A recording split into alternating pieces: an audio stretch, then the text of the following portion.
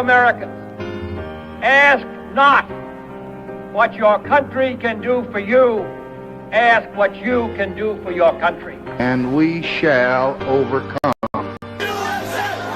Impromptu celebrations erupted outside the White House. The very word secrecy is repugnant in a free and open society.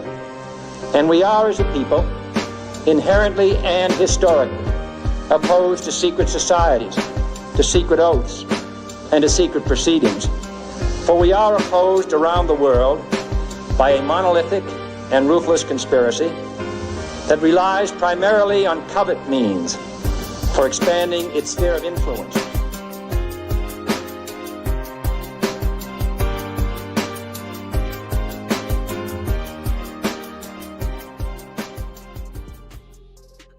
Man, I don't know what this is, man. I don't know what this is. Man, first things first, shout out to everybody who coming through, man.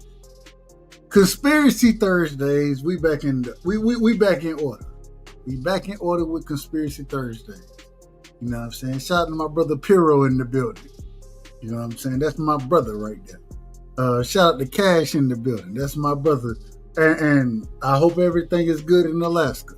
You know what I'm saying? They had a 7.3 earthquake. And they said it was going to trigger tsunamis and all these type of things. Man, I hope everybody's safe over there.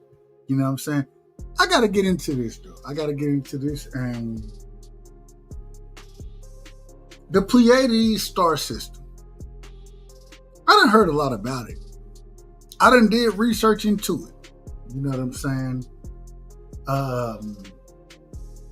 I still don't understand it. I understand that individuals will say that this is where life on this planet came from. The Pleiades star system.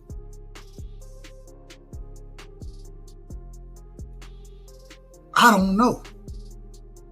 I have no clue. And this is what's so brilliant. We always drop the link early because we get started late, but let me go ahead and put the link out there for anybody who want to join and talk about this situation. But I don't understand it yet.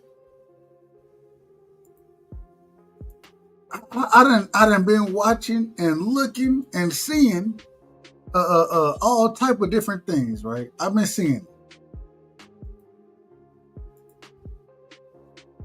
I can't make heads or tails of it. We got my brother in the building, straight out of Alaska. We got Cash Crypto in the building, man. Cash. First things first, you know what I'm gonna ask you. Is everything good over there, man? They said they had an earthquake, 7.3, tsunamis, all these type of things was being spoke upon. Is everything good with you and your fam, brother? Man, everything good. That was hella far away.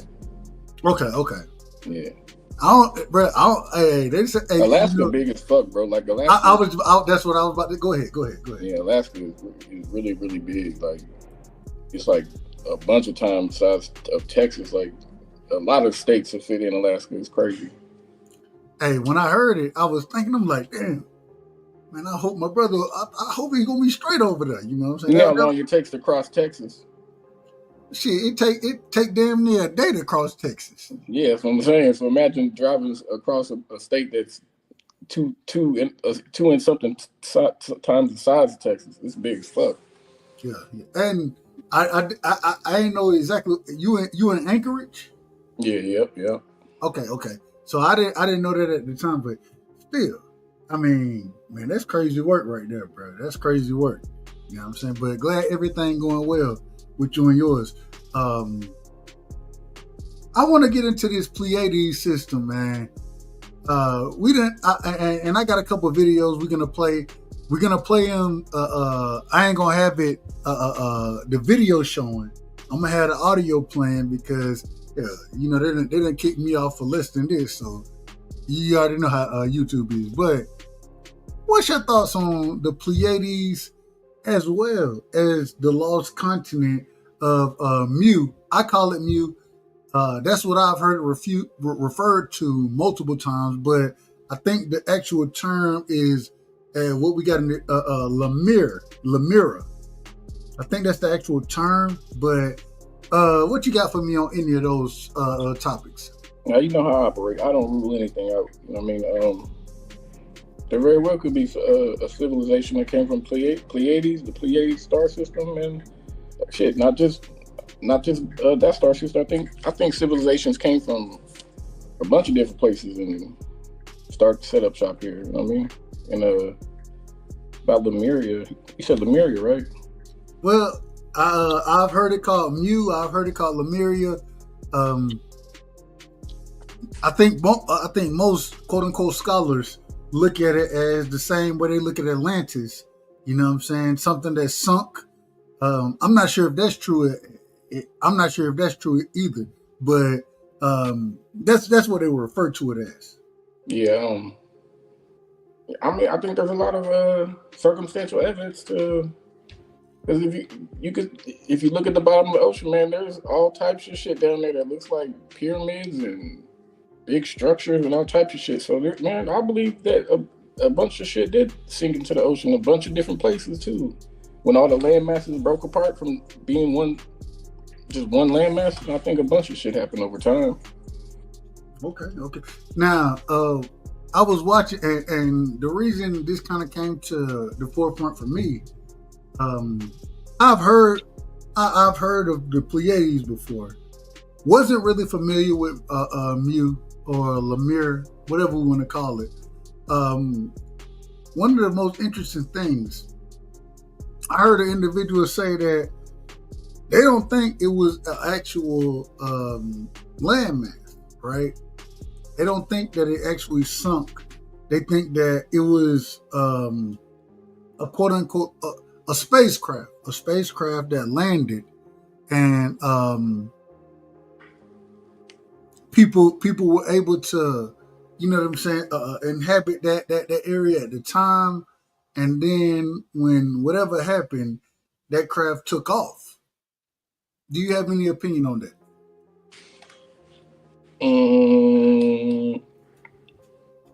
I've never heard that before, but shit, I don't know, bro. I don't rule anything out. No, and I'll be honest. This was my first time hearing. I love the History Channel. You know what I'm saying? So I watched. That's where I heard it from the first time. That I didn't know nothing about a spacecraft or anything like that.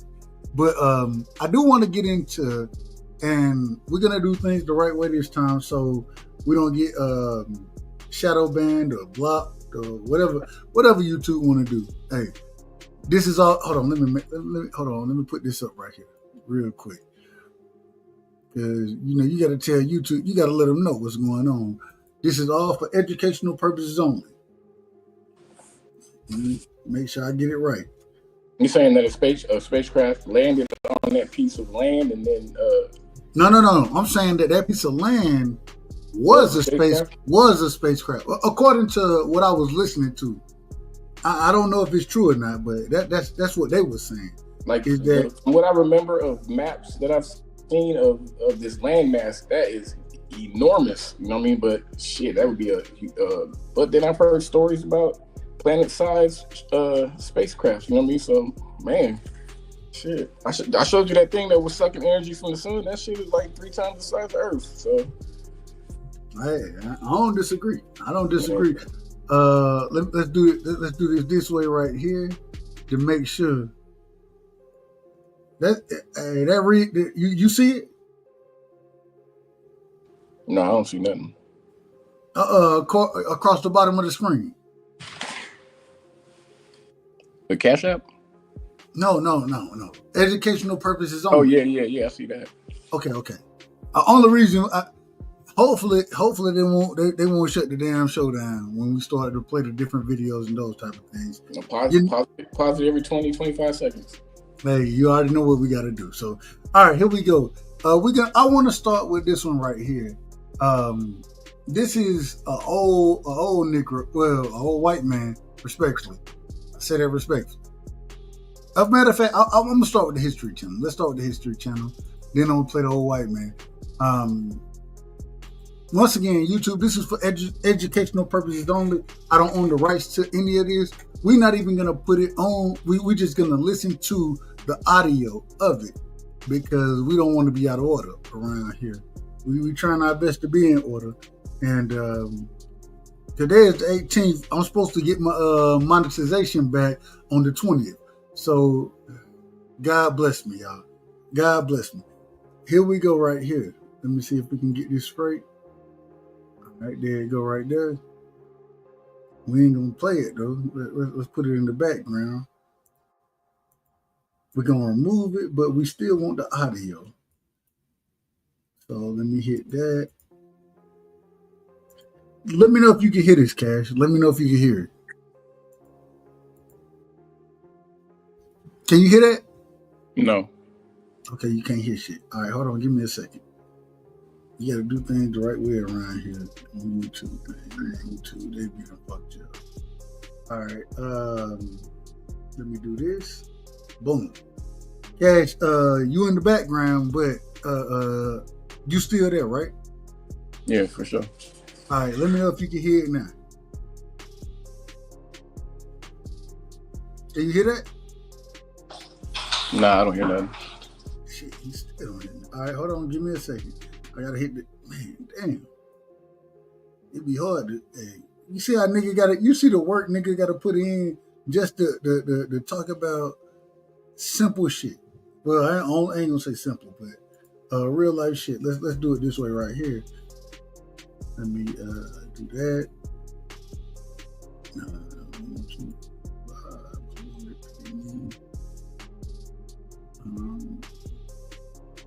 I'm gonna stop sharing, then I'm gonna share it again.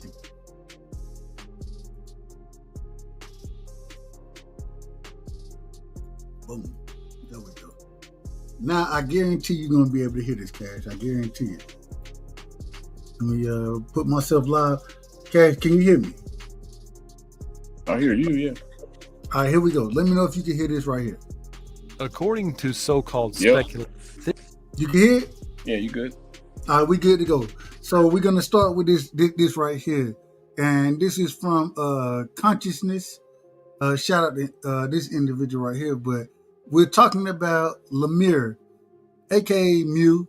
You know what I'm saying? I want to break down some of what was said in this video right here. According to so-called speculative theories, the Lemurians believed to be the ancestors of modern human society, originated from the lost continent of Lemuria. So Lemurians came from the lost continent, of Lemuria. Scholars, and we're gonna play that video later, scholars think that this could be a spacecraft that was landed in the Pacific Ocean at the time. You know what I'm saying? Atlantis, a lost civilization, was lost in the Atlantic Ocean. Well, this is the lost civilization, that was lost in the Pacific Ocean.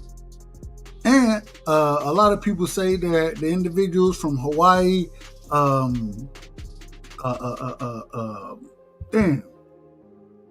what you call them motherfuckers from New Zealand, from the New Zealanders. Even some people say that individual from Australia came from this continent, this lost continent right here. Here we go. The mysterious submerged land continues to captivate and intrigue people around the world today. Lemuria is often portrayed as utopia on Earth. The enigmatic landmass is believed to have covered regions such as Africa, Madagascar, India, and islands in the Indian and Pacific Oceans. In 1864, the zoologist Philip Sclater first proposed the concept of a continent on which Lemuria was located in ancient times. So this is the size and mass of what these people are talking about. We're talking about from Africa all the way to Australia. That covers the whole Indian Ocean, but they refer to it being lost in the Pacific Ocean. So I just want you to understand exactly the size and mass that we're talking about when we talk about this continent that we're speaking on right now, Lemuria. or this lost continent, because when we speak on, I don't know if we have a Cash, let me ask, do we have an actual size of Atlantis? Nah. All right. They kind of give I've heard some kind of measurements of the rings that were supposedly around, but that's the capital of Atlantis. So not of the whole Atlantis. No, I don't know. So I'm just they saying that this went from Madagascar across the Indian Ocean to damn near Australia. You know what I'm saying? So I think that's interesting as far as the size goes, but here we go.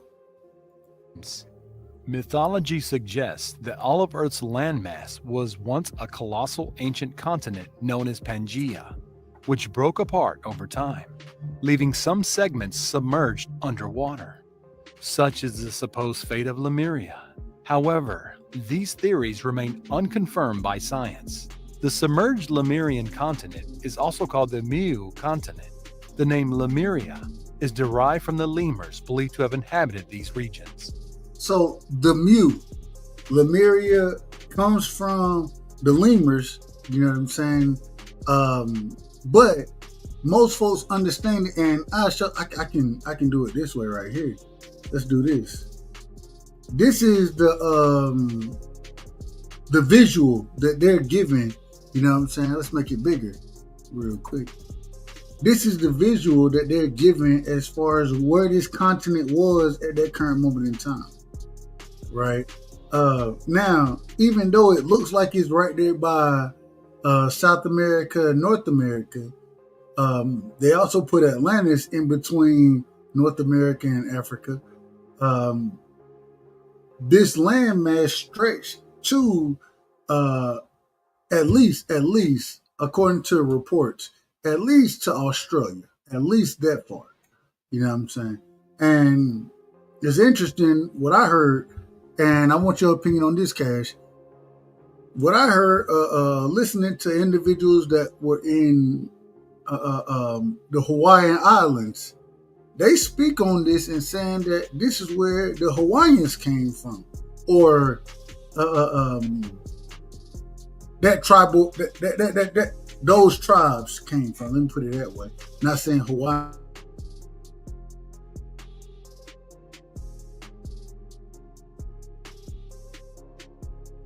You breaking up.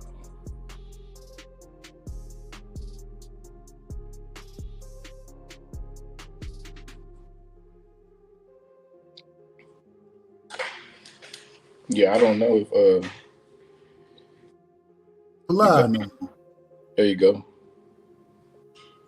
All right, go ahead. No, I didn't hear nothing you said, bro. You broke up hella bad. Oh, maybe it was me then. Maybe it was me. Asking the question, you got Lemuria right here, you got Atlantis right here, according to this map. What's your thoughts on it?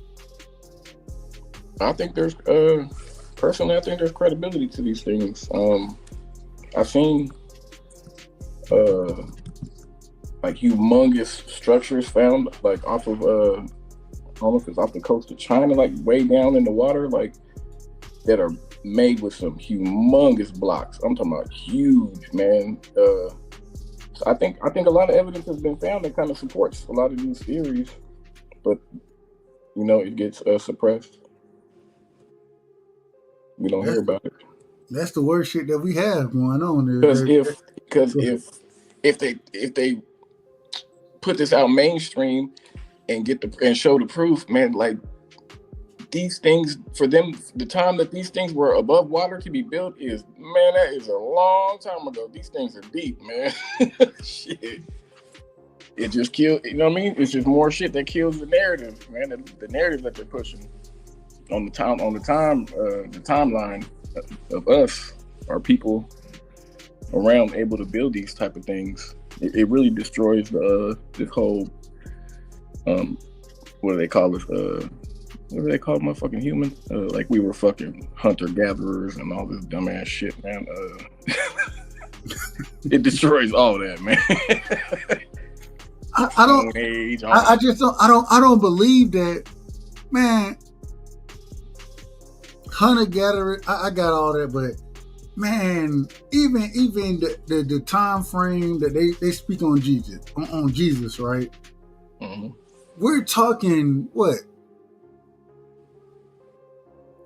2 to 5,000 years ago, if that long. 7 max on the Bible. I give it 7. I give it max of 7.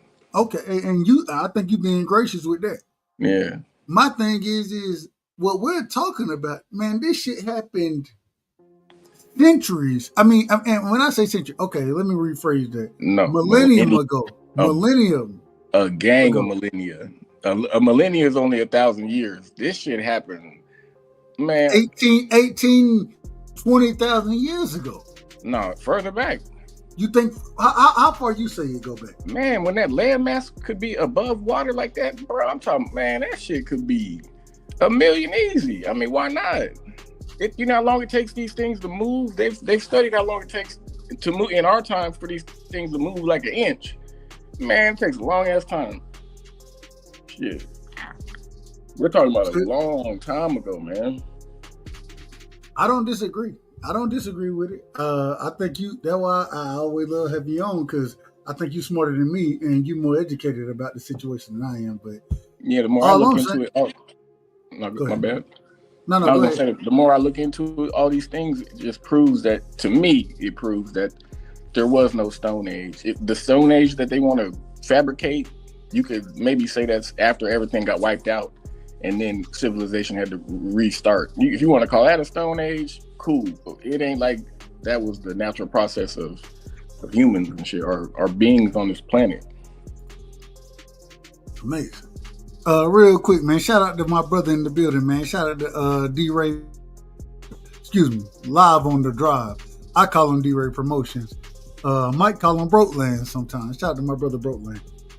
Shout out to D Free in the building. Shout out to 2 Cent in the building.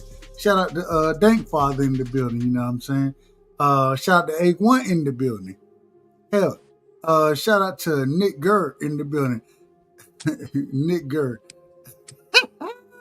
He got me. Nigga in the building, man. Oh, Nigga in the building. Nigga in the building, man. Shout out to nigga. Nick Gert, respectfully. That's how he got me. You see what I'm saying? Mm-hmm. All I'm trying to tell you is, man, I don't know. This is what's so interesting to me. This is why it's interesting to me. I want to keep playing this, and I want to get through the video, and then we'll move accordingly. Here we go. Meanwhile, the Indians had their own ancient term for their... I can't do that. I cannot do that. There we go. All right, here we go. ...merged continent, long before the 1864 theory, calling it Kumari Kandam. The Lemurians are believed to have been part of a highly developed extraterrestrial society. Their lives lasted more than a millennium, and their height was about 4 to 5 meters. They had 3 eyes, 2 in front and 1 behind, as well as 4 hands. However, they lacked digestive and some other human organs, relying on energy from nature for their sustenance. I mean, this is wild to me. This is the same thing that we hear about other civilizations or other people that came from the stars. And after we get through Lemuria, we get into the Pleiades. We're getting directly into that next. But this is the same thing. We've heard this about individuals from the quote-unquote Anunnaki. They were larger beings, right? And this is a totally different story, but it lines up exactly with what we heard about the Anunnaki.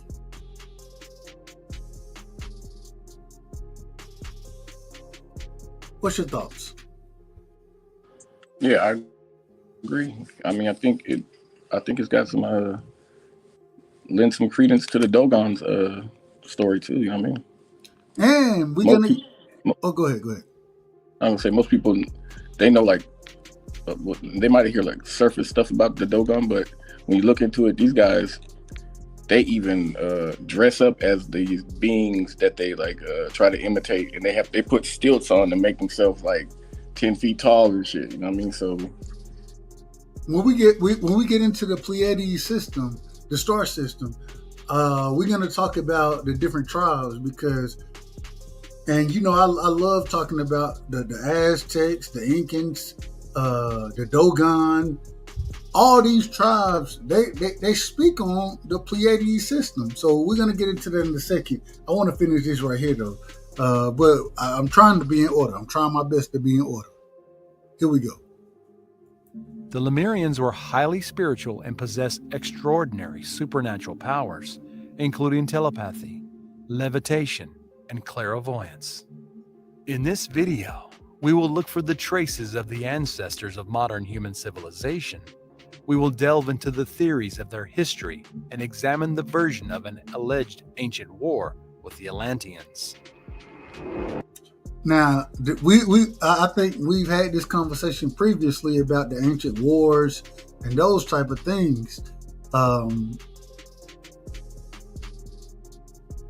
My question would be, these same individuals with Atlantis, these same individuals with in this situation, the war with Atlantis and Lemuria, Mu. We're gonna use, we will say Atlantis, Mu. That's what we're gonna call this other landmass. With these individuals going to war, and I've heard so many stories about the quote unquote war that went on. The ancient wars that went on, even when you talk about what happened in the Sahara, the desert. A lot of times they say you find glass there. The reason you find glass is because they were using, well, according to these people, I don't know what happened. I have no clue. But just reading and listening and looking into the information, the reason you got glass there is because individuals had nuclear weapons, and they were able to heat the sand up to a point where, if anybody don't know, the way you create glass is a lot of times out of sand. They heated it up to the point that you find glass around in that area right there. So I just think it is so crazy that you can find the literal substances, you know what I'm saying, as far as glass goes, those type of things. But vitrification. Say it again. Vitrification. What's that? That's when you heat up the sand so hot that it turns to glass. It's called okay. Did you say vitrification? Yeah, vitrification. I just learned something. All I'm saying is what did they have that was doing that? It seemed like they were utilizing nuclear weapons, or I don't know the exact terminology. They were utilizing weapons that we don't currently have right now. I think we on our way to it, but I don't think we have anything that these individuals and these these people at that time were using. I don't think we have any of them. Do you believe we have that? I believe we possibly have it. It's just not, we don't know about it. You know what I mean? So you think that, well, we always say the government hides something. You never know. There's no telling what the shadow government has been working on for all these hundreds of years, honestly. They putting their work in. Shout out to them, man. Shout out to them. They out of order, but here we go.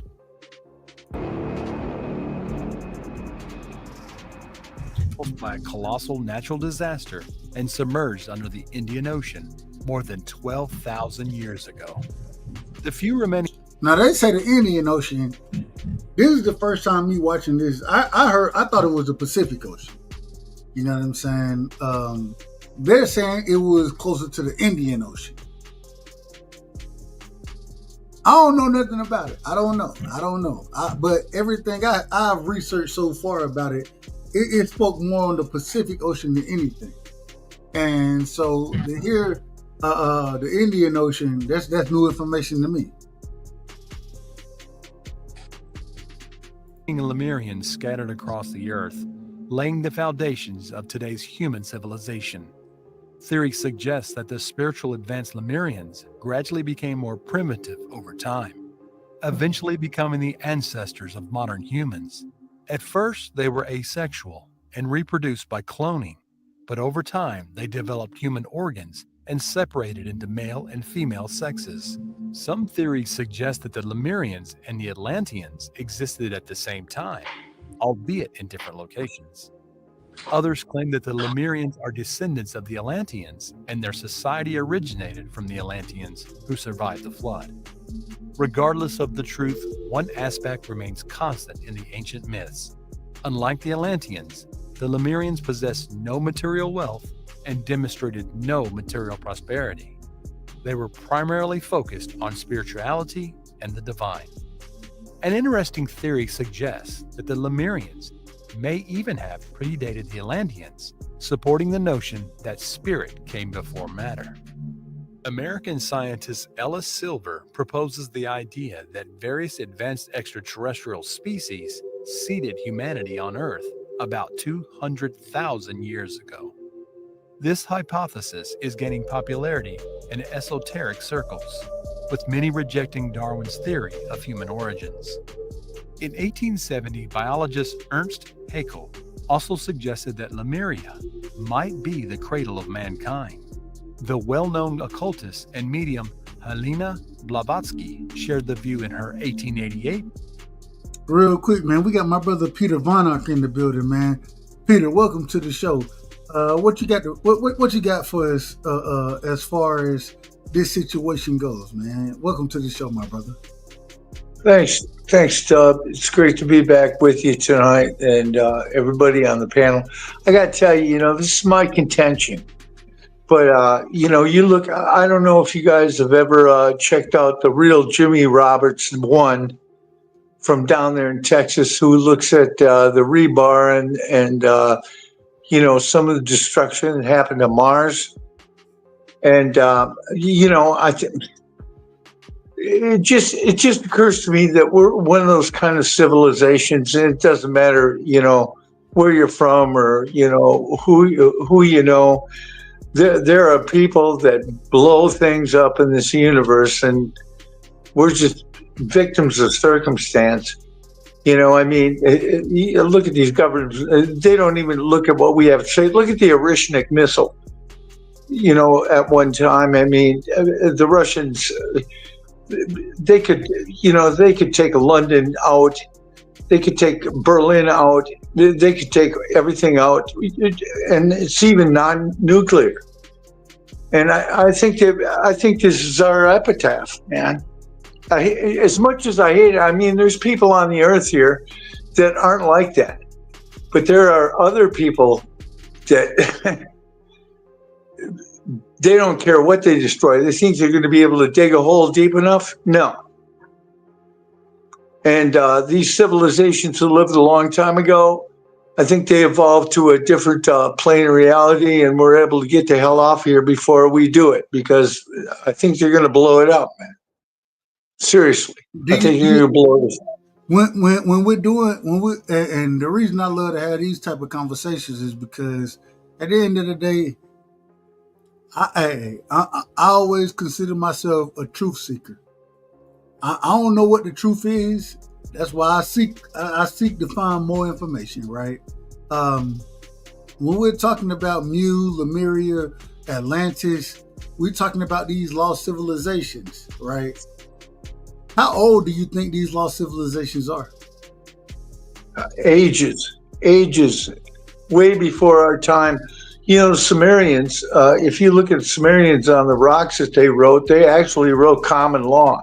They had a common law civilization where, it wasn't one of these kind of corporate law things where, okay, you're going to have to pay that ticket because this state says that. No, it was a common law. It was a fair law. but those civilizations have disappeared from the face of the earth. And I don't know, maybe I don't even know how they disappeared, because it was so long ago. People say the universe is 13 billion years old. Well, I wasn't there. None of us were. Everybody has speculation, but the fact of the matter is you have to look at what's going on right now. And the things that are going on right now, we're on the verge of a nuclear war. And nobody's going to even shoot a nuke. They're going to sit there and they're going to conventionally shoot the hell out of each other until they kill each other off. And it's not even us condoning that kind of behavior. I mean, let's face it, man. As much as you hate the guy next door, you're not going to kill him and his whole family. You might not like them, but these people are different. They're different than us. I don't even know if they're human. I don't even know if they're human. But that's okay. And the reason we got to have a conversation is because if they weren't human, I don't think they were. And when I think there's a connotation to the word human, right? I don't think that these are individuals that came from this planet. I think that they had a lot more was going on before we even understood it. And this is why we got to talk about it. I want to keep playing this. And shout out to Texas G in the building. Shout out to my sister Quee in the building, man. Shout out to BC in the building. You know what I'm saying? Shout out to Tony as well. All I'm trying to tell you is that I think that there was somebody or some species here much before humans populated this world that we live on today. I think there was somebody else, and I'm just trying to find the answers. I don't know if this gonna point directly to it, but what I do know is I think it's important information that we should all be taking in. Yeah, I agree, man. The only thing that we have to go by is what's written. And a lot of that stuff is written in stone from a long time ago and can be interpreted. Interpretation, the guy who was doing the interpretation can only give you what he knows, from knowledge. So a lot of that Sumerian stuff, which is the oldest civilization, supposedly, they wrote a bunch of it in stone. But we don't really know because, the Orientals, they were around a long time too. I mean, way before, Chinese were, and they were writing stuff down a long time before we were, so I don't know. I mean, there's so many things that have to be interpreted. It can be interpreted differently. Here we go. We're going to keep listening to this right here. And then we're going to break it down. We'll chop it up. And then I got one more video I want to play tonight. So I want to finish this one though.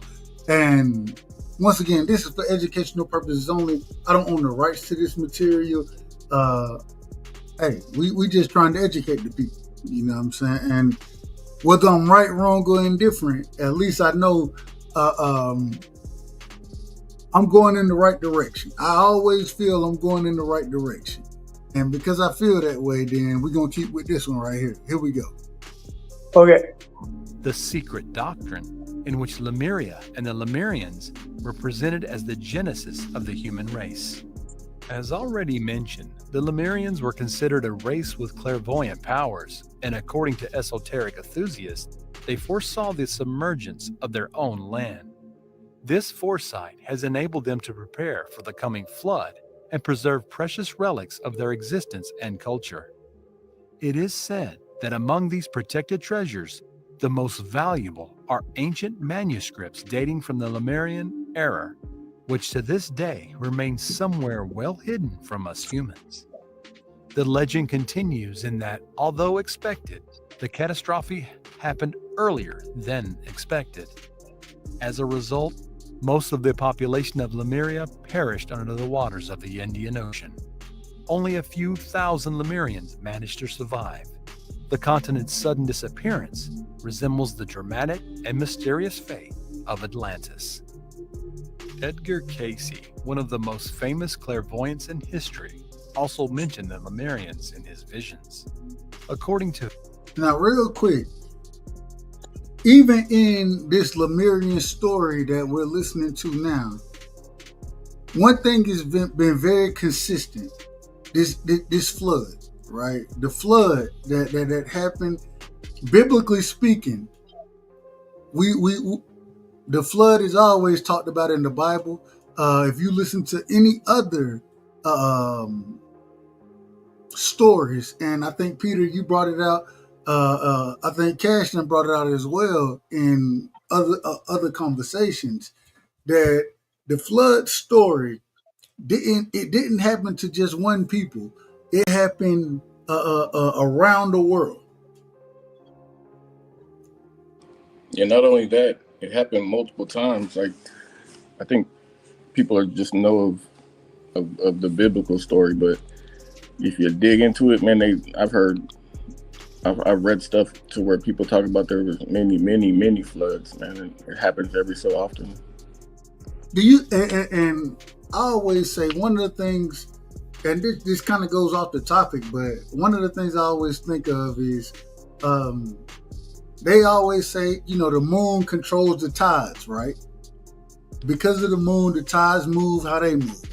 Well, if you have a celestial body that comes into the presence, then it's going to, especially if it's much larger than the moon, much larger than Earth, it comes into the presence of Earth, and then it is able to control the tides the way that the moon does, in something much different because it's so much bigger.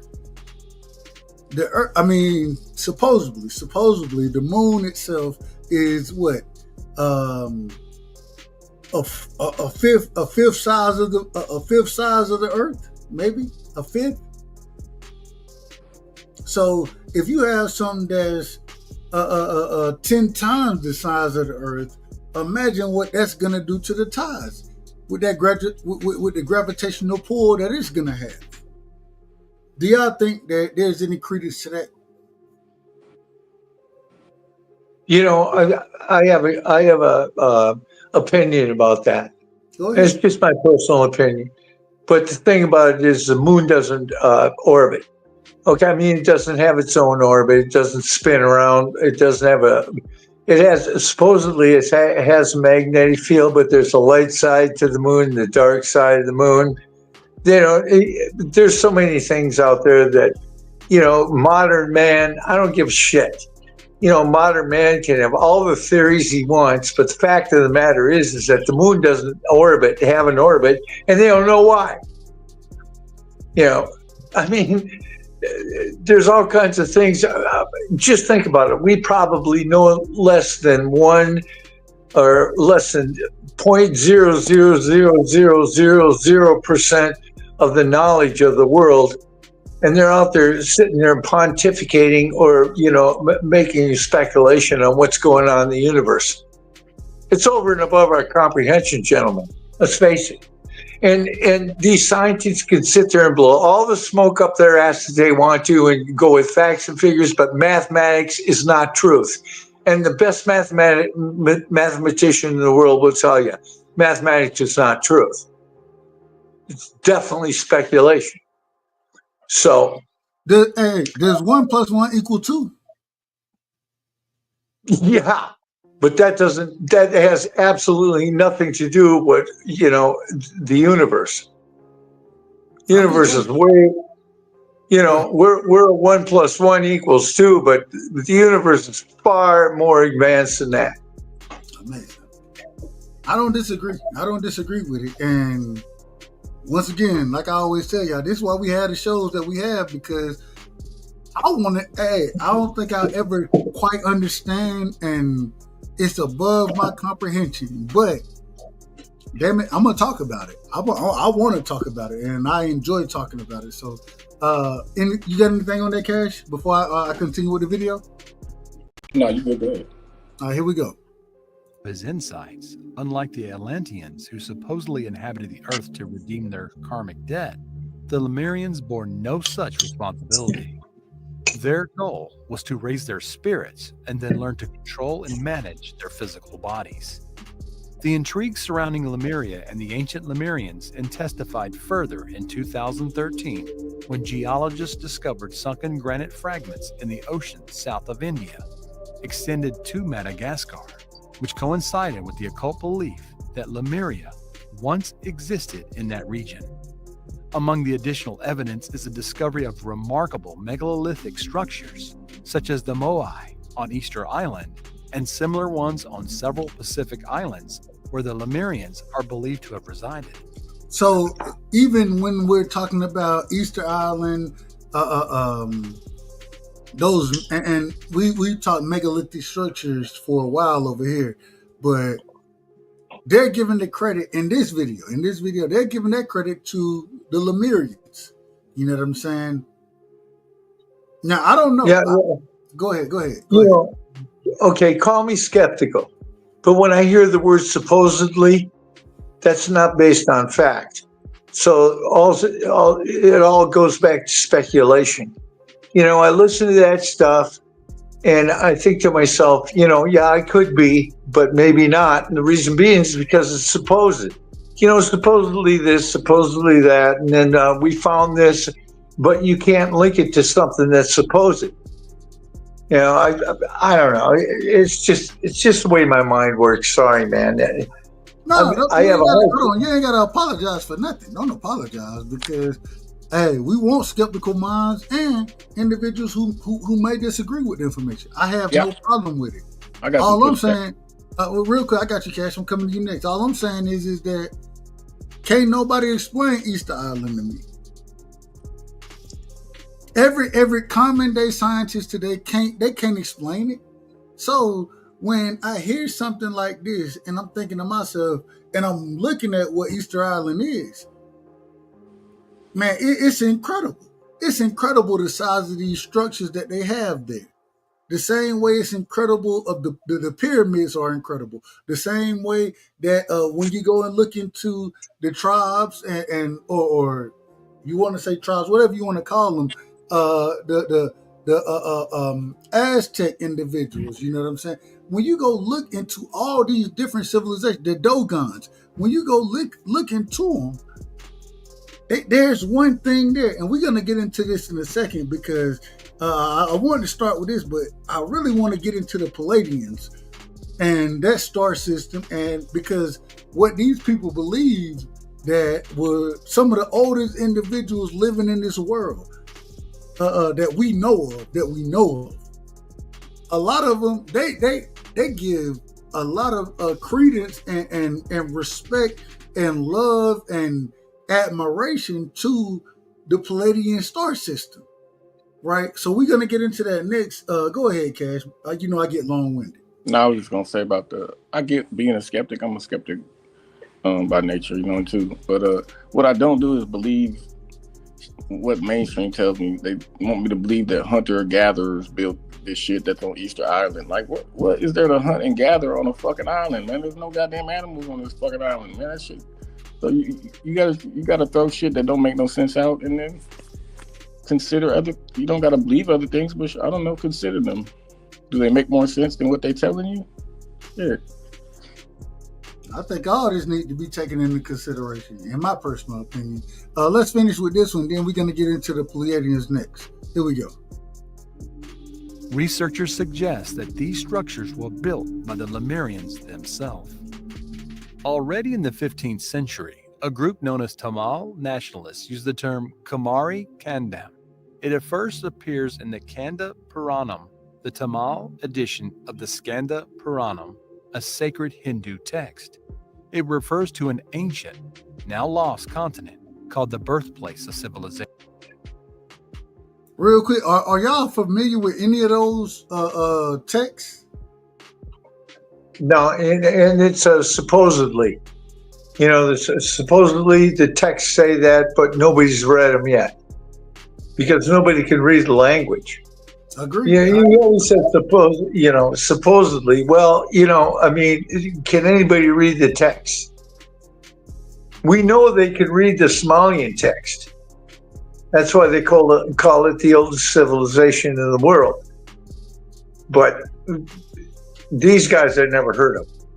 Okay. My actual family's been around since the 11th century that we can trace back to. Nobody ever mentioned these guys, but they were over in Europe someplace. They were over in France, actually, so it doesn't make any difference. All right, here we go. Real quick, have you ever heard of these texts, Cash? I didn't even hear the text you said.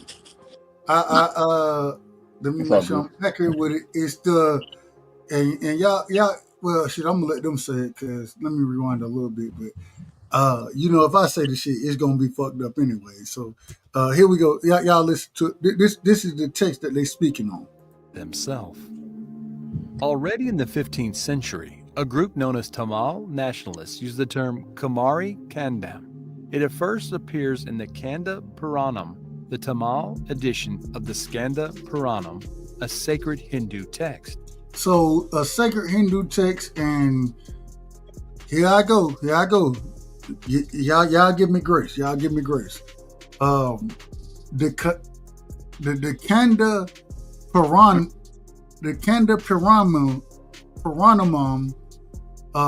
the town edition of the Skanda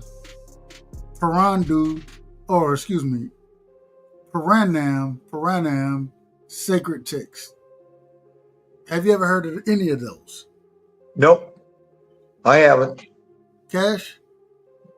Not off the top of my head, but I have read and came across old Hindu texts that relate to Krishna and those gods that were like the same color as depicted as the same color as Osiris and shit, like a bluish or orange or bluish or greenish type of skin. You know what I mean?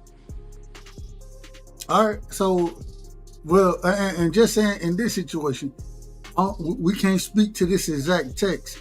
I'm going to do some more research. Next time I pull up, I'm going to have information on that type of text, and I'll be able to talk about it. We got my brother Piro in the building. Like the Bhagavad Gita and shit like that. Right. This is a true story. I took, and one of my favorite classes in college, I took a world religion class, and I learned about the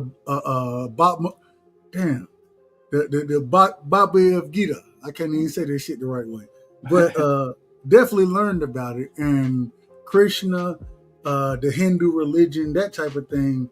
And it was funny because my teacher at the time, and I love Dr. Santos. I love him. You know what I'm saying? One of the best teachers I ever learned from. And when I was in that class, I enjoyed it. I figured out a way to get around certain classes, and world religions was a way for me to get around certain shit. Bowling was a way for me to get around certain shit. But when I was sitting there rocking with Dr. Santos, man, it was fantastic listening to him, the way he was rocking with the Bhagavad Gita, or however you say that shit. Now, I don't get me the line, but Piro, man, welcome to the show. What you got for me? Hare Krishna, Hare Krishna. No, I'm just playing. What up? What tomfoolery y'all talking about tonight? Hey man, we gonna get into the Pleiades in a second, but we're talking about the lost continent of Lemuria. A lot of people call it Mu. Have you ever heard of it? Hell nah, and I'm the only alien on this motherfucker, so I should know. Hey, I think you're a legal alien, so we're gonna give you I'm a legal one. We're gonna give you a grace. I come from legal ones. I like one day I'm gonna show you my dad's old green. You ain't gotta shit. I trust you. I trust you. Legal alien. I trust you. So I'm the only extraterrestrial on this motherfucker. Just play it, man. Just play it. No, I know what he's doing. Hey, that's my brother right there. Piro know what it is between me and him, man. All right, I'm gonna keep playing this. Go ahead. Edition of the Skanda Puranam, a sacred Hindu text. It refers to an ancient, now lost continent called the birthplace of civilization. The narrative also spread to India, where the country once accepted the legend as a historical fact. It describes a land that was long ago swallowed by water called the Kumari Kandam, which is now called Lemuria.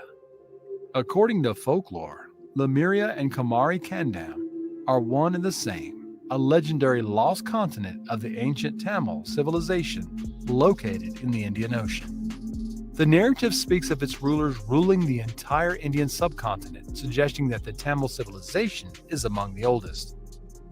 When Kamari Kandam disappeared beneath the waves, its inhabitants scattered and created different civilizations, turning the ancient continent into the lost birthplace of civilization. There's no definite evidence for the existence of Lemuria or Kamari Kandam. However, researchers from India's National Institute of Oceanography have found that about 14,500 years ago, the sea level was about 100 meters lower, and about 10,000 years ago, it was about 60 meters lower.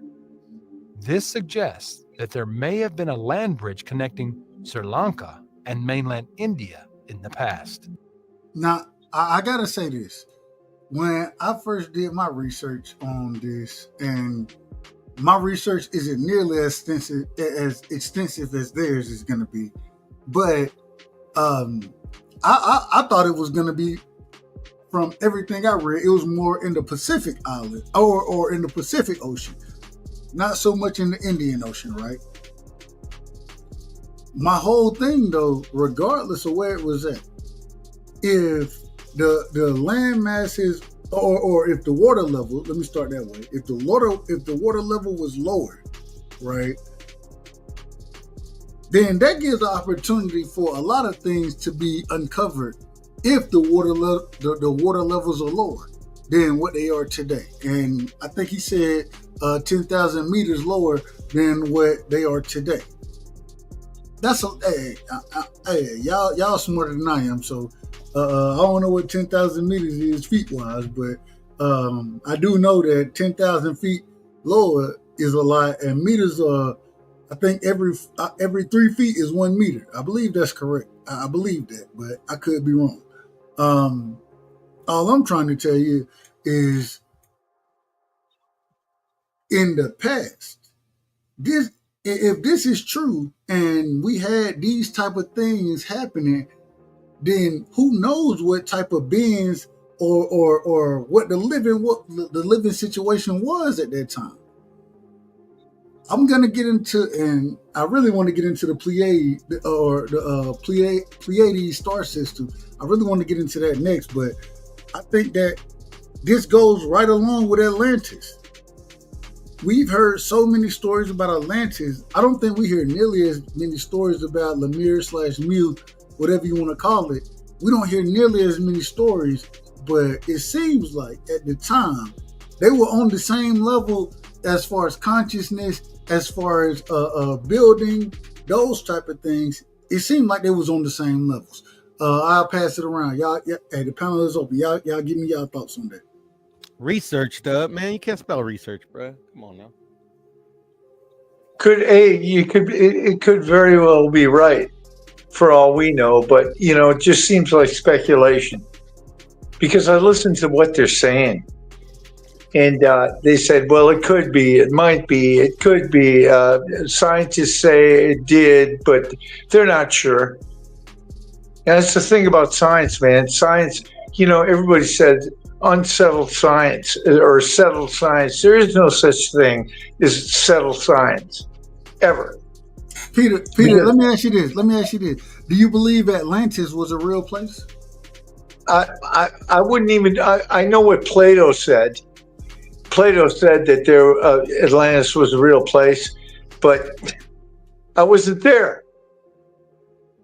I only know what I can see. I only ask. Do you? Oh, okay. Go ahead.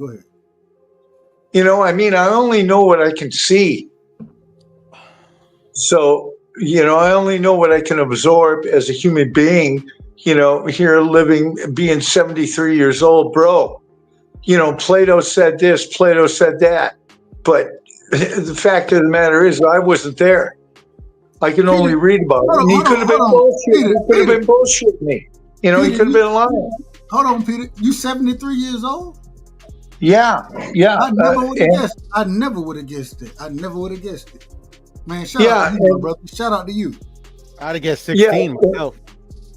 And when you get this old, man, you start looking at what these people are saying and what you're reading in books, and then you start looking around at what's happening. It ain't the same thing a lot of times, So, I mean, Plato said, I think it was Plato that said that there was an Atlantis at one time, but hey, I wasn't there. Yeah, Plato wrote about it in the Timaeus and the Critias. Those were his books that he wrote about, that he talks about Atlantis. I mean, I tend to believe what Plato wrote. Like, I don't think that all these people are, they speak about Plato with so much respect, and we still talk about this dude till today, and he lived so fucking long ago. Like, for people to have so much respect for him and then try to say, oh, he was talking about like it was a myth, or like he's making up a fairy tale. That's not what he was doing, man. That's ridiculous. You know what I mean? So I tend to believe him. I tend to believe him in that Atlantis was there, and that W spoke about the relation on these different civilizations, relation to how they were into consciousness and what would you call it? Like they were peaceful beings. You know what I mean? They were into enlightenment and shit like that.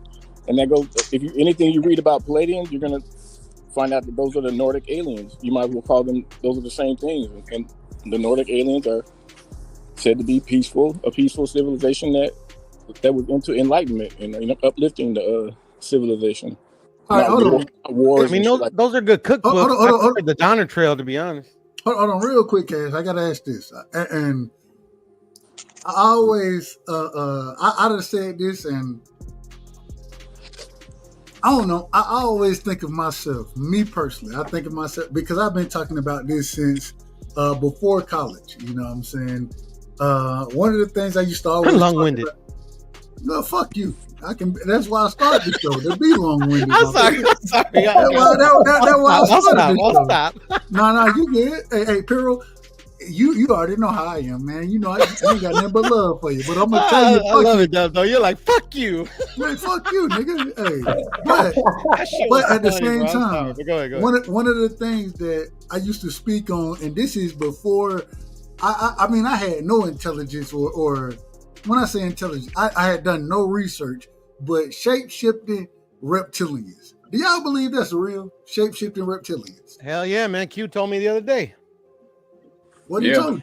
He told me about them shapeshifters, bro. He told me, man, don't trust them. You know, y'all listen to Plato, bro. But I remember Tupac said it wouldn't be LA without Mexicans, though. I remember that.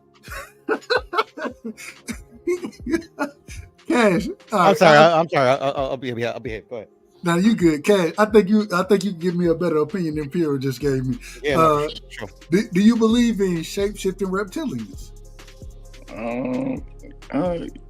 I've seen a lot of videos where I've seen people's eyeballs do some crazy shit, man. So that's a fact, man. I seen one myself. I ain't gonna lie. I tend to believe it, man. Honestly, I believed in shape-shifting reptilians before I had any of the other knowledge that I have now, and researched into any of this other stuff. I believed in shape-shifting reptilians back then. You know what I'm saying? I always said, what's that species called? Wait a minute. I'm gonna let you. I'm asking a question. Well, you can ask the question. Let me finish though. I believe at that time, you know what I'm saying, they was a part of the Illuminati. I don't know. I believe the Illuminati is real, but at the same, and they probably gonna, they done struck my channel plenty of times. So who gives a fuck? I'm still gonna say what I'm gonna say, but I do believe that there is a race of beings of shapeshifters. You know what I'm saying? Maybe, I don't know if they're truly reptilians, but you tell me that the same way Cash just said, the eye movement, and some of these people, when I look at the videos and high-ranking individuals, when they do some of this shit with their eyes, I'm like, what? This shit's strange as hell. A nigga don't blink that much. I'm just gonna be honest. I believe you though, Dub, and I know what they call too. They're called boxing fans. Shape-shifting motherfucker. Man, we finna kick your ass off the show, man. You just up here. You causing confusion. Hey, bro, am I wrong or am I wrong? But I'm sorry. Go ahead. You causing confusion. To finish what I was gonna say about like we see people today. They'll find a fucking article somebody wrote and bring that up, and people say that's evidence. You know what I mean? So, I mean, what do people do? They find studies on people do. To me, Plato was a person that went around the fucking world and spoke to many different people. He's basically he was doing his own goddamn study, and he just documented it. And that's just my personal opinion. I think, therefore I am. Who said that? Peter, go ahead, brother. Go ahead, Peter. That's a serious question. You don't know who said that? Go ahead and enlighten. Descartes. Okay. And he was a philosopher too. He was a philosopher too, just like Plato. What did that have to do with the conversation? You talk about philosophers. Yes or no? You got it. Peter, what you got on it? On aliens, shape-shifting reptilians, man. Shape-shifting reptilians. I don't know if there's shape-shifting, but I think there's aliens. I think remember that I don't know if y'all ever saw that YouTube video with that old boy that worked at Groom Lake. His dad worked on the Manhattan Project. The guy was a genius, and he was digging holes for out there in Groom Lake. And he went down the hole one time and ran into a couple of aliens. It took a couple of fingers off and blew half his insides out. And some black beret got him out of there. He said the black beret died down there. He pulled out his pistol and shot him. But I think there's stuff living, here that we don't even know about. You talking about Phil Schneider? Yeah, Phil Schneider, man. I mean, he also spoke about. I don't think he was lying, though. You're talking about the Dub. He's talking about the guy I told you about that was building those deep underground military bases, like miles under the ground. Right. Yo, what's going on, man? And he said he built. He said he personally was like built hundreds of these things, and that was in the. You guys can hear me? We're talking about. No. We got you, brother. I got you. I'm gonna bring you in a second. Give me a second. I got you, brother. Go ahead. Finish your point, Cash. No, I'm talking about this. This guy is telling us about him building these things in the 80s, and there was hundreds of these bases. So think about how many there are today. Like, and this is what the shadow government has control of these bases that are miles under the ground. You know what I mean? So the Chinese be doing that. Hey, hold on, Carol, real quick. Go ahead. We got my brother Boxing Matters in the building, man. Shout out to him. Boxing Matters, welcome to the show, man. We can definitely hear you. Give me your opening statements. We talking, as I always like to say, we talking everything conspiracy tonight, man. What you got on it? Oh, conspiracy. Well, I don't really got no conspiracy. I definitely got facts. But I don't know if y'all know who Hugo Chavez is. Say it again. Say his name again. Hugo Chavez, the supreme leader. I know him. He's like the president from Cuba, or like the dictator. Venezuela. Venezuela. You like, Venezuela. And he himself said that he knows there are shapeshifters in this world, that people been trying to get at him to like do stuff that he wasn't trying to do. That's why he always kept his, like, Venezuela, that country, he kept that shit on the wraps when it came to a lot of things. It do look crazy because, of course, it was under dictatorship, but he for sure know a lot of things that he used to speak about a lot, like in Spanish. It's in Spanish though, but a lot of the videos you really gotta like look hard into it. He said he met a couple. He said it didn't been people that tried to warn him from certain things that they was trying to take him out. He died of some cancer stuff, whatever the case. But yeah, bro, mind you, that guy was a guy that used to live clean too. You feel me? All for his country stuff. But besides that though, on top of everything else, I believe in a lot of things now, because when I tell you, bro, it's certain things in the sky, and I live in New York. It's certain things in the sky that I see every day. I even telling my girl, like, yo, bro, look up. And when she look up, it's like a star that when you zoom in, it's just spinning. Like, it's just spinning, and like, it's spinning in different ways, and it's colorful. And it like shape shift. It turns, yo, bro, I'm telling you, with my own two eyes, I have videos recording of this shit, turning into like different shapes in the sky, like at night. And they've been different at things. Night. Bro. Yep. Hold on. Let him finish. Hold on. Let him finish. So it's just things that I've never seen before that I'm like, nah, something is definitely weird. Something is up. Like people saying they believe stuff is coming from the water, from deep underground in the water, because you know, a lot of people believe that the earth is flat. Yeah? I done heard that. He's right. He's right, man. He's right. And in the movies, it's like we already get signs from everywhere else. It's just upon us to accept whether is it true or not. But we've been getting signs with movies, with a lot of other things for real, you feel me? So even with the Bible, you feel me? Like if you really pay attention to the Bible, how they say the earth was created. Like it's just, it'd be crazy, man. But it's stuff that I like this conversation, man. I like that you guys having these type of conversations. Well, we got to. We try a bit around here, man. I try my best to tell this. Hold on, man. Let me get a drop real quick. And then, Peter, I'm coming to you next, Peter. So, but like I always say, man. I try my best to tell the truth. People don't like my style, how my delivery. But you ain't catching me in half truth and lie. I don't want to be a part of the half truths and lies. And I think this is a very necessary conversation, because I don't think most folks want to have the conversation, and I don't think they're educated enough or look into it the way that a lot of y'all on this panel right now look into it. Go ahead, Peter. I apologize for cutting you off. I was just going to say that I drove truck for the U.S. mail for a long time, right?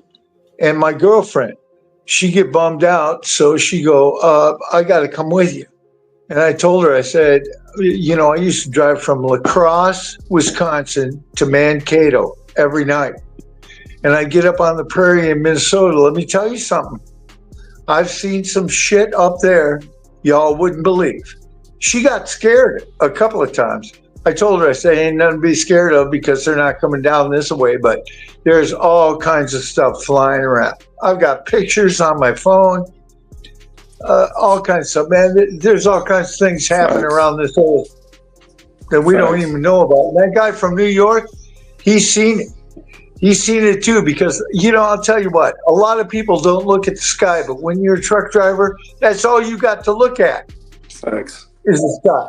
And not even that, like, people got like try to zoom in and you will be surprised how close it looks to your phone. I'm like, yo, what the fuck? This shit, like, it's thousands of miles away. I was zooming a little bit. This shit is literally right in my face. I'm like, nah, like, I got the videos on my phone too. I was gonna post it on TikTok, but I'm like, I ain't even trying to do all that. It's just for them. But nah, man, people gotta stay in. They gotta believe with this shit, because even with the selling your souls, the music industry, like, if you can't see what's going on with all this demonic shit, who they really worship, then you just a fool. Hold on. Now, you kind of changed it right there. And I asked the question, me personally, when do you think that what's going on, as y'all are saying, in the sky, you know what I'm saying? And I want to finish this because we the next subject we getting into is the Pleiades, the Pleiades star system. You know what I'm saying? That's going to be the next thing that we talk about. But when y'all are saying these things, and then I ain't asked y'all to connect nothing to nothing. I didn't ask for it, but I see a connection that y'all are making, saying that what's happening in the sky has something to do with the demonic system that or as far as the music system go. I think my brother Boxing Matter is making this point.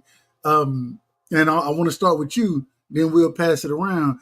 Do you think that what happens there, right, as far as what's going on, and that I don't think people truly understand it, do you think that has something to do with the quote-unquote demonic music, the music industry, or anything demonic regardless that's happening on Earth today? I mean, I believe so, because it's something that's keeping us distracted, that's keeping our subconscious just thinking just stupid stuff. Like, it's been times that I've probably than listen to somebody that I'm like, bro, why the fuck am I listening to these niggas? Matter of fact, I'm not even gonna go to that. Let's talk about the drill music, right? The drill music having a lot of the youngest influence at a point that they just out here wilding. Like, you're already 13, you wanna have a gun, you wanna start bugging. That right there is already basically destroying your mind a little bit. But how do you connect that to what you see in the sky? Oh, no. I wasn't connecting that to that. I'm just saying that was just like, let's say with the music industry, a lot of demonic things.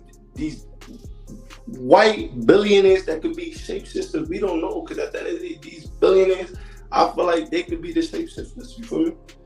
Okay. So you're saying that they're promoting the quote unquote shapeshifters that, and once again, I have to be honest about everything. Yeah, let's get deep. Yeah. No. I got a theory on this. Hold on, real quick. I got you. I got to be honest about what I say on this channel. I don't know for any billionaires to be shapeshifters. I have a theory. My theory could be completely wrong, but I just want to be clear on it. Boxamatic, you're saying that those individuals that may be shapeshifting out there are part of that being, or those beings. They came here, they've solidified themselves, became billionaires, and now they're pushing a demonic system on others. Is that what you're saying? And I mean, basically, yeah. I would say basically, yeah. You feel me? But not in the way saying that it all has to do within the same. Nah, because it's two different things right now with the, the shape-shifting thing, and then with the aliens, what we're talking about right now. It's like kind of two different things right there. Because that's with the world. And we talking about how society is being led on by, these people that's controlling the world. You feel me? So it's like what's going on with the world, and then who's leading society. You know what I'm saying? I get you. I'm just trying to. Only reason I'm just trying to connect the situation that we're talking about to exactly what you're saying. I'm just trying to connect it. But go ahead, Cash. I think you said you had a theory on it. Go ahead, Cash. Yeah, to me, people that makes shit harder than it has to be, but it's from the program that most people have went through with this whole Bible and heaven and the demon and the devil and shit like that. To me, it's good versus evil, and it's to relate it to these things that we see in the sky and these things around. I think that this whole selling your soul shit, I think that there's certain beings, some are good, some are bad. I think they both have the ability to take your soul, which to me is your life, is your eternal. My bad. Go ahead. I apologize. To me, your soul is your energy. It's something that never dies. So you have this eternal energy in you that you can sell, or you can pretty much hand over to these motherfuckers, and they'll improve your life or whatever for as long as you're in this motherfucker. But to me, that's what it is. Your soul. You can sell your soul, or you can be part of whatever system they do, whatever they do with your soul. I have no idea. Or your soul can be eternal and come back and go again. You know what I mean? Shit like that. But that's just me, my theory. Anybody want to respond to that? Well, my theory is this: we're all spiritual beings. I mean, we might have a material body, but we're all spiritual beings. And I think we're being manipulated spiritually by,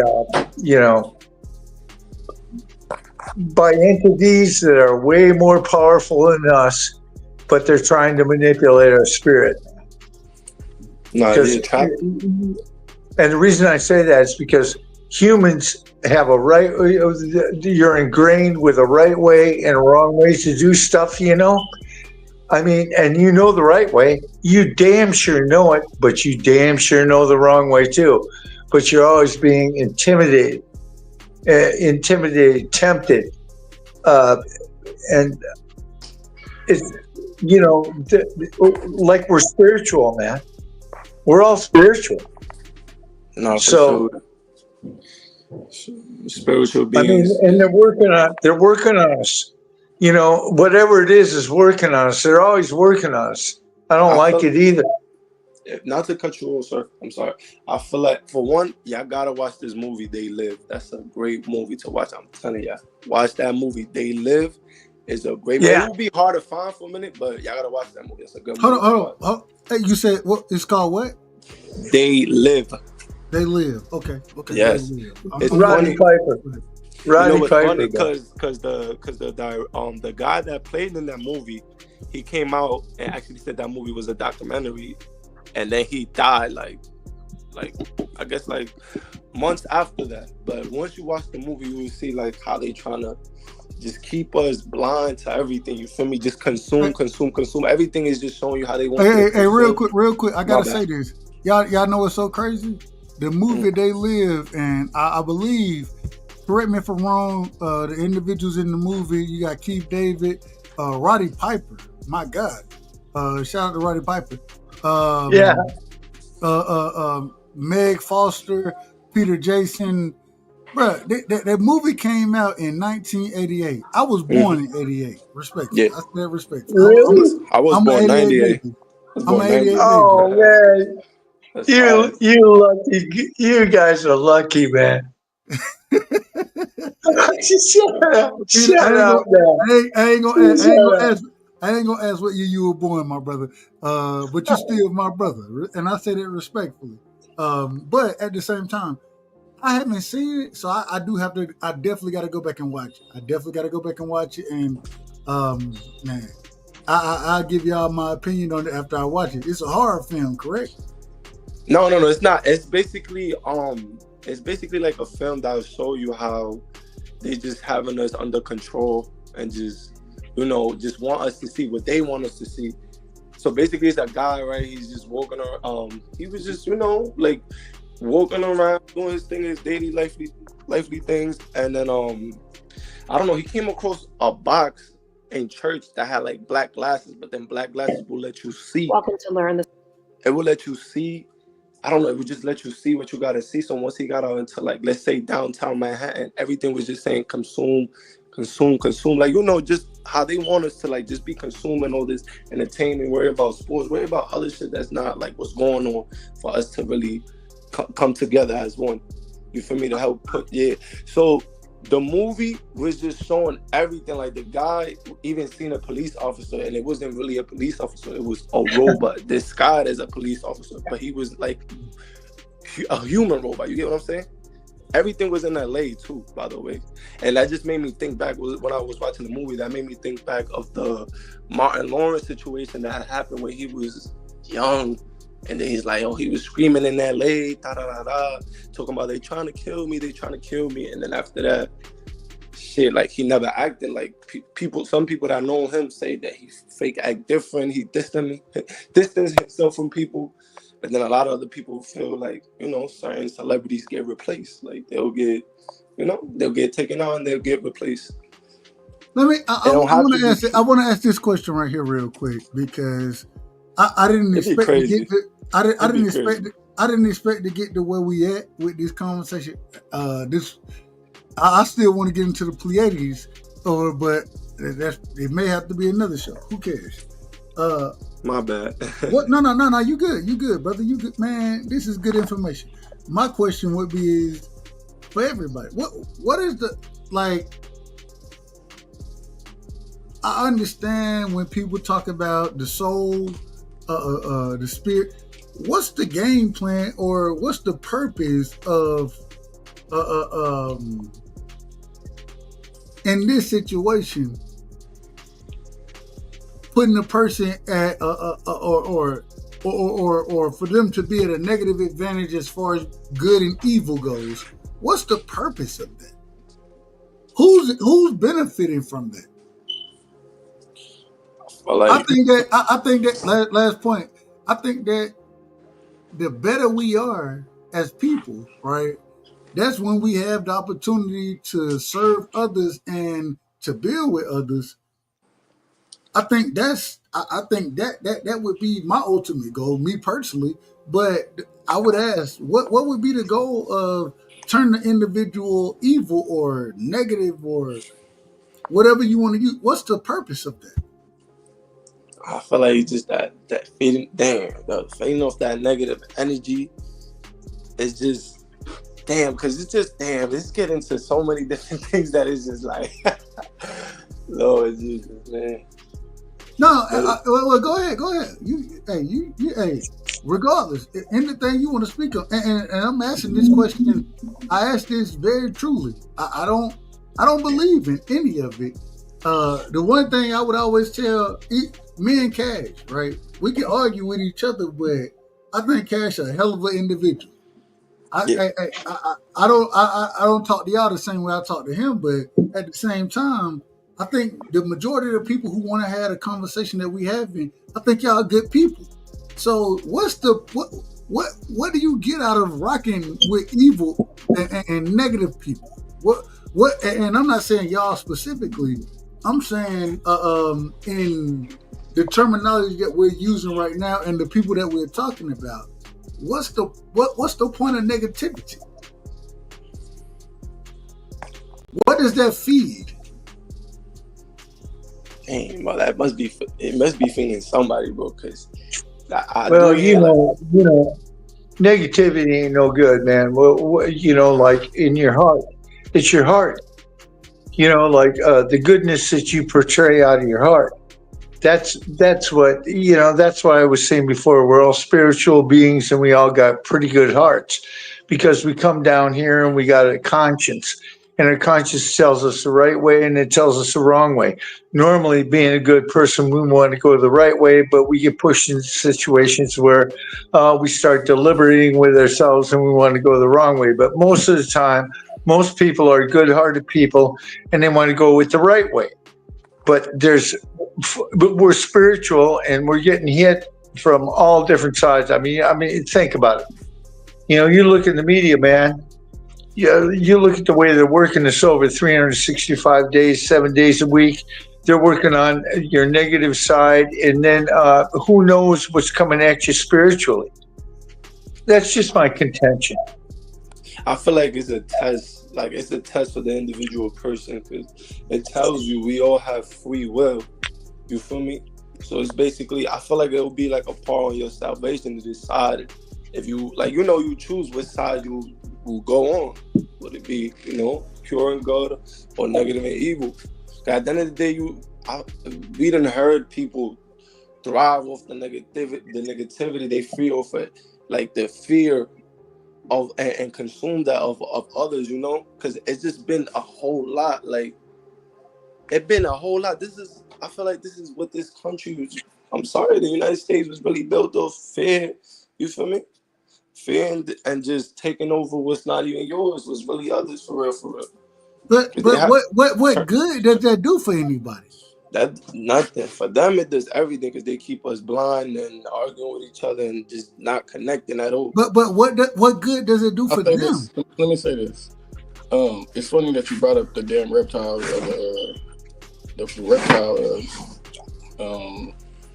beings, because if you read into it, they said that they feed off our negativity and they feed off of our fear. So, well, let me say this. Imagine. Hold on. Let them finish. Hypothetically, let's just think hypothetically right now. Forget what they told you. Hypothetically, if this whole, you die and your soul goes to the source or wherever, and you get to come back, this whole reincarnation cycle, bam. What if there's a whole nother game or a whole nother system that these reptile beings can trap your soul and put you in their system and use that energy for whatever their purposes are? And that's how I look at it. If we think hypothetically about some of these stories that we hear. Amazing. Real quick. Hold on, real quick. I got you, and I'm coming right back to you, my brother. I apologize because but I got my brother Pittsburgh T in the building. Pittsburgh, man, we I don't know if we in order. I think we in order. I think we in order right now. But I don't understand it. I just don't understand the use of negativity for anything. I don't see it that way. That could just be me. And who am I? I'm nobody. You know what I'm saying? I always say that I'm not bigger than the next man. But Pittsburgh, welcome to the show. Give me your opening statements. Salute to everybody. Interesting topics. A lot of this right now where we at is we in the age of mass propaganda, and they bringing it to you 24 hours a day. And the whole point of it is confusion. And as long as they have confusion, they'll never have a cohesive group going against them.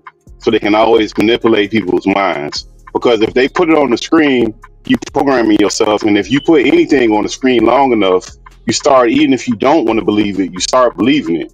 It's just like a song that they play on the radio over and over again that you didn't really like, but after they done played it for 3 months and you done heard it, then you kind of try to find something good in there. Like the beat ain't that bad.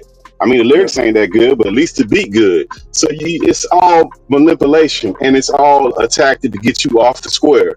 And by the time you really figure out what's going on, they ain't already made the move. And it's always about money, and we always late because we always keep chasing stuff that they keep dangling in front of us.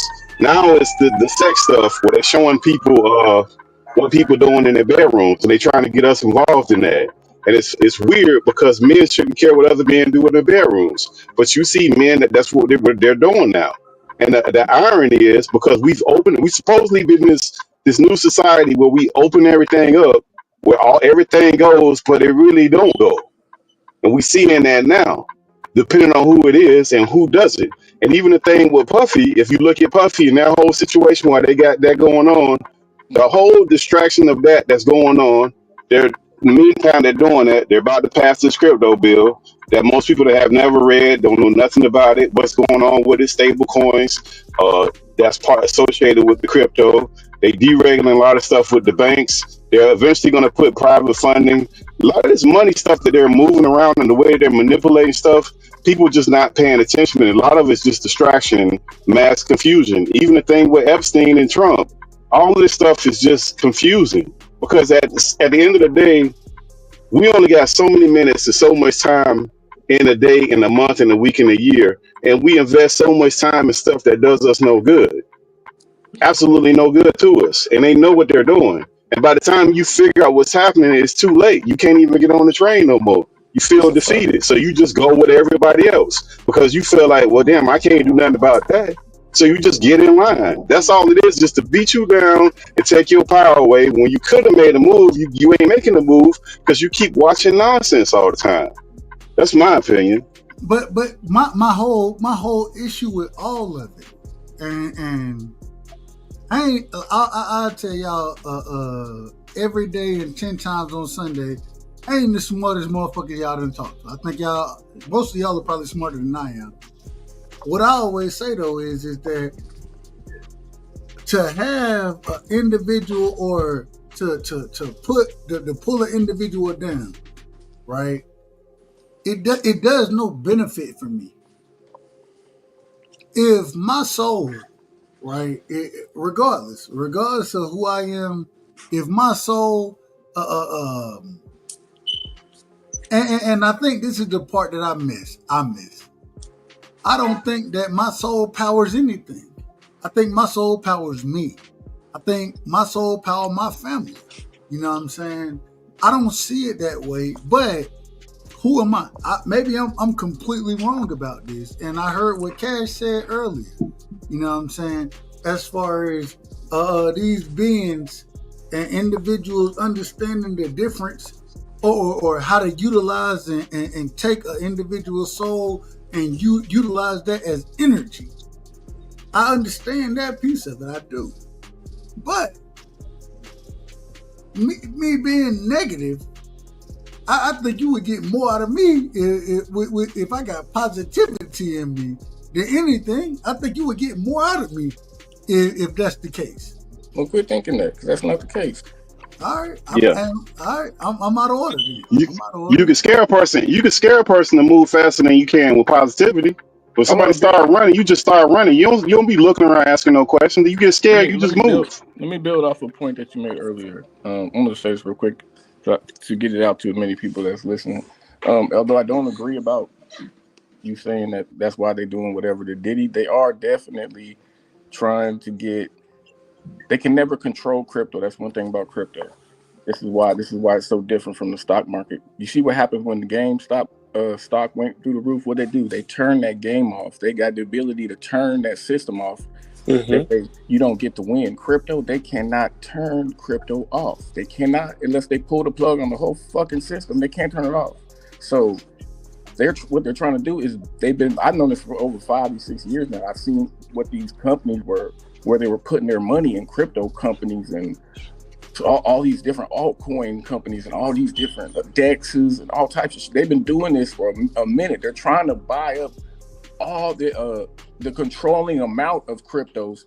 That way they can somehow kind of control the game, because they're going to be in control of of all these fucking coins. You'll basically be buying them from. They'll hold the majority, so they dictate what goes on with that coin. It'll be very volatile once they get, if they could ever get it to where they're trying to get it to where they have control, and they're trying to keep as many people out of this crypto space because it's a fucking key to freeing yourself out of their fucking matrix.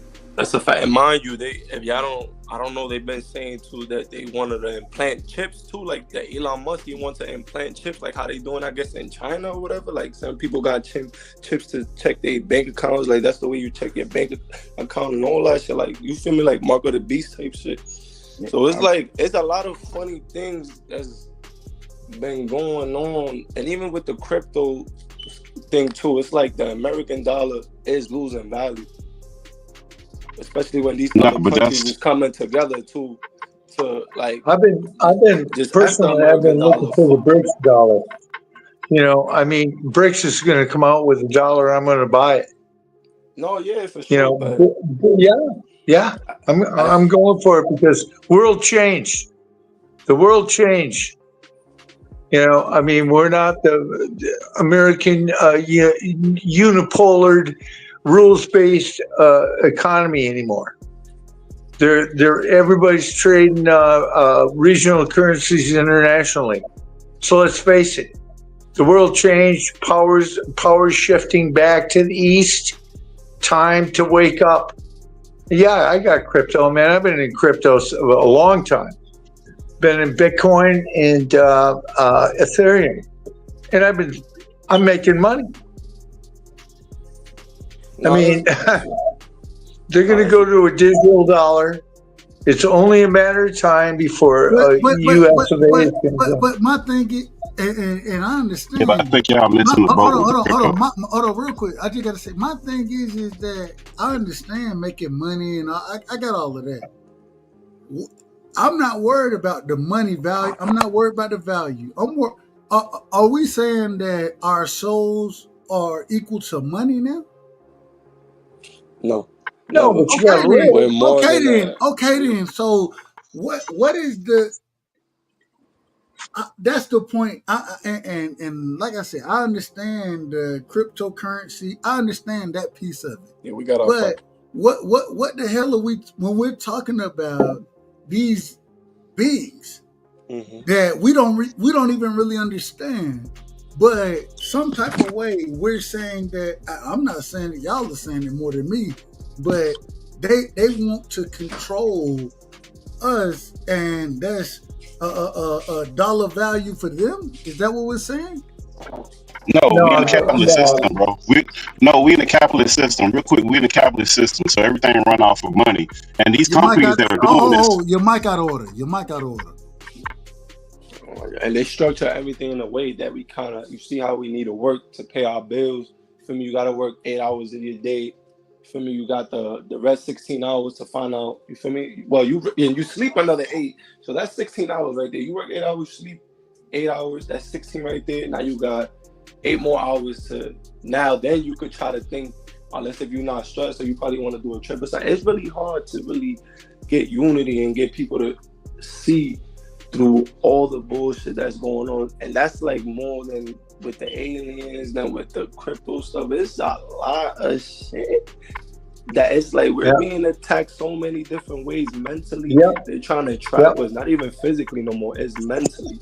Bro, have you not felt that these kids now, and even I'm only 26 years old, I felt sometimes trapped when I was growing up mentally. I couldn't even explain it. I didn't grow up with my father, so that's like another add-on. You feel me? Like, I got love for my dad, but he was locked up in jail. You know what I'm saying? He did 14 years in jail. So that kind of took a little bit of me understanding of certain things that I want to understand. You feel me? I would be more angry inside, like, you know, have more negativity towards me when, you know, it's just things happen. I'm like, even of in course, I that used to get calls and stuff like that. let me But hold on, I want it's to ask just you a certain things question. that I want to ask you they'll a take question. out of Let me us ask you a question. Let that'll me ask kind you a of question. mislead us. You feel me? And get us in a way that we won't Are understand you what's going on, and now we Are you a following father? what they Are want you us. are you a father? You Are feel you a me? father? Are you a father? That's even another way where you could Hold, get attacked. hold But on, if you brother. don't Hold got on. a father, if you don't got Hold a on, bro. man, Hold on, bro. you Hold can on. hear me. Hold on. Can y'all I hear don't me? Hear me or not? I can hear No, both what, y'all, but I don't Y'all, think Dub can hear you, and you can't hear y'all can hear Dub. me. no, I can hear him. Y'all can hear me now. But he out of order right now. Dub, Respectfully. I don't think he can hear you, Dub. Can you hey Damn, boss I matter? can't Can hear you him hear either. me? Yo, Nah, But I hear both of y'all, but Dub can't hear you, bro. no, I can hear him. nah, I hear but him. I I I mean, definitely hear okay, him. you can't hear Dub. That's what I meant. I can't hear him at all. But yeah, You don't Yeah, basically, I just feel like we hold on. being You can't hear me, attacked brother? so You many can't hear no, different me? he ways that can't hear mentally you, they. Dub. Hold on, bro. Okay. Dub trying to get the damn the My mic bad, in though. order. Nah, I'm Let so me trying know. basically I'm what I trying to was. keep shit in order. I'm trying to keep shit in order. Hold on, boss matter. Can you hear me? Yeah, nah. Now we can hear you. Now we can hear you. Okay. Nah, it's So okay. what I'm asking, are you a father? Oh, I'm a father. Yeah. Nah. Okay, so when as a father, and what you were just saying, right? Mm-hmm. And the reason I asked that is because if if you're a father, you understand that, man. I want my child to be better than what I am. We would agree Facts. on that. We would definitely agree on that, right? 100%. And you're gonna put in and as much effort into your child that you can, male or female. You're gonna put that effort into them. Mm-hmm. So my question would be, what do anybody get? And I think this is what I'm missing. And maybe y'all could probably, y'all smart. Like I said, most of y'all smarter than me. So what do I get from extracting positive, or even if it ain't positive, we'll say negative. What do I get from that?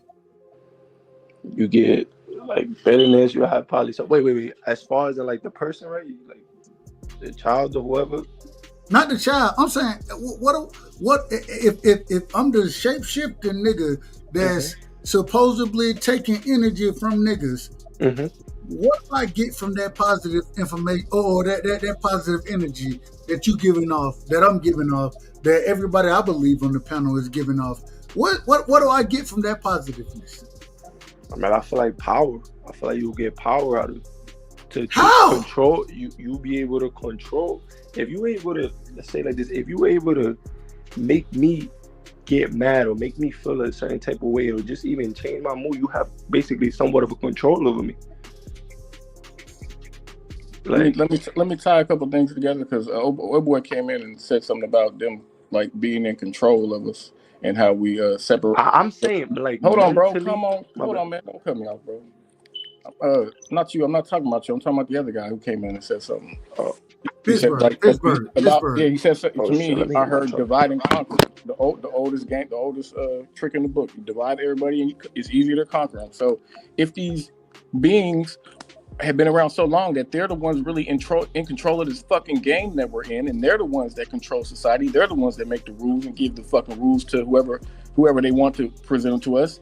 If they control this game, keeping us in, and if they get some kind of energy from us being in a negative mood all the time, to where we can't get ourselves out of this system, to where you got to wake up every day, go to work, or all this shit that makes you negative all day long, that's where they want to keep you. Bam, they got us stuck in this fucking game. So that's how I tie it all together. But what do they get though? Like, you got to stop thinking that we're the best thing, that we're the best thing smoking, because we really ain't. These motherfuckers. I'm not saying that. I'm saying that even if you got, and whether you got me tied into work, you got me tied into negative shit, whatever it is, what do you get from that? What do you gain from it? Well, let me try to take a stab at it. Dub. You got to remember all these companies, corporations, they're across many countries, right? And most of these companies, they tie into these packs where they have ideas that they're pushing on the people, and we don't even know what's going on. But these people have ideas that they're pushing through these politicians and whatnot, whatever they want. So they take that money they extract and they push their ideas on people and they get those things passed. So they're changing the society with the resources that they're getting. And we don't even know what's going on because we are not part of these packs. We don't see no paperwork on it. We don't see no agendas. And they don't care about no political parties because they got enough money and resources to move it the way that they wanted to move it. So they're completely controlling us with the resources they're extracting. They're not just doing it here. They're doing it in Britain and all over the place because most of these countries, these companies like Apple, they're here, they're in Europe, they're in Africa, you name it, they're there. They're part of legislation. They're part of what's going on. So they're manipulating all this stuff.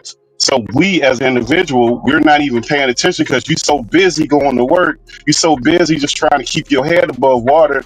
You hear like little clips of stuff that you might be able to react to. But these people have plans that's laid out for 10, 15 years that they're able to extract.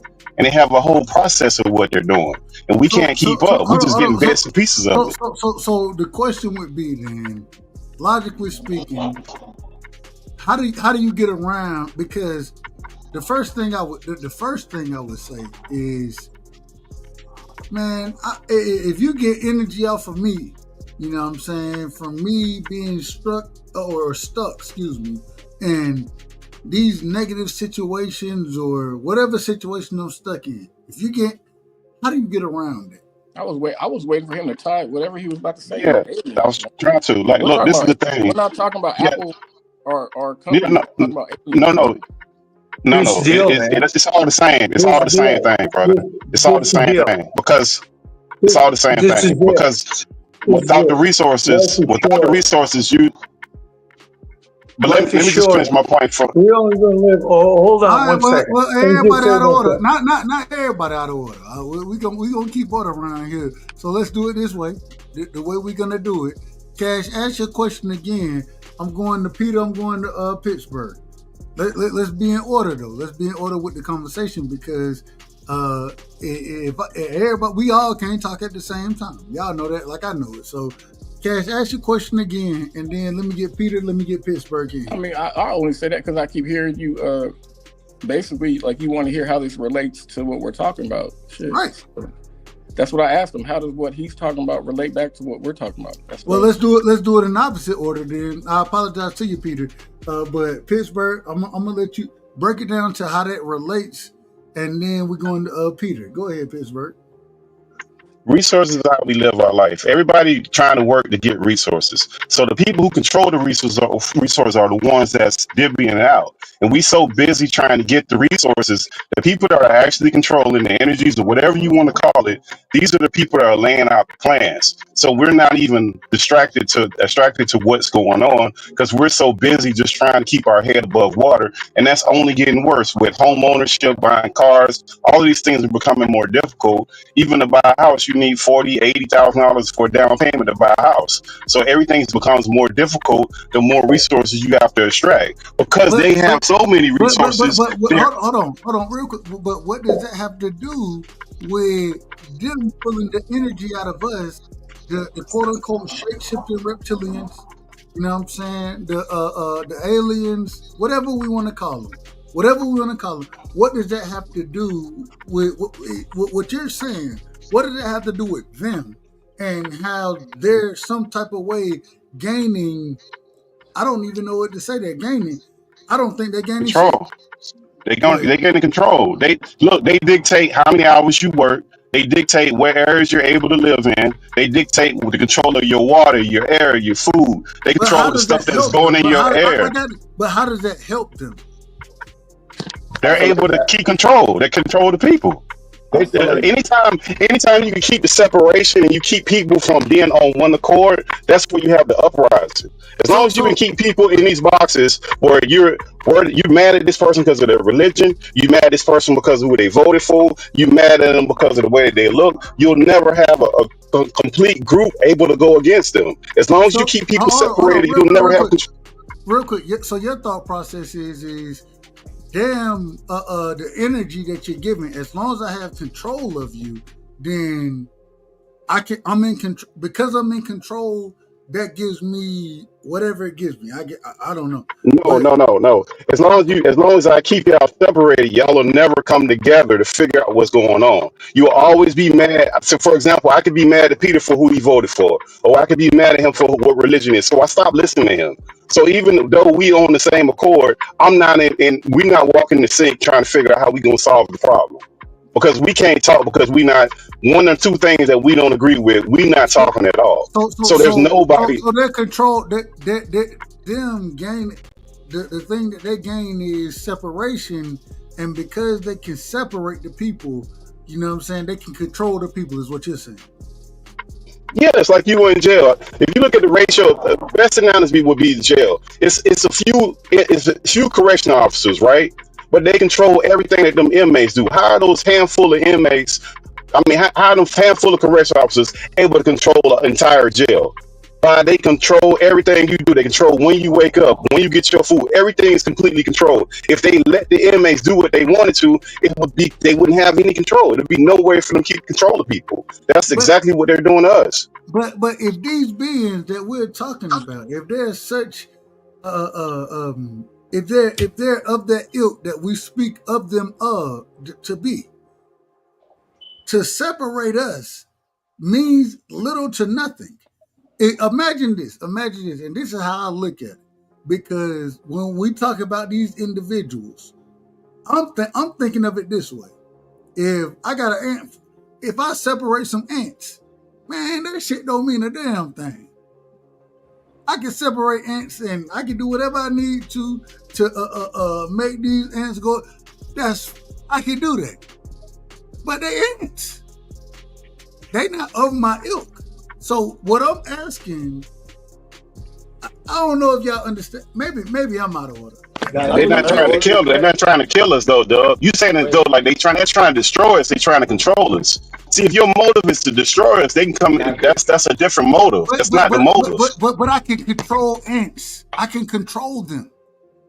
I can control a ant farm. I can control them. What I'm trying to say is I think. And it's only and maybe I'm thinking too deep into the shit. That's probably what the problem is.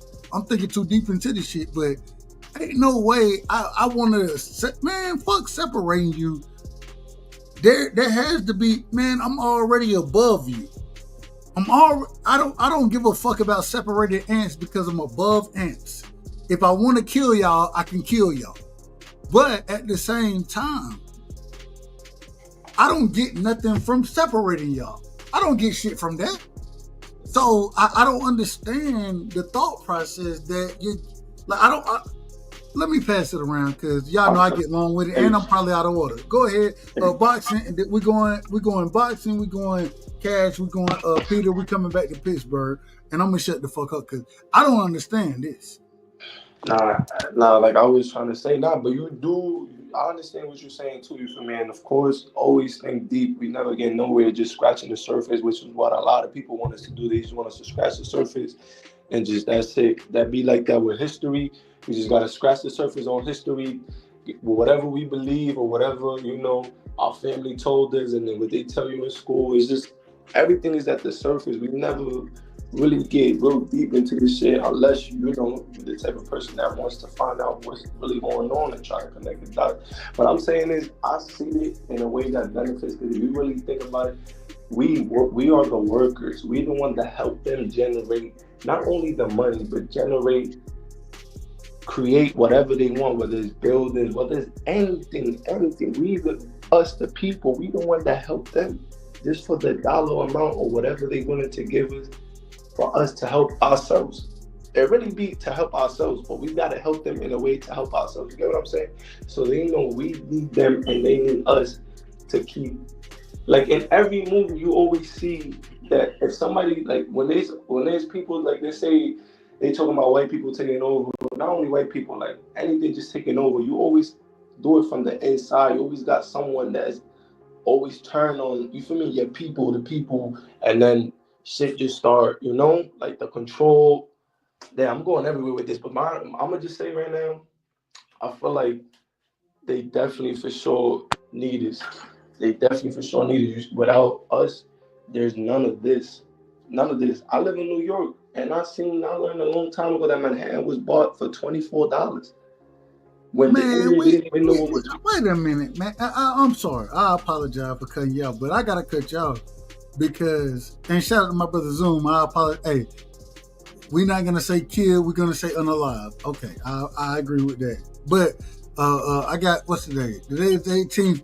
I ain't got a chance to be monetized until the 20th, according to YouTube. So I don't give a damn about it anyway. But all I'm trying to tell you is just this. Oh, that's just my opinion. But my thing is I understand what y'all are saying, but we're talking about, and I don't think that y'all understand. I don't think how do I want to put this? No, I think when we're not leveling together. The level is different on what we're speaking on. The only reason I say the level is different is because we're talking about supposed beings. First off, I don't know if they're real or not. That's the first thing. The second thing is you want me to believe that they're so invested into the minute things that we have going on that they want to separate us. That's like me trying to separate an ant farm. I'm much bigger. Me personally, I think y'all as well. I'm much bigger, much smarter than ants. And so I don't have to separate them to control anything. I can do what I want with them. They don't have to separate us. And then to say that in the last part that they're gaining something off of our energy. What you gonna gain off of ant energy? What you gaining off of ant energy? Nothing. That we know of. All right, that's fine. If you want to say that. And all I'm saying is, it doesn't make sense to me. It doesn't register in my mind that way. Go ahead. Real quick. Let me get Cash here. Let me get Peter in here. Coming back to you, boxing, going to Pittsburgh. I apologize, and y'all, I get long-winded. I apologize to y'all because I appreciate y'all even rocking with this conversation because a lot of folks don't even want to talk about this. But go ahead, Cash. Yeah, we kind of got off topic and we were kind of steering it back. I'm trying. Yeah. I definitely because I got to talking about getting off topic and the other shit. But I get what you're saying. But to me, it's like perspective. Like everybody has a different perspective of who's in control. My partner who was talking, it kind of seems like he's more talking about who's in control of resources and the land and companies and shit like that. Like, but what we're talking about is like a different being in control. So to me, if they are in control of this game that we're in, they don't give a fuck about resources and land or none of that shit. They just, to me, they just care more about keeping us in a negative state. If they real quick, real quick, if they do care about that, then they smaller than what we think of them as. No, I'm They're saying, much smaller. But the whole conversation is hypothetically if they somehow benefit from our energy, this negative energy, or our soul. That's if that's the case, and keeping us in this negative state, they get more out of us than. That's how I see it, but I don't think they give a fuck about no damn. I'm like you. I don't think they care about the ant like that. Go ahead, Peter. I agree.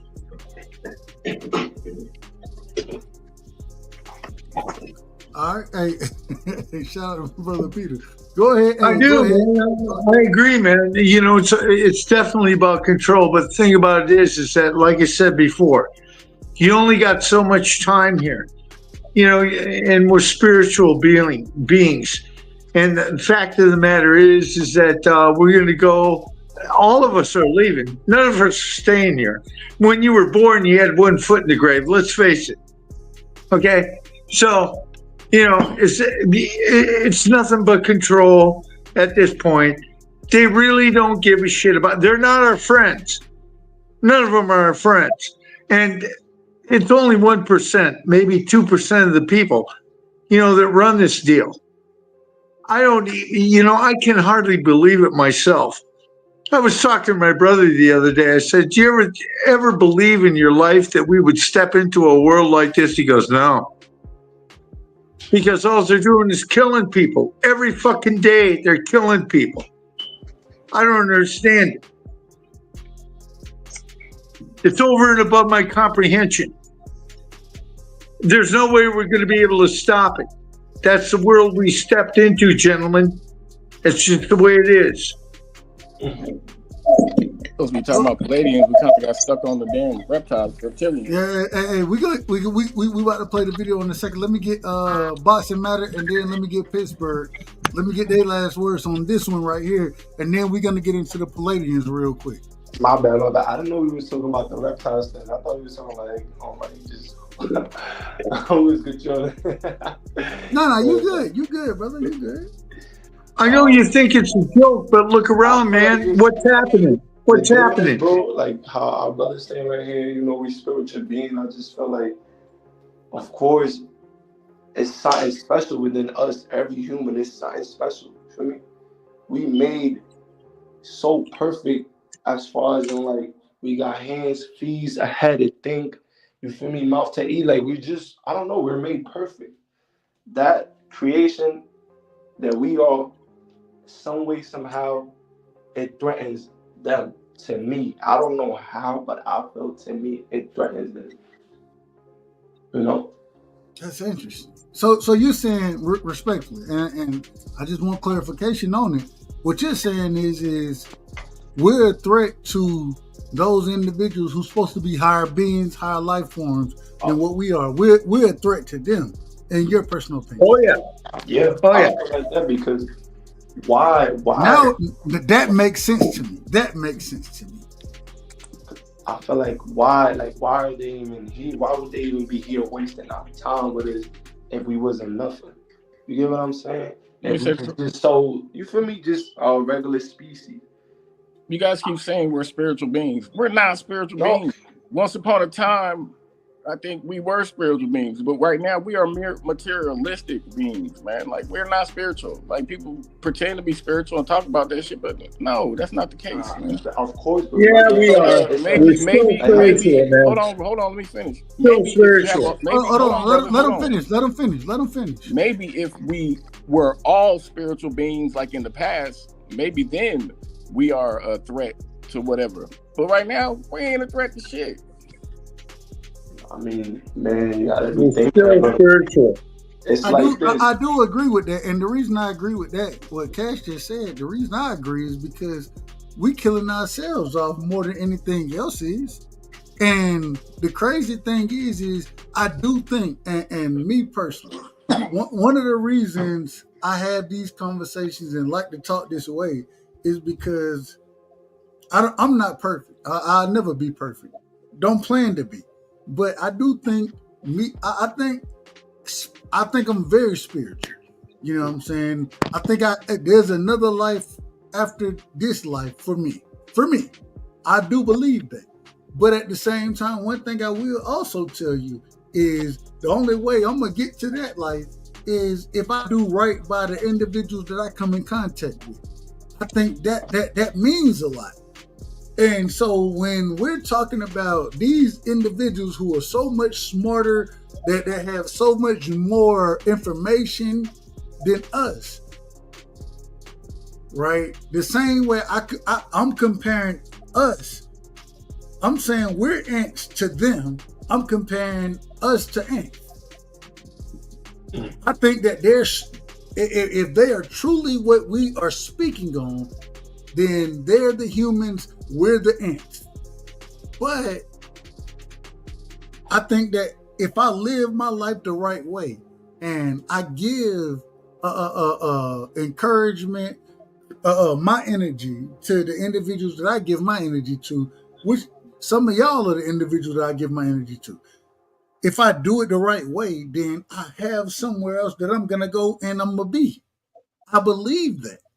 But at the same time, what does that have to do with anything they got going on? Ant can believe that. Ant can believe that he's gonna give his energy to the queen, right? And it's gonna put him in a better situation next time he come back in life. We don't know if it's true or not. I don't know if it's true or not.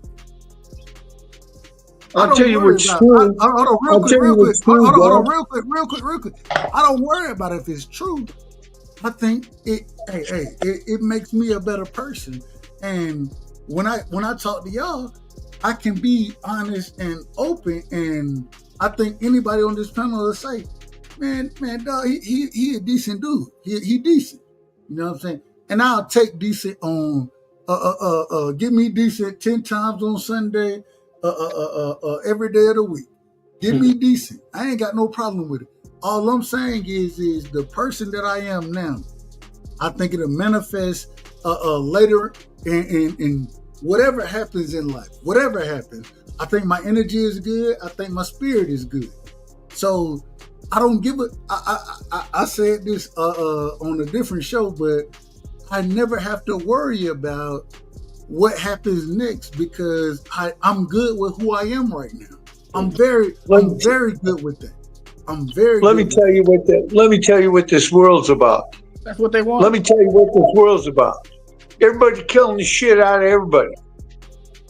That's what this world's about. Everybody bombing the piss out of everybody. Everybody killing the shit out of everybody.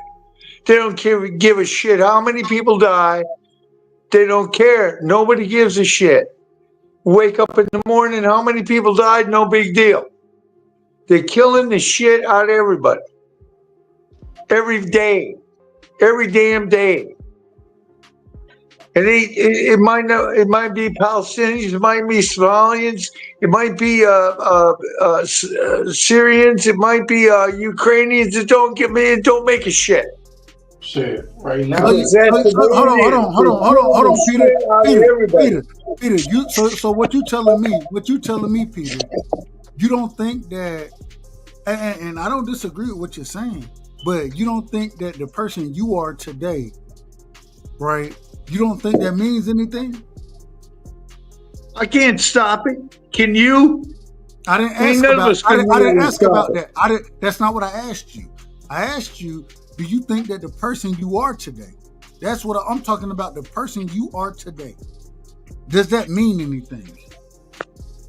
Hell yeah, it means something. It means I don't even know what the hell I'm doing here. I can't even remember what I was doing before I was born, and all of a sudden I'm here and everybody's killing the shit out of everybody. I'm going to die pretty soon. Not to me, on the grand scheme of things, I don't think. I never seen nothing like it. Cash, I don't think. Same question. Do you think that the person that you are today, do you think it means something? I mean, only to my ego. On the grand scheme of things, I don't think it means anything. To me, just me, I think that maybe there's a way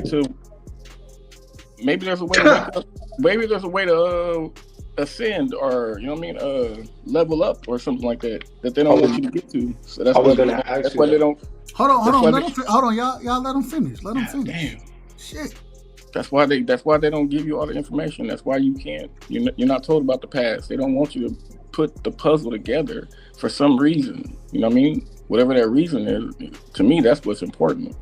So if there is a way to level up to where your consciousness breaks free, and I don't know what happens then, what kind of powers you get then, I don't know, but shit, I'm interested in that. Go ahead, Boss Matter. No, I was gonna say, like, we're going to hold on, real quick. Same question. I got and before and I don't give a damn where you go with it, but same question. The person that you are here today, does that mean something? I feel like it does. Yeah. I feel like I don't know. I just sometimes you feel like you living, like it's times that I done this stuff. I don't know if y'all know. Can you come closer to the mic? Can you come y'all closer can hear me? No, you good. You good. Oh, you crispy now. You crispy.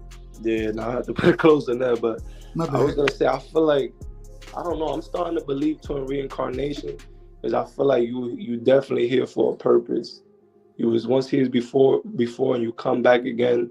It's just maybe you have to figure out something you ain't figure out before. Something you, I don't know. It's just it's just a lot with it. But I do feel the person I am today has a lot to do with my journey. Because it's like, I don't know. It's just, I like to help. I like to do things that like it betters the world. You get what I'm saying? Like, I'm just trying to make the world better.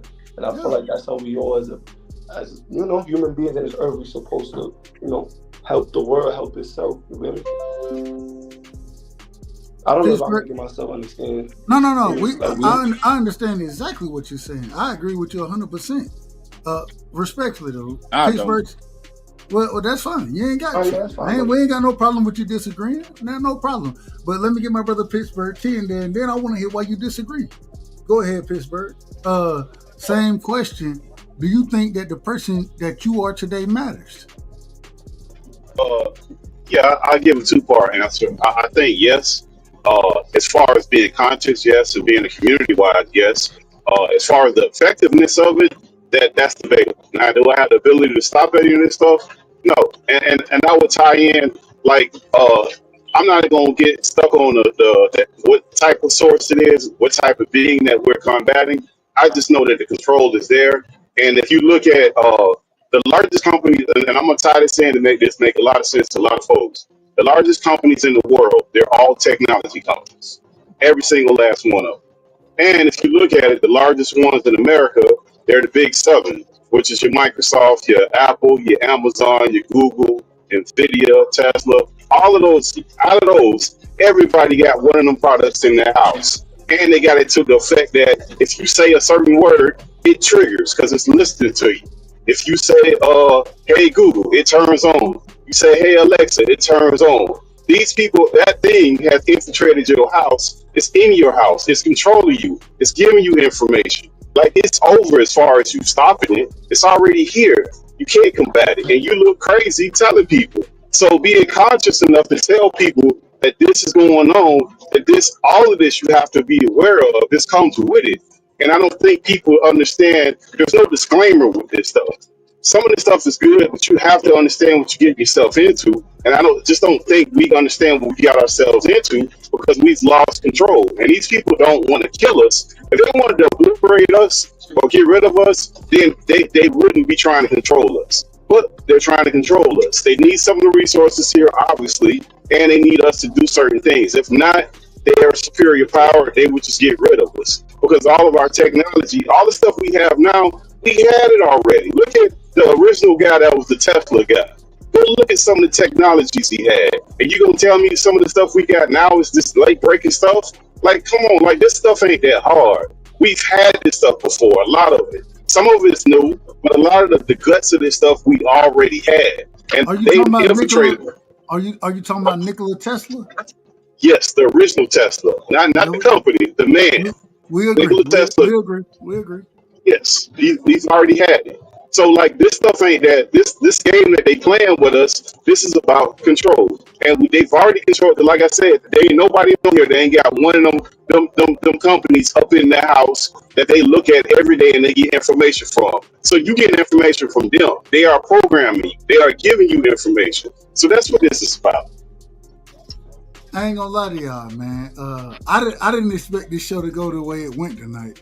I still, and it's okay. And the reason I say that is, I didn't. The reason it's okay is because I still got the Pleiades star system that we got to talk about. But I'm trying my best. I'm trying my best to be in order, and I owe other individuals in my life. I owe them the respect. You know what I'm saying? So I'm shutting this motherfucker down. I apologize to y'all, but I'm shutting it down. But we will be back next Thursday. We're gonna be talking the Pleiades star system. You know what I'm saying? Like I said, I just didn't expect it. I thought I was gonna be up here cooking possibly cash, but I didn't expect it. It was a good show, Dub. But I love it, and I appreciate y'all. So let me get y'all last words. I got to start with Cash, because Cash going to dip off on me and be like, man, I ain't got no motherfucker. fucking last words. Fuck you, nigga. No, go ahead, Cat. Give me your last. No, give me some last words, nigga. I'll say this. Hold on, real quick. Let me ask one thing. Everything good? Everything good? I know you said that. Everything good in the city. Everything's Gucci. The old lady ain't running around acting a fool. Respectfully. I say that respectfully. No. Okay. Hey, man, I appreciate that. I'm glad to hear that because, man, you know you're my brother. So go ahead. Give me your last words, Cash. I'll say this about the conversation. I think it'd be interesting to know who's religious, because religion would tie into like ignorance on a lot of this shit. I'd say that I don't think that any one person can do much of any fucking thing to change the fucking world. Honestly, that's just my honest opinion. I think whatever the truth is, I think it's much bigger than we can even fathom. I think some people get trapped in kind of in a box because you're stuck on these beliefs that you've been programmed with. So until you let go of those beliefs and start thinking outside the box on everything, anything and everything, I don't even think you can get close to the truth, or even to be able to believe the truth. Because you're stuck in this box. You got these beliefs that keep you from even entering certain thoughts or even considering certain possibilities. I think that's the real mission, to let go of all that shit. That way you can somehow start to seek the truth and what's real and what they're trying to keep from you, and how important it is, and how it ties into everything that we're talking about. If we are a threat, or if we can ascend and mind you, not even to say something. Hold on, let him finish. No, that's all I got. That's all. Everybody, salute everybody that came and that joined in the conversation, man. It was a good one. Everybody have a good night. Hey, much love and respect. Shout out to my brother Cash, man. Night, man. Hey, go ahead, Bossy Matter, real quick. I think Cash should stay on for a second if you want to entertain the question. Did you have a question for him, Bossy Matter? I was just gonna say, like what he was saying through religion and stuff like that. Imagine we don't even know what language are we really speaking our natural language. Like they even say that words has spells in it. Like that's why they call spelling. Like we could be throwing curses upon ourselves. We don't even know it.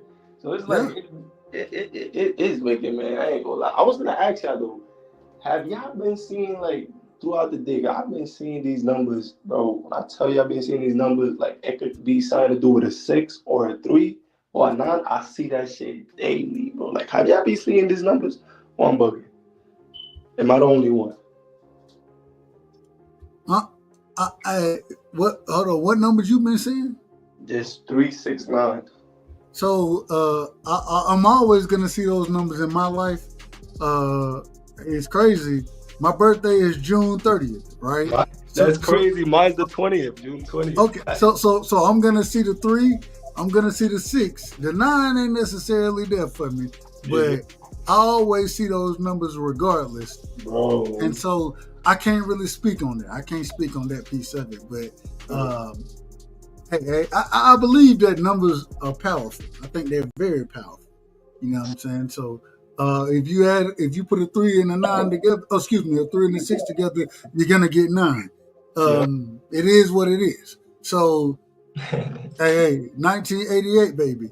All that shit start adding up for me at some point in time, but I gotta say this. Let me just say this real quick. Scholar, you out of order, man. Shout out to Angie. You know what I'm saying? We got my sister over from MarkydanTheHistorian show. She done pulled up on us, and all of a sudden, I don't know what the scholar got going on. Don't attack the sister. Let the sister rock, man. Let her rock. Let her rock. You know what I'm saying? You out of order, man. You out of order. And we got to give my brother the scholar the drop in this situation, man. I got to give him the drop. Damn. It's a bunch of bull. Shout out to Angie, baby, in the building, man. And it's crazy to me, man. I love having the women over here. You know what I'm saying? I love having them rock. You know what I'm saying? She come over and she doing her thing. Don't attack her. Rock with her, brother. Rock with her. Respectfully. Rock with her. Let me get your last words. Let me, and I gotta say this, and I apologize for saying this, but I gotta say it. I didn't know Mr. And I'm gonna call you OG from now on. OG Peter. OG Peter is what you known for around here, man. You know what I'm saying? I didn't know that did you say 72, 73 years old? Yeah, it was 73, bro. Man, I didn't know it. And that's amazing. For you to rock with somebody as young as myself, for you to give me your time, your energy, just get up here and cook with me. You know what I'm saying? For you to do that, I really appreciate that. It means a lot to me. You know what I'm saying? Bro, I enjoy your program, man. I mean, you know, you bring topics up that a lot of people won't even discuss. So yeah, it's a great show, Doug. We gonna be out of order, but we still gonna try to be in order around here. But OG, man, I'm calling you OG, and I say that respectfully. Let me get your last words, OG. Well, all I'm saying is, in my personal opinion, this is just my opinion. We're only here for, I've lived a long life. And I can tell you right now, the guy from Philadelphia, he was right. There's a lot of control going on. But in my personal opinion, we're going to do the right thing. All of us are going to, we're all spiritual beings. We came down here with conscience. We're not going to be here that damn long. We either do the right thing or we do the wrong thing. So, think about it. We look at the world that we were shoved into. Everybody's killing the shit out of everybody. It's over and above my comprehension. I can't even believe it. They are. Look around. It's not funny. It's not funny, but the way you say it is funny. The way you say it. It's true, man. They're killing each other. That's not funny. Yeah. Everybody's killing the shit out of everybody all over the world. And, a guy like me at my age looks at that and goes, what the hell? What the hell am I doing? How would I end up here? Because it doesn't make any sense. And then, you look at the control. It's a control factor. And there's really a whole hell of a lot we can do about it. So, all I can say is peace and pray. Peace to everyone, and pray. Pray your ass off that they don't blow it up while we're here, because it could happen anytime. You know what I mean? Absolutely. These people are crazy. They're crazy. They're not like us. They're not nice people like we are. We're actually nice people. They're not. Hey, Uncle OG Peter, man, pull up tomorrow. Me and Marky we got the political show tomorrow. Pull up tomorrow, man. I think we got a lot to talk about as far as everything that you're saying, and I say that respectfully. Everything that you're saying, we pull up tomorrow if you get the opportunity, OG. Yeah, okay, man. Hey, thanks a lot. Hey, appreciate you, man. Much love and respect. Much love and respect. Love you, man. Love you. Brother. Love you too, man. Okay. Take care, brother. I appreciate you, all right? Let me get my brother Boxing Matter in the building, man. Straight out of New York, man. I always say we worldwide, but I don't know if I expected a nigga from New York to pull up on a country nigga show like myself. But I appreciate you, my brother. I really do. Of course, my God. I appreciate you as well for having me. Don't worry, bro. You're going to get many more New Yorkers, many more subscribers. Don't even think about that. You won't get wrecked. I ain't worried about nothing. Get what I worry about? Being honest. I worry about being honest. As long as I'm honest, I don't give a damn about none of this shit, man. I can have one motherfucker in here and I didn't understand. There gonna be times I'm gonna have one motherfucker, so I ain't got no problem with it. But I really appreciate you, my brother. I think you brought a lot to the show tonight. I think you brought a lot to the show. Go ahead, brother. No, give me your closing statements, my brother. For sure, you feel me, brother. At the end of the day, with all this, man, we just gotta keep the faith down for me and just stay close within us. I was gonna say, if you really want any answers, brother, like to even try to even connect the dots more, I say for sure meditate. Like just meditate, just be in your own comfort. You feel me? Breathe in, breathe out, and just do it around like a quiet space where there's trees around, though, for sure. Just meditate, for me. And you're gonna feel more connected, for sure. I'm not gonna say I'm an expert or nothing like that, because but I do have started meditating more, and I do feel more, I can say, spiritually stronger, connected, grounded, more like just more wiser. You get what I'm saying? Nah, hey, one thing I know, and I love meditating. It brings me peace. You know what I'm saying? And the thing that I try my best to understand and show my son, when you got peace within your own, you know what I'm saying, peace comes around you.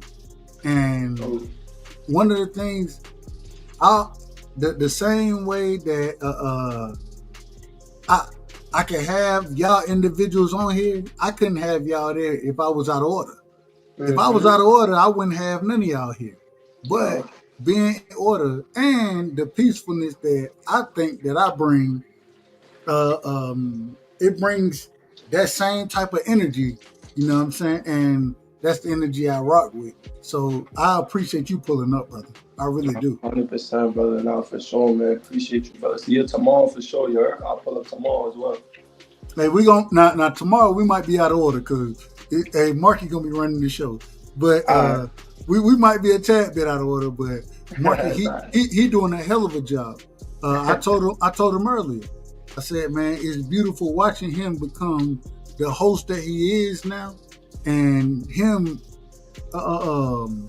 researching, putting the work in. Marky does a hell of a job. So we're gonna be in order, but.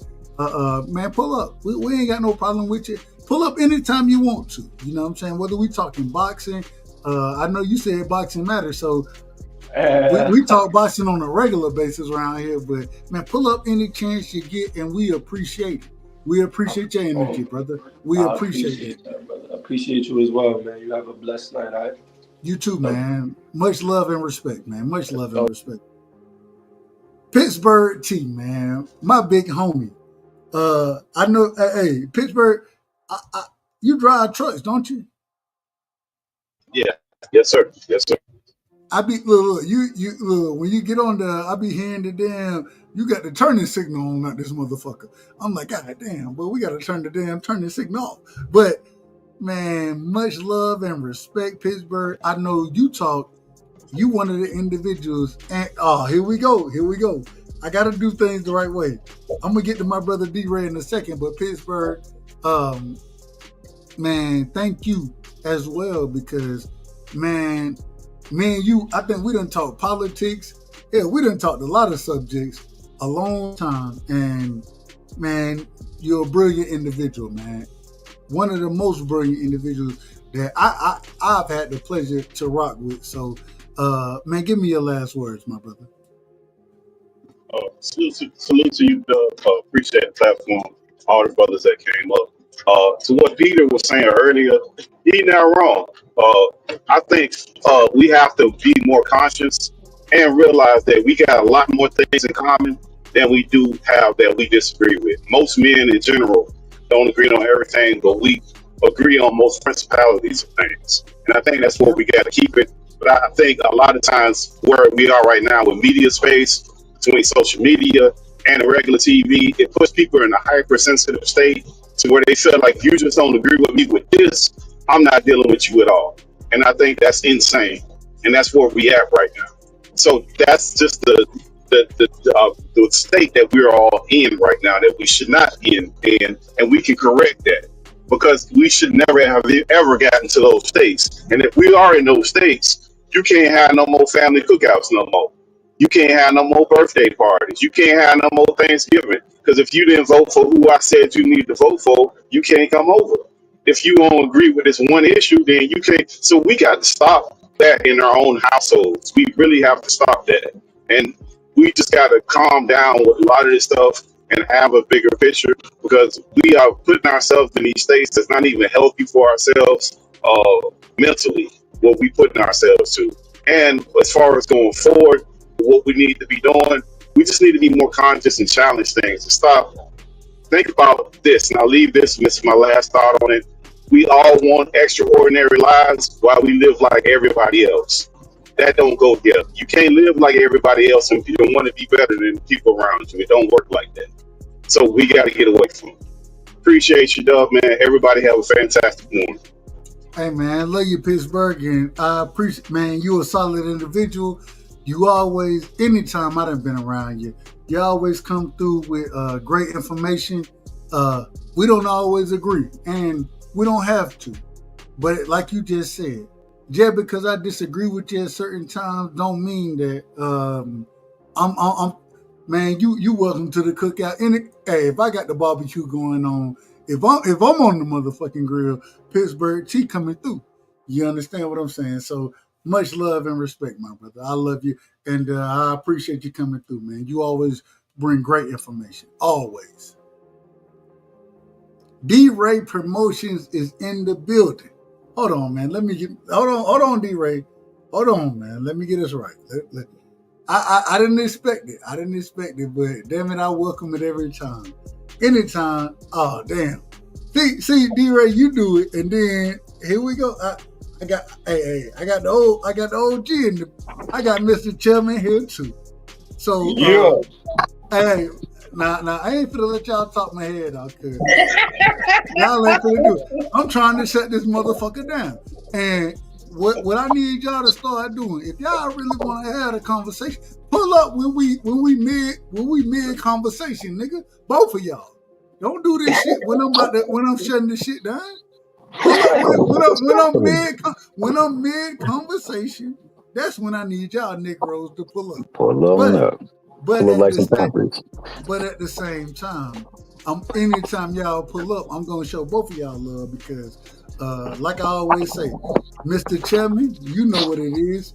I didn't talk to Mr. Chairman when things was rough for me. D-Ray, you know what it is. When things were rough for me, I didn't talk to you.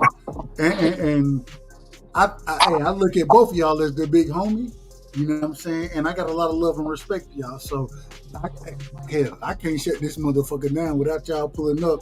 And when y'all do, well, I can't shut it down without y'all pulling up. Let me put it that way. If you didn't pull up, I'll be done shut this shit down. I'll be doing my drops and all that shit. But I can't do that when y'all jump on the panel. D-Ray, welcome to the show. Mr. Chairman, welcome to the show. We're going to D-Ray first, man. D-Ray, give me your and give me your open. These are your opening and closing statements. So just know what I'm telling you. These are your opening and closing statements at the same time. Shout out. Hold on. Last thing.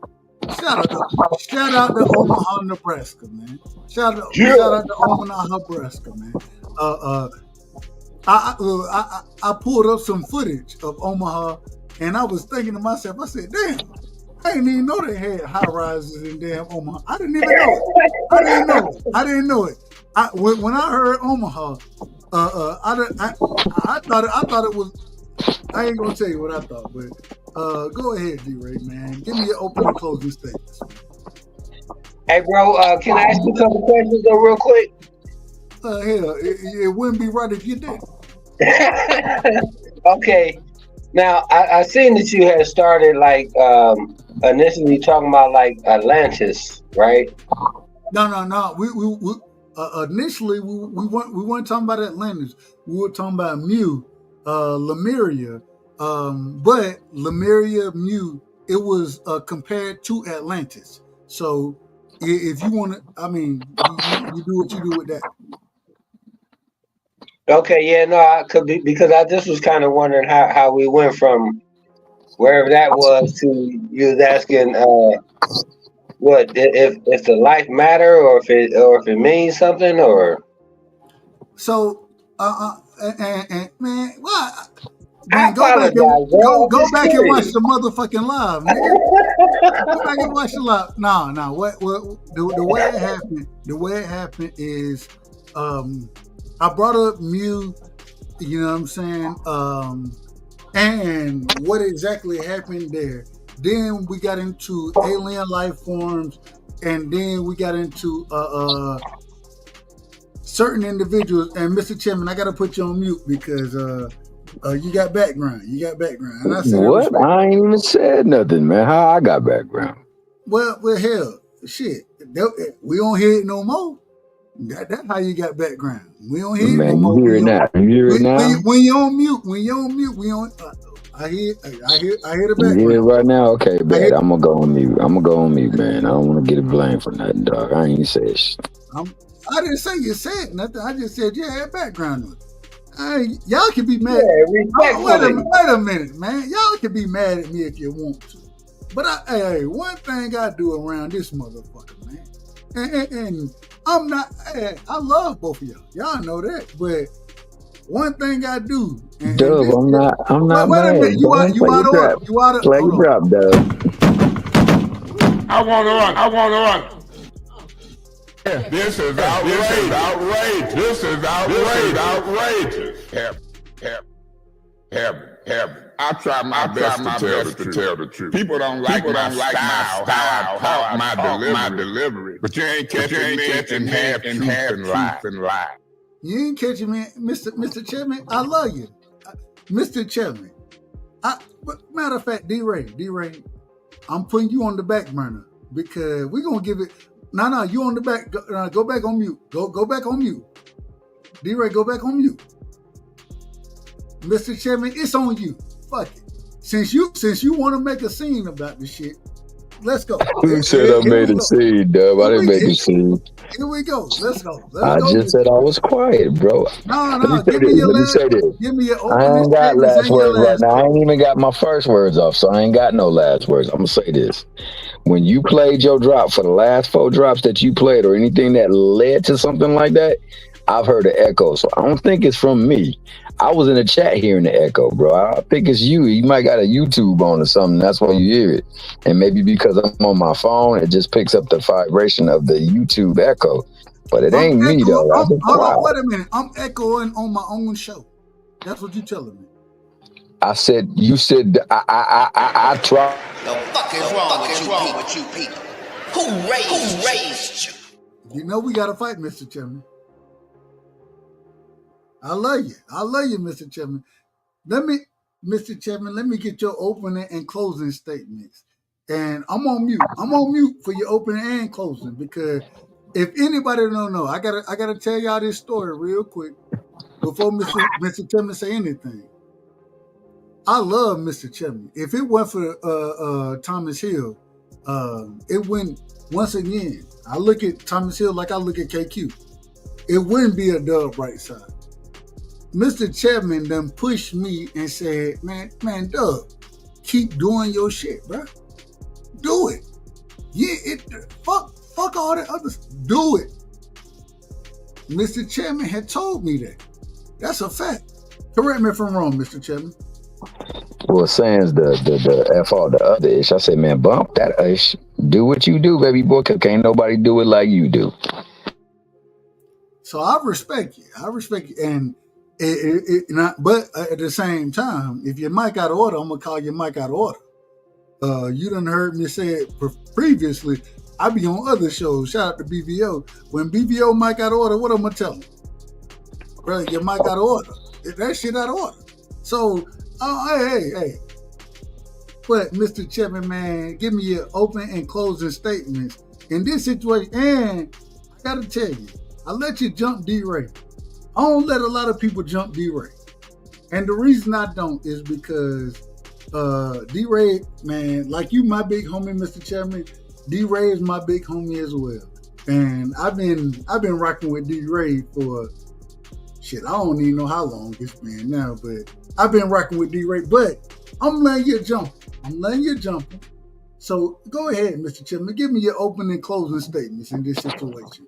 Hey, okay, I'm gonna do that. I'm gonna do you that solid. Hey, D-Ray. So what he just basically said in so many other words is that he F with you a little bit more than me, and I ain't even No, mad at you. I didn't say that. No, I fuck with y'all the same. I fuck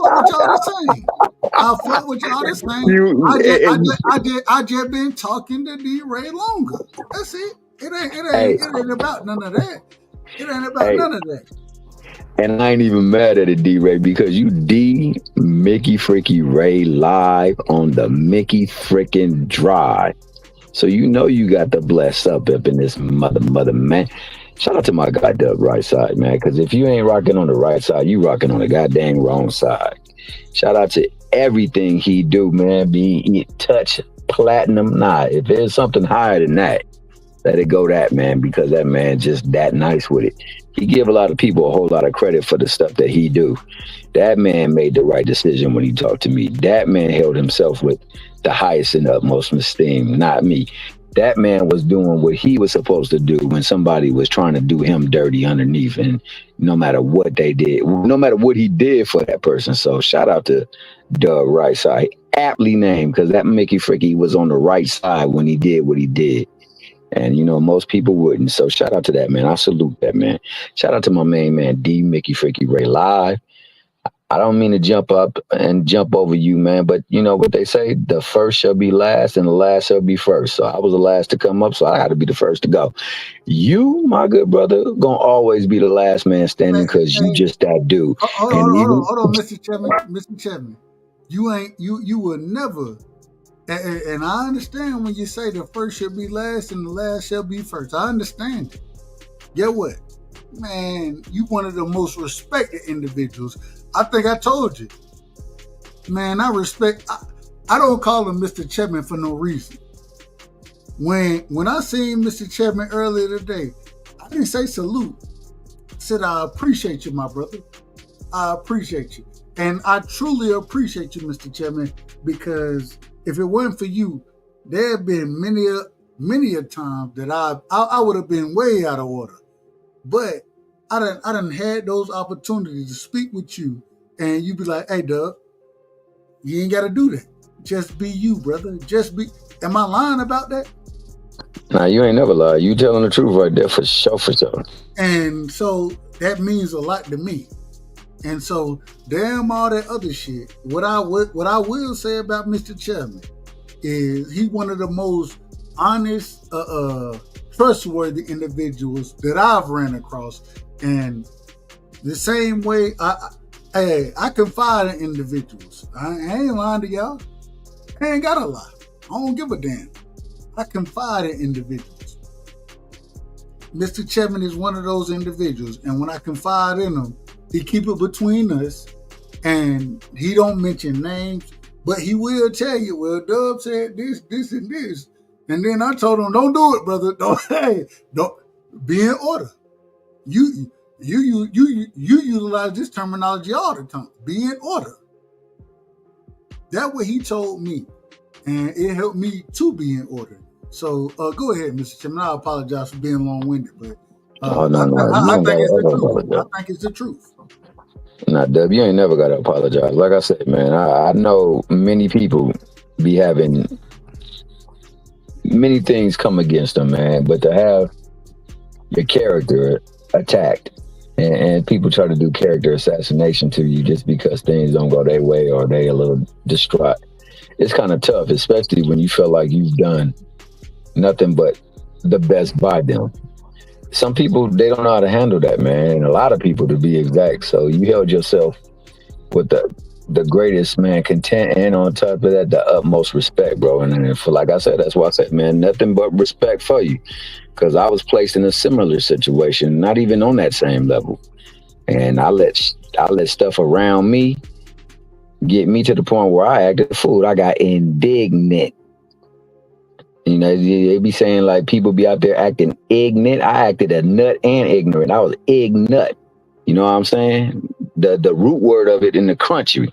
Probably around the way where my man Omaha, where my man D-Ray and them be. I was ignut.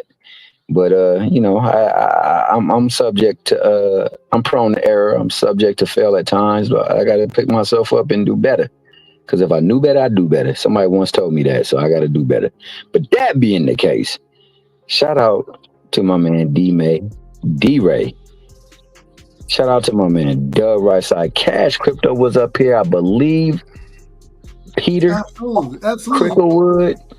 I believe it was Pittsburgh T. Shout out to you, bro. Every time I hear you, though. I'm listening because you be saying some stuff. Shout out to Sunnyside in the Mickey Freaky building as I speak right now. I ain't even got my shout out to Rick Tim, man. Shout out to my brother Rick Tim. When I go to Houston, the first place I'm going is the Sunnyside, man. I swear to God, and people always tell me, I ain't got the chance to go at this current moment in time. But I'm going to make my way to Houston. And when I get there, I'm rocking with Rick Timms, man. That's a fact. And if you rocking with Rick Timms, you rocking with Sunnyside's finest. And on top of that, you know you're going to have a true Trill experience, man. Shout out to the true Trill people up in here. And you're going to eat you a Trill burger while you out there, too. Because Rick Timms said not only is the Trill burger popping, but them fries be on point, too. I just want some good when I get there. That's all I want. I just want some Rick. Well, you know Rick got you covered there, man. I already know. Shout out, but like I said, I wasn't even in my chat, but I could feel the presence of greatness amongst us. And shout out to my good brother Rick Timms III. Shout out to the chat. All of them that cooked up in the chat. I see my man, the scholarly one right now, cooking up in the chat. I see my man Tony up in the chat. Before I came up, I saw Angie Baby in the chat. I seen Cash Crypto in the chat. I think I seen... Damn, I saw some other folk up in the chat. Don't worry about it, Mr. Chairman. That ain't your job. That's my job. That's your job, but I mean, I'm overstepping my bounds. So shout out to overstepping your... Whoa. No, you never overstepping your bounds. I'm not doing that. No, don't put it that way. Now, you never overstepping your bounds. Hey, sometimes people get beside themselves, boy. You know what I'm saying? Toe that line, and that line ain't as strong as they thought it was, boy. They end up falling over the cliff. I ain't trying to fall, bro. I ain't trying to fall. You ain't man. You ain't falling no mother. Hey. If anything, we gonna hold you up and hold me up. We gonna make sure you don't fall over your bounds, brother. If anybody don't know, man, a lot of people call him Thomas Hill. I call him Mr. Chairman around this. Mr. Chairman around these parts. And when I say Mr. Chairman, I ain't gonna lie to you. I got so much respect for him that, I don't even know how to break it down, the level of respect I have for Mr. Chairman, because the one thing I can always say, he gonna be 100% nigga, respectfully. And when I call you a nigga, I ain't saying that to you out of disrespect. I'm saying, man, that's my brother. A lot of niggas are my brother. I'm a nigga myself. You know what I'm saying? Now, but at the end of the day, man, I love Mr. Chairman, and I got love for Mr. Chairman, and I will always have love for Mr. Chairman. So go ahead. I apologize. I'm done. No, you ain't never gotta apologize, hey man. I just saw my boy Zoomverse pop in. Shout out to my brother from another mother, Zoomverse. If you want to know about how to lay him down on a video game, hey, Zoomverse will show you the way. And by the way, in case you Mickey Frickies didn't get the memo, my man Zoom will always give you the echo, because every now and again you need to hear it. I mean, hell, when my man Dub dropped the drop, we heard the echo. So my man Zoomverse had to give him an echo just like it. Hey, but shout out to my man D-Ray, though. I want to say that's a solid brother right there. A brother that don't have to yell to make a huge point. A brother that's sound and thought. Oh, Mr. Shaw. I'm about to talk crazy to D-Ray, man. I'm about to talk crazy.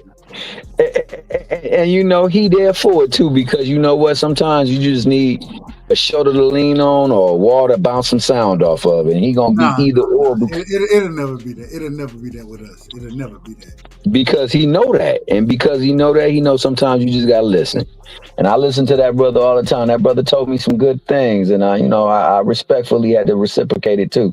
Tell him that he just that dude. And you know what? Every time I see him, I gotta acknowledge him. It's just some people that you just gotta acknowledge. Rick Tams is one of those people. You know what I'm saying? The scholarly one. He one of those people. Real quick. Let me say this, Scholar. You out of order, man. Shout out to my brother, the Scholar, man. Shout out to the Scholar. But you out of order because the great sister, you know what I'm saying, Angie, baby, the great sister, she pulled up on the show, you know what I'm saying, from me and Marky, and I said, I told Marky, the historian, real quick, I told Marky earlier today, I said, man, it's just so beautiful. I think Marky, I always say, I think a lot of y'all are smarter than I am. I think Marky is one of them individuals. But the work that he puts in, and we will be live tomorrow. You know what I'm saying? We'll be live. We'll have the political show tomorrow. But the work that he puts in, the effort he puts in, the host that he is, man, it's beautiful watching that young brother grow. And I got a lot of love and respect for Marky Dan because he's doing a hell of a job with the political show, and it take a little stress off me because I used to run the political show, but Marky said, "No, fuck that, dog. I got it. Just pull up with me. Be my co-host." I said, "Damn it, you got it. I'm gonna be your co-host," and I'm not even a good co-host, but Marky, man, it's amazing watching that young brother grow, man. Shout out to Marky Dan. It's amazing. Yeah, shout out Marky Dan. That's my man, the historian. And I'm going to tell you, right. And shout out to my man, Tony, too, because Tony is definitely putting in some good words up in that chat. Shout out to Tony, man. And I remember you had that brother up and did an interview one time, right? No, I ain't had Tony up there, man. Oh, well, Tony, you know what? You're going to be next on that list. Believe me that, because you to be a young buck, man, you wise beyond your years. You precocious, man, in a good way, though. In a good way. We need interview. We need interview over here. We need it. Oh, for sure. But shout out to Angie, baby, though, too, because she coming up in here. She rocking real late with the fellas. And you know how sometimes the fellas can get out of sorts, get a little bit out of order. But when my man, the scholarly one, told you your face card never on decline, baby girl, your face card never on decline. And it can help you get a wrench or two around these parts. Ain't that right, that right side? We don't give a damn about the face card. We I'm care. just messing with you, hold on. We don't give a damn about the face card, man. As long as you in order and you're showing love and you reciprocal to what we talking about. You reciprocate that. Man, we ain't got no problem with it. Hey, I love the sister, man. Respectfully. Marky said she from the Dominican. I don't know where she from. She from the Dominican? Oh, that's what's up. No. He was lying. He was lying. But shout out to Angie, man. Hey, that's what I said. Man, damn all that other shit, man. We ain't worried about that, man. I love, man. Hey, Mr. Chapman, I gotta ask this question, and then I gotta kick your ass. Respect. I'm almost done. You ain't gotta kick me off. I'll gracefully bow. All right. Well, real quick, Mr. Chapman, you one of the individuals, and when I say this, I hope you take this respectfully. They be like, man, who the fuck is Mr. Chapman? I don't know Mr. Chapman. Get what I be thinking when they say that, Mr. Chapman. Get what I be thinking. I don't know what you be thinking, but I know you about to tell. He once was an associate of ours. We called him Baba Yaga. The boogeyman? John wasn't exactly the boogeyman. He was the one you sent to kill the fucking boogeyman. the motherfucker you send to kill the boogeyman is Mr. Chairman. And then when folks get on the panel, when they don't even understand what's going on. They don't understand. They be like, man, who the fuck is this? Get what I be thinking? I be thinking this right here, Mr. Chairman. The fucking nobody. The fucking nobody. That nobody. It's John Wick. It's John Wick. It's John Wick out this motherfucker, man. That's who you are. And so, man, shout out to Mr. Chairman, man. I apologize for being long-winded. Hey, nah, you're not long-winded. I came up in here and I caused disruption, so I got to go on and bring a little bit of order to it. I know we done signed to out-of-order promotions, but we ain't yet putting no fights on right now, so let me go on and tone that back, dial that back. Shout out my man D-Ray, though. D-Ray. Hey, hold on. Are you on D-Ray? And if it's happening, let me know. If it's not happening, you ain't gotta say shit. It's coming to. Are y'all gonna put a show together? It's coming to a cell phone near you. I'll put it to you like that. Now we having trouble with the release date, like if it was a Tank Davis fight. But we gonna come, and when we come, you better believe you gonna be entertained. And you can put that drop up there right now if you got it. Are you not entertained? That's what you gonna hear, because that man D-Ray. That man D-Ray right there, he always on the drive. And when he on the drive, you know what he always do? What he do? He always go live. So now you know what I'm saying? Hey, you know I do got this drop for you now. I ain't got that one right there. I do have, and I say this respectfully, Mr. Chairman. They got the fire. They got the fire. They got the fire. They got the fire. They got the fire. They got the fire. They got the fire. They got the fire. They got the fire. They got the fire. They got the fire. They got the fire. They got the fire. They got the fire. They got the fire. OKC, KLC, UFC, UFC. They got the fire. They got the fire. James Long, Joker Long. They got the fire. They got the fire. Sergeant Walker. They got the fire. They got the fire. Tyler Hero, Guitar Hero. They got the fire. They got the fire. You can have hard, you can get a guard, They got the fire. They got the fire. White side, sunny side. They got the fire. Phoenix Sun, the sun, like the set. They got the fire. They got the fire. They got the fire. They got the fire. They got the fire. They got the fire. I don't want to go too far with it, Mr. Chairman, but I appreciate you. And Mr. Chairman, like I always say, if anybody, if y'all want to know our relationship, you know what I'm saying? And when I say relationship, how I talk to Mr. Chairman, that's Mr. Chairman is one of the individuals that I look at as my big brother, you know what I'm saying? My big homie, an individual that when I'm going through some shit, I can call and just, hey, get that shit off your motherfucking chest. That's Mr. Chairman. Mr. Chairman, anything else you want to say? Hey, now just my man D-Ray about to come out here and give us some true words of wisdom and wish people all. Well, if you gonna keep talking, we might as well give you this drop too, man. Fuck it, since you gonna keep going. I ain't expect you to keep going like this, and I say that respectfully, but I gotta give you this one too. I gotta give you this one. What happened? I just got my head done to go and reset my shit. So the shit was like when things like that come in my face, it burnt my eyes. Damn, why y'all going like I'm bullshit? This is real fat. Come on, man. I just got my head done 2 days ago. Swing the wind, I just got my head done 2 days ago. I just got my head done. Reset my shit. I just got my head done 2 days ago. I just got my head done. I just got my head done. I just got my head done 2 days ago.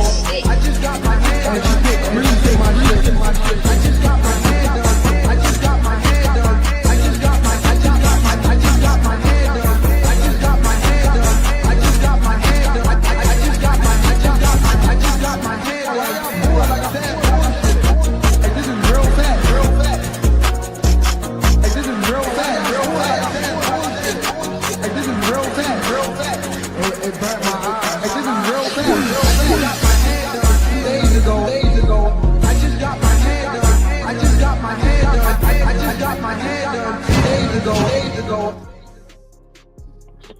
I do that for I do that for fun, Mr. Chairman.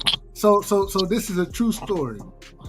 I don't know exactly what is gonna how it's gonna come out, but I'm gonna have a drop for Devin, right? And you know I love Dev. I got Junior stopping Devin. I think Junior gonna stop Dev. Me personally. I love Devin though. I love him, and Cash and Brim, they've been working on. And I told him, I said, this is I literally hold on, no, this is I swear to God, I said that. I told him, I said, don't send it to me. I don't want to hear it. The first time I play it, I want to be able to tell the people, man, this is my first time hearing this shit. I swear to God I said that, and that's what's gonna happen. So I got a drop coming from Dev for Dev, and I'm probably not gonna like it. But at the same time, Cash, me and him, we had a conversation about it, and he was like, if this happened, then this, all right, and he won. Hey, shout out to Cash. I said, you know what? Well, fuck it. Hey, I'm gonna stand on my word as well. So a drop is coming from Dev for Dev, and I ain't gonna lie to you. I'm nervous about it. I'm nervous, but I'm gonna play that motherfucker. I'm playing So since we went that way, I'm gonna say this: if Dev can get his head straight and get everything totally clear up there and be the confident self he was in the ring, I think it's gonna be a tough fight for my man Brian Norman. But if he is anywhere still doubting himself and his ability of himself, he might accidentally venture into one of them left or right hooks, and he gonna have his hair done 2 days ago. I hope that Dev, I hope he boxes his ass off, man. I hope he boxes his ass off, because that's what he's gonna have to do to win that fight. But at the end of the day, hey man, pull up. They said I don't know exactly what they said they're gonna have it ready for me. I think they said they're gonna record it. You know what I'm saying, Brand? But I don't know exactly when it's gonna be there, but when it comes out. The Norman and 5, he gonna do the Norman and 5 drop. Honestly, I have no clue what. And Brim, he was recording that shit. He said, "Man, let me send it to you." I said, "Don't send it to me." And the reason I don't want you to send it to me is because I don't want to lie to the people. I want to be honest with the people and tell them that this is my first time hearing it. So what I'm gonna do when they email it to me, I'm gonna load it up, and then I'm not gonna. Hey, it's gonna be my first time hearing it, and that I'm a man of my word, so I don't want to be in none of that shit, bro. I don't want it. Oh no, I feel you on that. Yeah, I think it'd be a little bit too much, especially up in these YouTube streets. But shout out Dev. Like I say, man, if he got his confidence and he has, because one thing I can never doubt about Dev is his discipline and his dedication to his training, man. So I know he physically will be okay. It's just that I don't know if he fully trusts himself like he did prior to those last 2 fights. So hopefully he can get himself together. Hopefully this is something that he truly wants. Hopefully he gonna. Hold on, real quick. Hey, Tony, Devin ain't pulling out his shit. He not pulling out his shit. Devin is, man.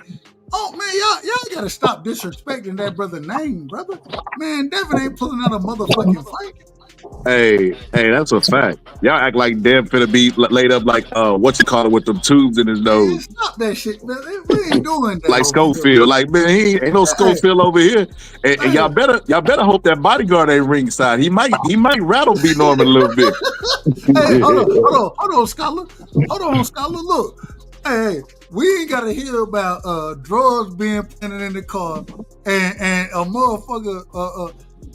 The quote-unquote tow truck driver come by and say, well, the car ain't been running long enough, so the police let a nigga with drugs in his car out the car. We ain't got to worry about that with Devin. We don't have to worry about that. Devin Yo, fight. CIA agents was sabotaging the fight, all kind of crazy stuff. We not living that life around here. And Devin, regardless, even though I got Junior. But at the end of the day, Devin fit a fight. And I that's one thing I love about Devin. I love that he gonna fight that fight. And win, lose, or draw, he don't give a damn. He want the smoke. I truly believe he want the smoke. Mr. Chairman, real quick, before I let Scholar go, do you have any last words that you want to give me? Nah, man. Other than that, man, God bless. Have a good night. And whenever y'all do what y'all do, I'm going to pull up like Pampers. And if not Pampers, I'm coming like Huggies, dog. It's all love between me and you, dog. And I want to be cozy when we do what we do. Go ahead, player. I love you. I appreciate you. And I think, man, we need more people like you to support individuals like myself. And you've always done a hell of a job. I appreciate you, Mr. Chairman. So with that, I take it that I'm rocking on the right side. Peace out to the scholarly one. Peace out to D Mickey Freaky Ray Live. All right, bro. Always on that Mickey Freaky drive. Hold on, Mr. Chairman. We got to give you your drop before you walk out of this motherfucker. The fucking nobody. That fucking nobody. It's John Wick. Fucking nobody that y'all think Mr. And I don't think Mr. Chairman is a nobody. But if anybody who think that nigga is John Wick. That nigga a killer in this boxing community, man. Scholar, man, welcome to the show. You sure you want to end this, bro? We got a pretty big weekend coming up.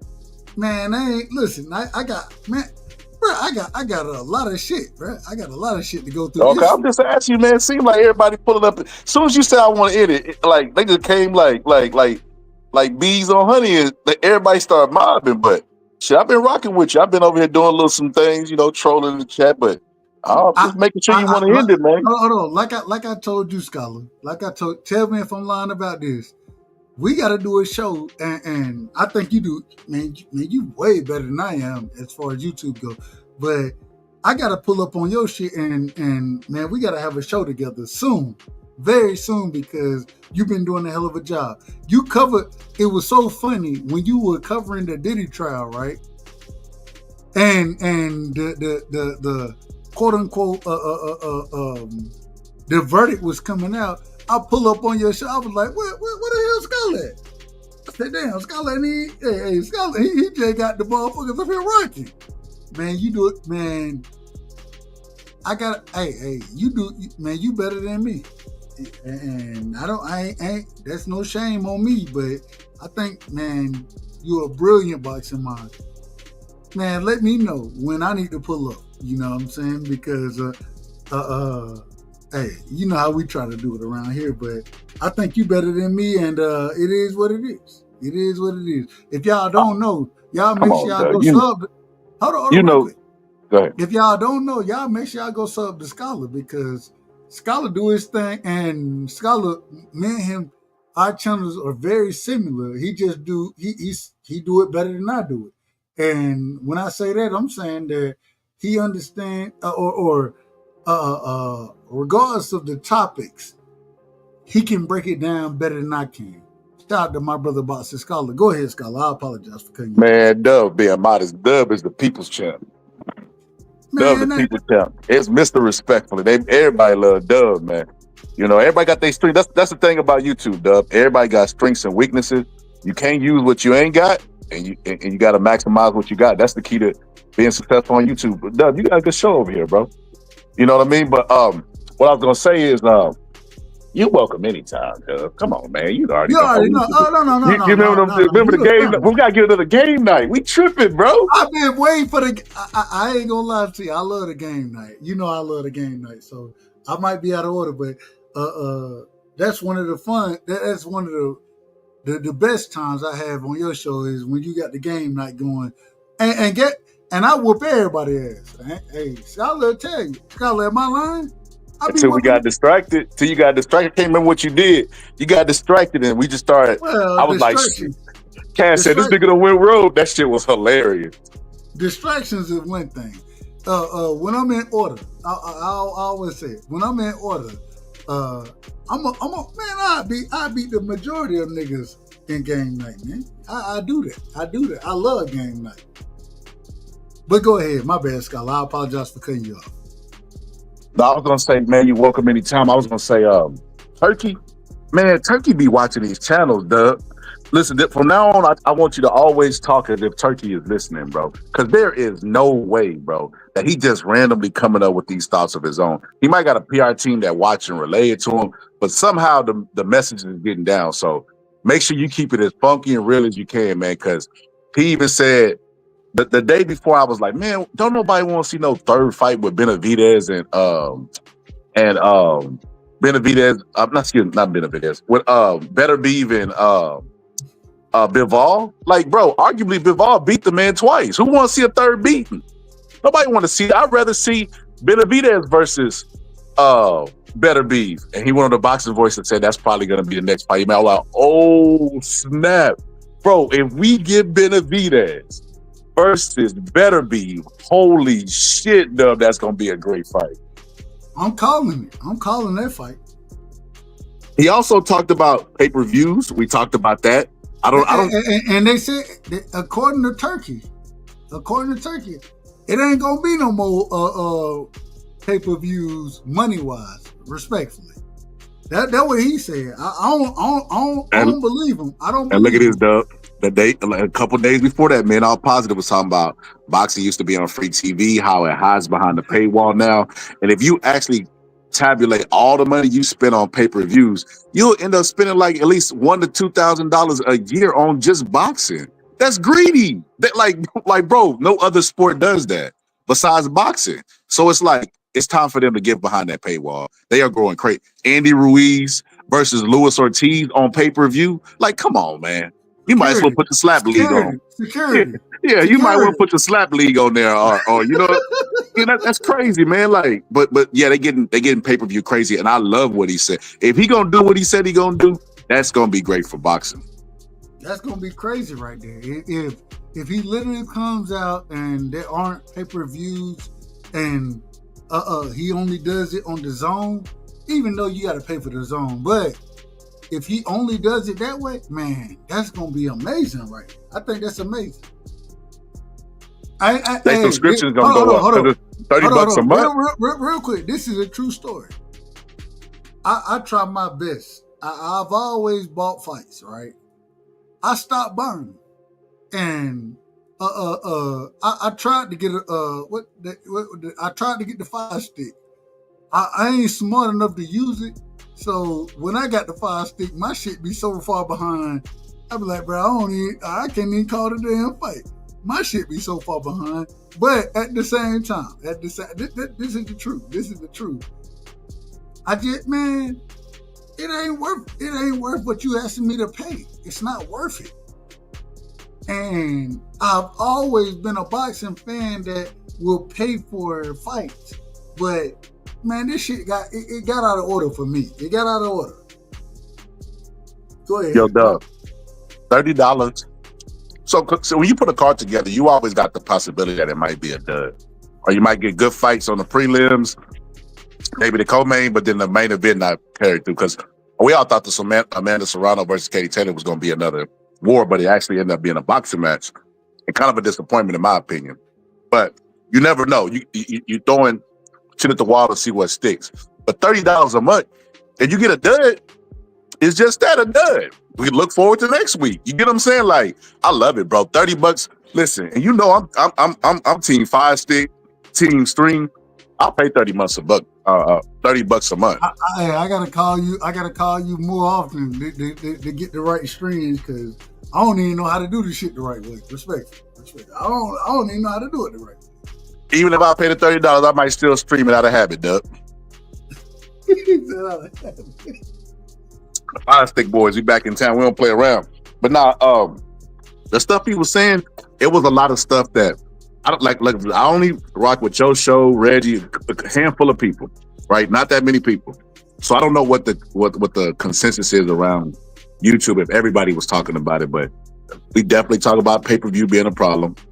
We definitely talked about the Benavidez fight, and it sounded like he listening, man. Like he listening and adapting. He was basically saying that the model that they have is broken. He was like, piracy is a problem. It was like not only piracy, he was like, people have subscriptions and still have to pay. He was like, if there's 2 million people subscribed to the Zone, but only 200,000 watching the fight, they clearly don't want to pay for the fight, but they also love boxing. They feel it's unfair, which is true. It's so crazy to me that somebody outside the market come in and say this.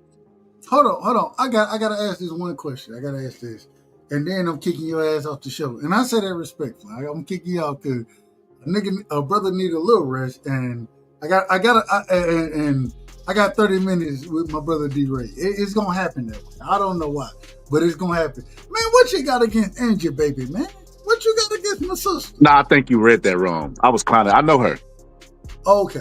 Yeah, I know her. I know. We be in the same sector. I'm always teasing her. That's my homegirl. But hold on, what sector y'all in?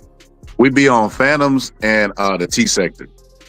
What? Hold on. All right. So I had a good conversation with my brother Ben Israel last night. This is a true story. And then I'm letting you go after this. So I said that respectfully to you. But he brought up the T sector. What the fuck is the T sector? Same thing I said when I heard it. Ben the one that introduced me to it. You're like, Scholar, I'm gonna show you around. I'm gonna teach you the game. That's where I think that's where Ben went when he disappeared all that time. What is the T sector? It's just what they call themselves. They talk about a variety of topics over there. It's just like us calling ourselves the boxing sector. It's just that's what they call themselves. I never call myself the boxing sector. I call myself. Hey, I'm Dub Rightside. And I say that respectfully. I don't even know what the sectors are. So somebody got to let me know what's going on, man. Y'all got to let me know what's going on. Hey, you got to talk to Ben Israel. He the one with the keys, Dub. He showed me around. He was like, you want to stay away from this person right here. Like this. He gonna lace you up. Just ask Ben. He know all the people over there. Ben be over there showing his ass. I didn't think Ben could get any more turned up from the boxing sector. Go over to the T sector and see what. Go over there with Ben. See what Ben be. Ben crazy. Amazing. Hey man, shout out to my brother the Scholar, man. Hey, real quick, Scholar. Let the folks know when you're gonna be live. Man, I ain't gonna lie. I was thinking about doing one tonight, but I'm like, nah, I just do it tomorrow. I just pack it up tomorrow and save my energy. I think I might go work out. That's what I'm gonna do. But hey, as always, man, hit me up. Let me know when you live. And like I said, man, I gotta pull up on your show, man. I ain't showed you love in a minute, and I apologize for that. I truly apologize. You know, life is lifing, but at the same time, man, I got a lot of respect for what you do, and so I gotta pull up on you and rock with you, man. All right, bro. Likewise. I'm out. Hey, peace. We got the OG in the building, man. Hey, hold on. Let me fix this shit, man. Let me fix this shit, because this shit finna get out of order quick. I already know what the fuck finna happen. We gotta. If y'all don't know, man, we got the OG in the building, man. I can't even call him the OG. Cause he a young nigga. He might be a YN. I'm just telling y'all. I don't know what's going on. He might be a YN, but we got my brother in the building, man. D-Ray Promotions is in the building. I call him D-Ray Promotions. Some folks call him Broke Land. Some folks call him D-Ray Live on the Drop. I don't know what y'all call. I call him D-Ray Promotions. But D-Ray, man, welcome to the show. And give me your opening statements, your closing statements, and take as much time as you take as much time as you want, because if it weren't for you, you one of those individuals that I give a lot of credit to. That oh man, my brother. Salute to him. Hopefully he pull back up soon.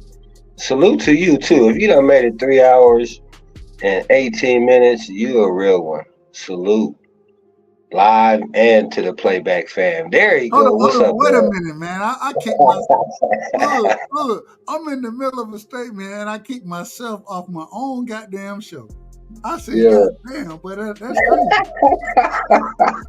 but so I didn't hear what you said. But man, Go ahead. Straight out of Omaha, Nebraska. If anybody don't know, now you know. One of the biggest Bud fans that I know. A brilliant individual as far as talking boxing, talking damn near anything you want to talk. I don't think I always say this. He don't talk conspiracies well. He don't talk conspiracies. He ain't quite there yet. But anything else, you talk to D-Ray, you're gonna learn something. D-Ray, go ahead. I apologize. I done cut myself off. Man, I apologize to you. Hey, bro, and that's the one thing, man. Don't apologize, bro. We just gonna, you know what I'm saying? We ain't gonna never charge it to your heart, bro, because we know that, you know, you're coming out of a real place, man. So I always charge it to my finger. Normally I say charge it to my head. Charge it to my fingers this time. Charge it to my fingers. That's what I say. I got arthritis in these joints up in here, man. But hey, man, but for real, bro, you had a all-star panel again. You know what I'm saying? Like, it just amazes me, man, when I see all the different brothers and sisters, bro, that network with you, man, and have respect enough to not only come over to your show, bro, but click the link, you know. And that's the thing, bro. You know, sometimes we get out of order over here, but you know, we always gonna let you know that we're just trying to be as respectful as possible, you know. And I just love it, bro, because you know, we get different opinions than ourselves, different experiences, and that way if y'all don't notice, I say this on a regular basis. People have literally started calling me Mr. Respectful, right? Mr. Respectful. I always tell y'all, you know what I'm saying? And D-Ray, correct me if I'm wrong in this situation. I got respectfully from D-Ray, right? I got it from him. He got it from Mark Nash. Correct me if I'm wrong on that. No, you're right. When Mark Nash, he a country nigga like me. He from the state. He from Georgia. You know what I'm saying? I always say I got to get a chance to meet D-Ray. I don't know if I'm gonna pull up in Omaha because I'm just gonna be honest. I don't know what the fuck there is to do in Omaha. But I done met Mark Nash in person, right? And when me and Mark chopped it up, man, Mark is he's a great individual, a great dude, man. Y'all make sure y'all go show Mark love. But D-Ray told me when and I always say it, the same way I can't take credit for Out of Order. Out of Order come from Eric May. You know what I'm saying? It don't come from me. None of this shit come from me. I just know I can make it marketable. Respectfully. Yeah. But at the same time, respectfully, it didn't come from me. It came from D-Ray. That's where I got it from. And D-Ray said he got it from Mark Nash. I didn't know that at the time, but I think, man, just it's so brilliant that individuals give each other credit. Instead of just trying to take it, you give credit what credit is due. And I think D-Ray is one of those individuals, always giving credit what credit is due. Go ahead. I apologize for being long-winded. Hey, no, bro, I just say, and that's why today you known as Mr. Respectfully. You know what I'm saying? Like it's full circle, bro. You know, and that's the thing, bro, is that when we listen to this, you know, we might get a phrase or a word or something from one sector and take it over to the other, and you know what I'm saying, and you know, give it a life of its own over there, you know, and you know, I just think, bro, that's what's gonna make the whole experience better, you know, and that's the thing I was trying to say earlier, bro, is I really enjoy, you know, when I click on YouTube and I see Dub is live, and you know, I click on the show, bro, and I see all the people, bro, that's vibing. You know, it just makes me happy, bro. You know what I'm saying? So 9 times out of 10, I just sit back and listen. And, you know, I try to wait till I get down to about maybe 4 people, and I'll be like, okay, you know. But you know, and that's the thing, bro, is you know, everybody, like you said, bro, we ain't gotta agree, but I enjoy hearing everybody's opinion and perspective, bro, you know. And D-Ray, you know why I enjoy you clicking on when you do? You know why I enjoy it? No, sir. The reason I enjoy it because after this show, I'm gonna call your ass anyways. Right? And get what? We gonna sit there and rock out for however long we rock out. And when we can do it live, I appreciate it. Like, it means a lot to me. Like, it really does. And hey, bro, absolutely. But why remember? Can I ask you something? Because you guys were you and Scholar was talking about Turkey. And one thing I heard him, you know, today, I don't know if he said it today or whatever, but he basically was telling Boots if he want to take a tune-up, go take that shit over to Eddie, bro. Come back when you ready for a real one. Because I ain't paying for that bunk shit, huh? He said, hey, ain't no tune-ups around this motherfucker, man. Man, yeah, bro. Like, you know. Tune-ups around this bitch. I respect that, though. I don't want to see, and shout out to Boots. I'm a fan of Boots. But at the same time, I listen to niggas say that Junior was ducking Boots. Man, Junior wasn't ducking no smoke. Junior ain't ducking smoke, nigga. He not ducking smoke. Devin ain't ducking smoke. I don't think Boots ducking smoke. I don't believe that. I don't believe he is. You know what I'm saying? But at the same time, bro, you can't go fight a tune-up, man, bro. Go on and get the smoke with Virgil, man. Get the smoke there. I don't know what that situation is. I'm gonna do a tad bit of research and then I'll probably have a show on it. But I don't believe. Hey, bro, the thing I say is he going to the wrong playbook, bro. That was a Keith Thurman playbook, and you see where it got him. You know what I'm saying? Sure. He got to go get back in the tune-up. $89 for a pay-per-view tune-up, bro. Come on, man. Hold on, real quick. I gotta ask you this. Thing, right? We got Mr. Gary Russell. He coming back this week. I was listening to, and I'm gonna talk about this later on. But Mr. Gary, he got a fight coming, and he said, "Man, I want all the smoke, man. Tank." Shakur, man, I'll fuck all of them up. That's what Mr. Gary said. That's what he said. I disagree with it, but at the same time, I love that Mr. Gary want the smoke. Yeah, I love he want the smoke. He from DC, bro. You know what I'm saying? That's just like Roach. You know, some people say, "Oh, he lost this or he ain't that, bro." But when he got in that ring, bro, he gonna fight, you know, and that's the one thing that we know about them Russell brothers, bro, is that they professionals. They got, you know, they know their way around the ring. And see, and that's the thing too, right? Is because, and I kind of think that it gets overshadowed with this Edgar hand wrap situation. But like Pacquiao coming back, you know, because hold on, wait a minute. You can't do it that way. You can't do that.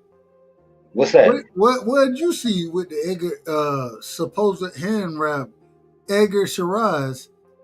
What did you see? I didn't see nothing. And we had, shout out to Uncle Stitch. We had Stitch Duran yesterday.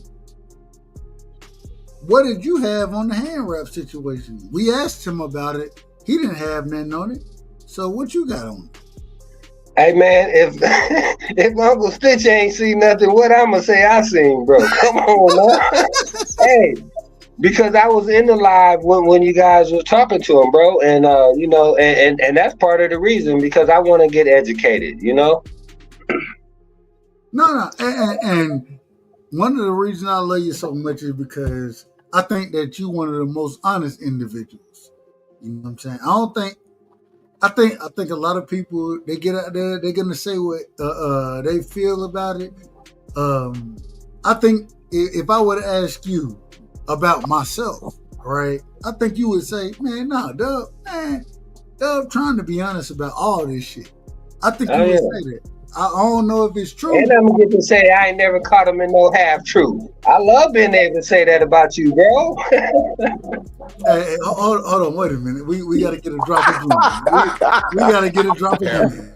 I try my best to tell the truth. People don't like my style, how I talk, my delivery, but you ain't catching me in half truth and lies. You ain't catching me in half truths and lies. I ain't finna get up here and lie about none of this shit. And the reason I'm not going to is because I think me being honest about all of it. You know what I'm saying? Even my brother Cash, shout out to Cash Crypto. When Cash asked me if I thought that Shakur got knocked down in the second, third round, whatever round, I was like, no, I didn't believe it was a knockdown. But at the same time, you know what I did? I went and I asked everybody that I knew, any chance I got to ask a question. Man, what y'all thought on that? And the majority didn't think it was a knockdown, but even if you called it a knockdown, that's fine. I'm okay with it. It still wouldn't have changed the fight. So, I mean, say what you're gonna say, but then, and I brought Mr. Tillman back up here because absolutely. I always say with Mr. Tillman, man, even though Mr. Tillman, he be out of order sometimes. Man, one of the most respectful. The same way I hit you up, D-Ray. The same way I hit you up, the same way. Man, I hit both of y'all up and just say, man, I appreciate y'all. Man, y'all done kept me in order so much, and y'all done helped me understand that, bro. You ain't gotta do all of that. Be in order. You talk about in orderness. That's what you talk about. But y'all know I talk about that. But man, I want you to understand that, man, be in order, brother. And if it weren't for both of y'all, man, I might have said some shit that I probably shouldn't have said. You know what I'm saying? And so I love the appreciation and the real quick. Well, fuck me. What y'all got going on? Man? When y'all gonna have a show together? Respect. When y'all got something going? Respectfully, I'm gonna tell you like a brother told me. He said, you know what? One day when I got some show going on, I'm gonna pull your ass up and we gonna do what we do. That's what I heard from Little Rabbit told me that. And D-Ray said, yo, you better believe what that Mickey Friggy said, because, yo, when you come up, I'm just going to let you rock, because you rock well. And I said, you know what? I learned it from the best, man. I got it from D-Ray Promotions. So whenever that man... You didn't answer the question. I did answer the question. He said whenever... No. When y'all got a show going? I don't know. Whenever D-Ray say he get it going, we going to get it going. I'm going to pull up. D-Ray.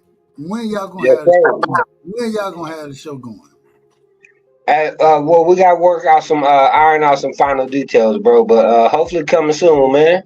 Like he said, man, we got to wait for the Tank Davis announcement before we can say anything. There's not a Tank ain't announcing shit. He's not announcing nothing. Why are we looking for it? There is no announcement. This man ain't fighting in August. He's not fighting in August. All right. Y'all finna get me out of order. Look, you about to lose in stock over Tank, man. Don't let it happen, dog. Don't let it happen. D-Ray said it's gonna be soon and very soon, like the old Negro spiritual, dog. So go on and get your hymn books out, because get what I'm gonna tell y'all. And get what? You ready for it? All What right. happened? I just got my hair done 2 days ago, and she picked grease in my shit, so the shit was like, you know, like when you sweating and things like that, and the grease come in my face, it burnt my eyes type shit. Damn, why y'all booing like I'm saying bullshit? Like, this is real facts. Come on, man. I just got my hair done 2 days ago. Swing the remix on! I just got my hair done 2 days ago. I just got my hair done. And she picked grease in my shit. I just got my hair done 2 days ago. I just got my hair done. I just got my hair done. I just got my hair done 2 days ago. I just got my hair done. And she picked grease in my shit. I just got my hair done. I just got my hair done. I just got my hair done. I just got my hair done. I just got my hair done. I just got my hair done. Why y'all booing like I'm saying bullshit? Hey, this is real fast. Hey, this is real fast. Why y'all booing like I'm saying bullshit? Hey, this is real fast. It burnt my eyes. Hey, this is real fast. I just got my hair done 2 days ago.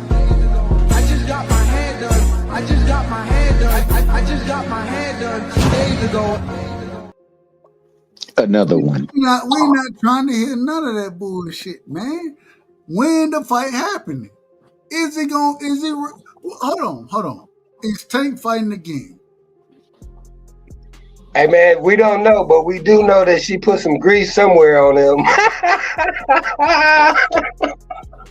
You smoke crack, don't you? You smoke crack, don't you? Look at me, boy. Don't you smoke crack?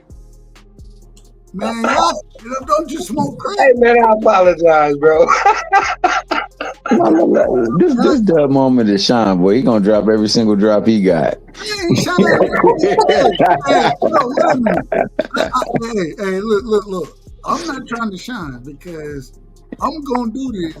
And after both of y'all get y'all bars off, I'm gonna do this anyway. I'm gonna do this. I know you will. All I'm trying to tell you is this right. This is all I'm trying to say. When are y'all gonna start to criticize Tank Davis, Mr. Chapman? When you start criticizing him? You said when I'm gonna criticize him? Yeah. Okay, so like I said, man, for the most part, from all his contemporaries. Let me ask you this: who was the best? Oh, my bad. I was out of order. I'm out of order. Nah. I guess I started that ish out of order, so I guess I needed that right there. Go on and give me the Beetlejuice, dog. I'll respond after the Beetlejuice. Go ahead. Drop it on me, man. Go drop it on me. No, I didn't mean to do that. I apologize. Go ahead. Okay, so as I left off with contemporaries, out of all his contemporaries, he's held to the fire a little bit more so than others, even though, like, for the most part, he held truer to his words in the social media sectors than others. I will say this. He said 5 names. I want them 5 names. So if I don't get them 5 names, then that's when I'm going to have hella criticism for him. Until then, man, I don't know what's going on with that brother in his personal life. I don't know if they're going like my man Tony said, the PO going to let him go on and go because, you know, that could be a violation of his probation. We don't know how that's going to play out. If he's able to... Mr. Chapman. What you going to say? I love boxing. I love knowing about boxing. I love knowing about boxing. I think I know a lot about boxing. But one thing that you sounded like right now, and I'm just being honest, Mr. Chapman. When I say more people don't know shit about boxing, they don't. I knew Roger was going. Go ahead. Yeah, he set it up, didn't he, dog? He set it up. This shit ain't crazy. Man, listen. Regardless, Tank Davis, and the first thing, I got 2 things to say. The first thing is, man, I hope everything work out for Tank because I never wish for that brother to be in jail. I never wish for that. You know what I'm saying? And I'd have been in the prison system before. Well, not long term, but he ain't been that long term. Man, I don't wish nobody to be that short term. Fuck all that. I don't wish none of that. But at the same time, this nigga, he ain't finna fight no fucking Lamont Roach. He's not fighting him. He not fighting him. Jake Paul. Tough like a woman. I swear to God, I'm on mama. That's what. Hold on, let me play this. Y'all didn't hear. Tough like a woman. Out of order. Who the hell do you think you're talking to? This is ridiculous. We gotta stop this shit, man. We gotta. That nigga, he coming with the black flag. He coming with the combat. That nigga coming with the bingo. He coming with the what you call it, decon. He coming with the the Roach Motel. He coming with the raid. That boy coming with all that damn. The fuck is wrong with you people? Who raised you? Mr. Chapman, you was raised just like I was raised. You right about that, Dad. You was raised much better than what you speaking on right now. Give that man the criticism he deserves. Oh, he get mad criticism. Like I say, if he don't fight the rematch and he don't fight them 5 names, I got nothing but criticism for him. Because that's what he said. Yeah. He said, I try my best to tell the truth. People don't like my style, how I talk, my delivery, but you ain't catching me in half truth and lie. We might have caught you in the half truth and lie, Mr. Chapman. well, what I have truth about? Who Tank fighting next? I don't know if he's fighting anytime this soon. It depends on what happens with the situation he had when he went to jail, Doug. I don't know how that's gonna play out. But if he can fight, all I know is it better not be no damn Jake Paul, no damn Ryan Garcia, no damn Pitbull. Because he said 5 names. He got a rematch to handle before that. He said 5 names. So I'm holding him to that standard. Hopefully he get a chance to fight. And if he do fight, he hold up to his word. If he don't, then This shit done got so far out of order. And what's out of order about that? No, I'm about to tell you. I got you, Mr. Chapman. And I say this respectfully. I didn't mean this. I was gonna shut shit down, man. I want to do this. I need to shut shit down. I need to shut shit down and go to sleep. Yeah, before you go to sleep, you got to make that call, though. Don't forget that call. Oh, man, fuck a call. There ain't a call I need to make at this motherfucker. Everybody who know me already know what's going on with me. So, the calls have been made. But because you say, now I got to get extra. All right, fuck it. Let's go. Here we go, y'all. Mr. Chapman, give me your last words. D-Ray, I'm coming to you next. Give me your last words. And then I'm finna act the fool on this motherfucker. and I'm doing it with neither one of y'all on the motherfucking show. I'm gonna do it by my goddamn self.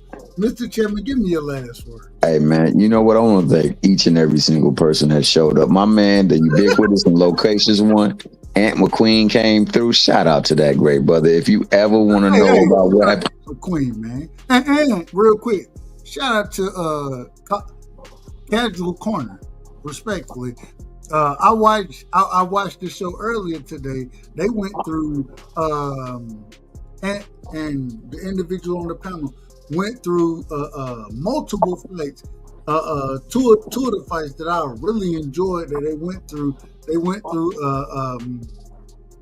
what's the brother Pereira? Is it Pereira? What's the brother who fighting Pitbull Cruz this weekend? Oh, Ferreira. Whatever.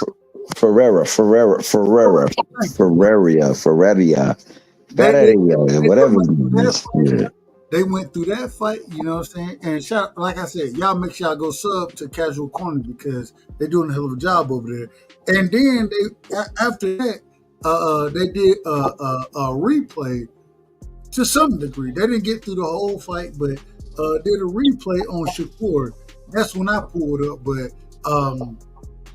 man, shout out to y'all for doing what y'all got going on over there. And man, I think Mr. Chapman, you and Aunt McQueen, I think y'all, man, is special what y'all doing.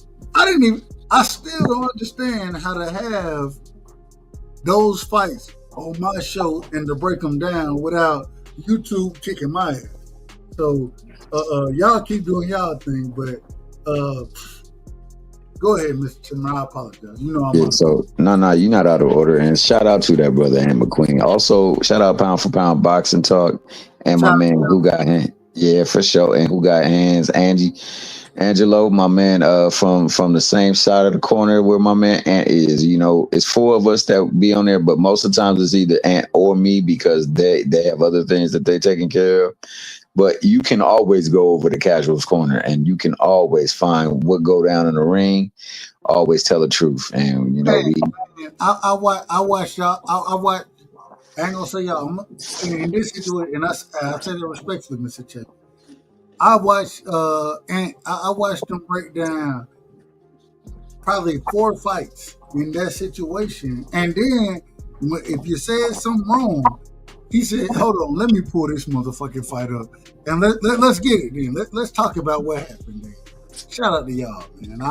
Hey, y'all make sure y'all go sub to Casual Corner because they're doing a hell of a job over there, and they do it way better than anything I could do. The breakdown of the fights that they do is beautiful, is fantastic. If you listening to me right now, I don't think y'all would tell me I'm lying about this shit. If you want to tell me I'm lying, that's fine, but go watch it. Go watch it. Just go watch it. They doing a hell of a job over there, man. Shout out to Mr. Chico. Hey, shout out to the people on the panel that came up today. Shout out my man D-Ray. Shout out to Dub Rightside. You know, if you here, you definitely rocking on the right side. And tomorrow, he will be live. All he asks is that you come over, bring your order with you, because we don't like when you get out of order, no half-truths, no lies. Hit the Mickey Fricky like, bang the respect button, bang the Cash App if you can, man. And also, pull up like Huggies, because, hey, it's going to be a sticky situation when they start to talk about what you say, pull up like what? Pull up like Huggies. Hey, Pull up like Huggies or Pampers, baby boy. Which one you want to be? It could be Loves. Hell, it could be the nigga. Puddle. Come on, man. Man, hold on. All right, real quick. I gotta tell all y'all niggas this. I gotta tell y'all this, man. Look, I done been live for 3 hours. Look, I'm trying to we going on 4 hours. I'm trying to keep shit down to 2 hours. And then y'all niggas pull up late night, which is okay. I ain't got no problem with it. But Hero, go ahead, man. Give me an opening closing statement. Mr. Chairman, we kicking your ass off the show. And I say respectfully. I'm out of here respectfully. And I love you. I love you too, though. That's reciprocity. I'm out of here respectfully, Puddle. You my guy. D-Ray, you my guy. The right side. Remember, you rocking on the right side. The ghetto of YouTube over there at the corner. You already know that. Over in the corner, we be in the ghetto. Everything goes. There we go. You know what I'm saying? Hero, man, give me your opening closing statements, man. Now, I just wanted to tell you, Doug, just call him Angel instead of Fierro. Just call him Angel. Hold on, you talking about Fierro? Yeah, Fierro. Thank you. So just call him Angel. Yeah, just call him Angel. That's his first name. Who you got in that fight? Pitbull. I got Pitbull too. Yeah, it's gonna be a good one though. I think it's gonna steal the hey, show, man. That brother got a chin. That brother got a chin, man. Yes, sir. Can't wait, man. Can't wait for the fights. What up, D-Ray? If you still there? No. Yes, sir. Hey, Puro. Hey, real quick. I want to know who you thought won that Cuevas Puro fight this weekend. Cuevas and who? Man, I don't know the dudes, man. Hold on, Matisse and Matias and Pollo, man. I thought Matias won. D-Ray. I thought Matias won. No, I know who won. I'm asking who you thought won. I thought he won. Okay, appreciate it. Who you had winning, D-Ray? I thought the champ won. I thought Pollo won that fight. Yeah, he run it back, right? Can you run it back, right? Hey, I think they should run it back. I thought it was a close fight.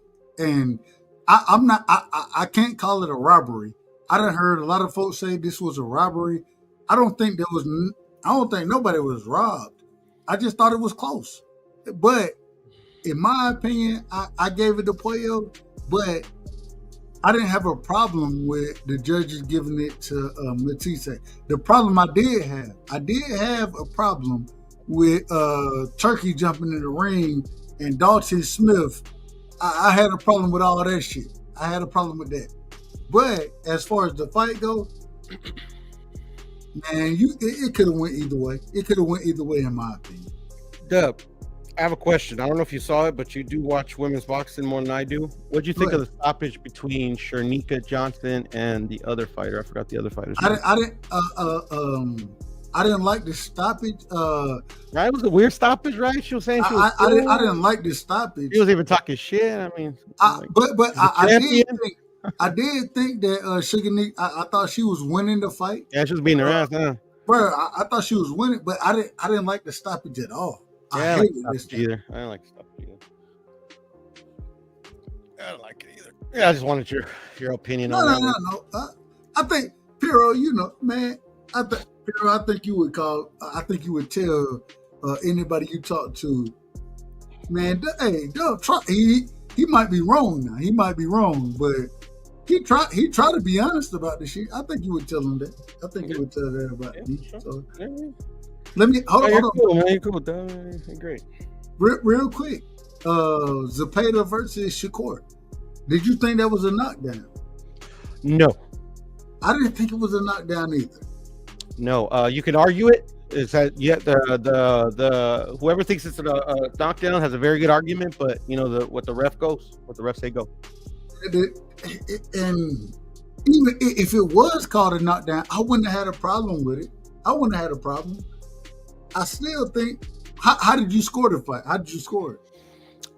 Initially, I didn't score it because, to me, it's hard to score, and it was a good fight. Thank the Lord. But like my initial feelings, I had it 8-4 Shakur, but I thought the scorecards are out of order, but it don't matter, man. I thought the judges were wild. Me and you scored it the same 8-4, 7-5. Yeah, I even give Nate a little credit there because I thought he dictated the pace, but Shakur was getting some. Shakur was in there, man. But they literally, I think the judges had. I think two of the judges had it. What? 118. 118. I'm like, bro, y'all giving it what are y'all doing? Y'all, what fight are y'all watching? Me personally, I gave Zepeda. I thought early in the fight. He got off. I thought he lost the first round, but I gave him the second, third, and fourth, I think. I don't know exactly which ones they were. I got to go back and watch it. But at the end of the day, I just didn't see 118 to 1. I didn't see none of that. I didn't see that either. It was a highly competitive fight. But it don't matter, bro. At the end of the day, those type of fights, bro, the scorecards, they don't matter, man. Because, I got it 1-1, and it's just ain't nothing I can do to change it. It is what it is. And whether it was 8-4, 9-5, 7-5, whatever. It don't matter, bro. He was gonna win the fight. He was gonna win the fight. He won the fight. He won the fight. And, in my initial watch, I thought he won it. It was a lot closer, but hey. All right, now I'm kicking your ass off because I'm trying to go to sleep. Oh, hey, Mr. Chairman, I ain't bringing your ass back up here. Get the fuck on. Respect. D-Ray.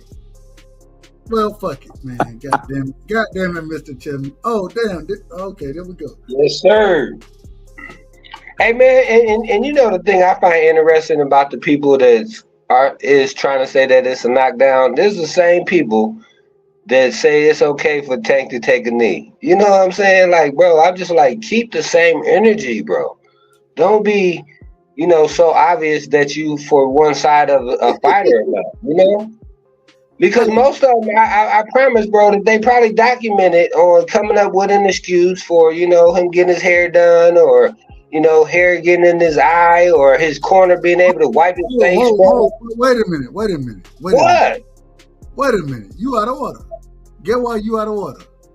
I hope they wouldn't have truth, bro. I just got my hair done 2 days ago and she picked grease in my shit, so the shit was when you sweating and things like that and the grease come in my face, it burnt my eyes type shit. Damn, why y'all booing like I'm saying bullshit? This is real facts. Come on, man. I just got my hair done 2 days ago. Swing the remix on. I just got my hair done 2 days ago.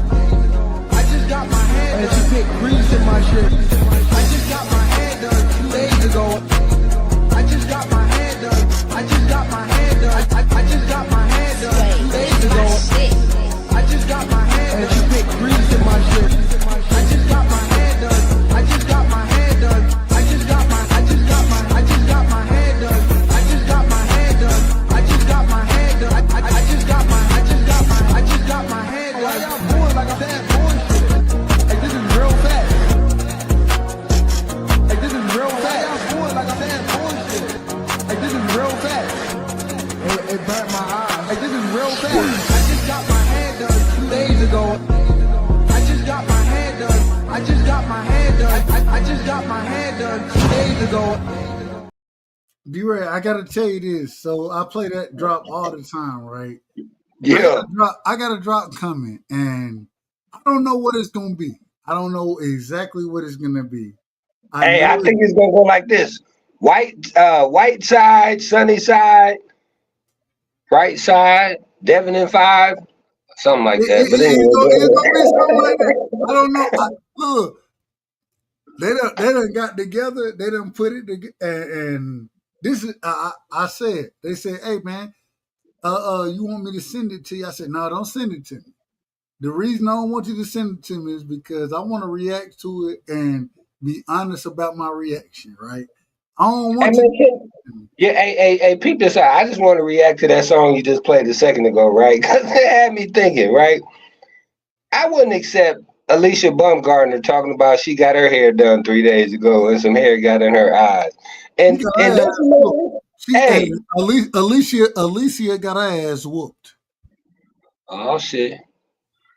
And you know, hey, D-Ray, hold on, D-Ray. I believe you were the person who told me when you see her, get down on the knee, motherfucker. I believe that was what you told me. But absolutely, I thought she lost that fight. I thought she lost. Oh, hey, it was a good fight though. But check this out. But then wasn't it Sunshine Cruz? She got her wig knocked off, and she wasn't complaining about that. That was the reason why she lost her fight, right? That's a fact. Well, I don't know if she got a wig. They took a wig off, and okay, well, whatever happened. I remember I think they cut her hair too. Go ahead. Yeah, no, I'm just saying, man. You know that the women been able to complain about their hair might got in their eyes, but like, bro, yeah, we not on this side, bro. You know, but hey, yeah, man. Before we get in trouble, bro, I see you've been on here for 3 hours and 56 minutes, bro. I appreciate every second, bro. I thank you. I know you're only 3 minutes away from going viral, baby. So you know. I'm trying to stop you. Hold on, D-Ray. I told myself, I said, man, I got I'm rocking with a 2-hour show. And then I'm 4 hours in this motherfucker. And I don't even understand how it happened no more, man. Hey man, it's because, bro, that you're great for this talking game, bro, that people, you know, and that's the thing too, right? Is in this time, right? It's so important, bro, for people to be able to be heard and acknowledged and respected, bro. You know, like with the mental health situation going on, and all these different conspiracies and all these different things, bro, that are happening in real life, and you know how they have an effect on us, bro. And so many times people don't want to hear it, you know, and you get a platform, bro, where you allow people to come up, get out of order, you know, to vent, bro, and for somebody to be able to say, hey, I agree with that brother. You know, that sister had a point. You know, I understand. I went through the same thing, you know, so it's a blessing, bro, you know, and I understand. And sometimes, bro, it can be such a huge responsibility for you where you be like, bro, I really don't feel like it, or this or that, or you know what I'm saying? And I understand that, bro. So, you know, I always tell you, bro, if you think you need a break, bro, do that. But just don't forget, bro, we over here waiting to push the button, bro. You know, so I thank you, man, for giving us the opportunity to be able to press the like button, to be able to, you know, and that's the thing too. I just want to say, bro, that what I love about the diversity of your panel, bro, is that you bring people on who I might not be in the sector where they at, but I'll be like, man, they really said something, bro, that helped me, you know, interesting, entertaining. So I'm gonna go over and when I go over there, say, hey, Dub sent me, you know what I'm saying? And you know, so I just say, bro, just keep doing what you do, man. Take care of yourself, personally first and foremost. You know what I'm saying? But don't forget, man, you got a whole lot of family over here on these YouTube streets, bro. They just Hey, want to take in and share in the glory that you got going on. Go ahead, bro. you know, the most important thing for me, is having niggas like you. You know what I'm saying? Having individuals who I always say, I tell, you know, I'm gonna tell, you know, I'm gonna say it like it is. It is what it is. Me and you talk outside of this, but when I get a chance to talk to you on the panel, it's so important because a lot of times one of the phrases you always tell me, man, this is great content. Let's go live and talk about the shit. Absolutely. That's a fact. You will tell me that. You know what I'm saying? So I just They be like, appreciate it. no, not now, not now. I do. I literally say that. I literally be like, bro, I'm not gonna do that shit right now. I Yeah. just Hey want. man, bro, but that's the thing though. I understand because it's tough, bro. Because you know, you just when you come on here or onto YouTube or whatever, you know, you want to go on and you know, be entertained. You know, you want to entertain. You know, and what comes with that, bro, is you're gonna get a lot of criticism, a lot of trolls, a lot of haters. You know what I'm saying? The stuff that you really didn't necessarily plan for when you're trying to say, hey, I'm gonna try to build this great show for my audience, like you say, we're gonna get this done in 120 minutes and everybody gonna be happy. You know what I'm saying? I'm gonna get some new subscribers, we're gonna go viral, all this. And the thing is, like you say, bro, you can't even get to the second point of your outline because somebody done took you already outside of the lines of what you was even thinking you was gonna talk about, bro. You know?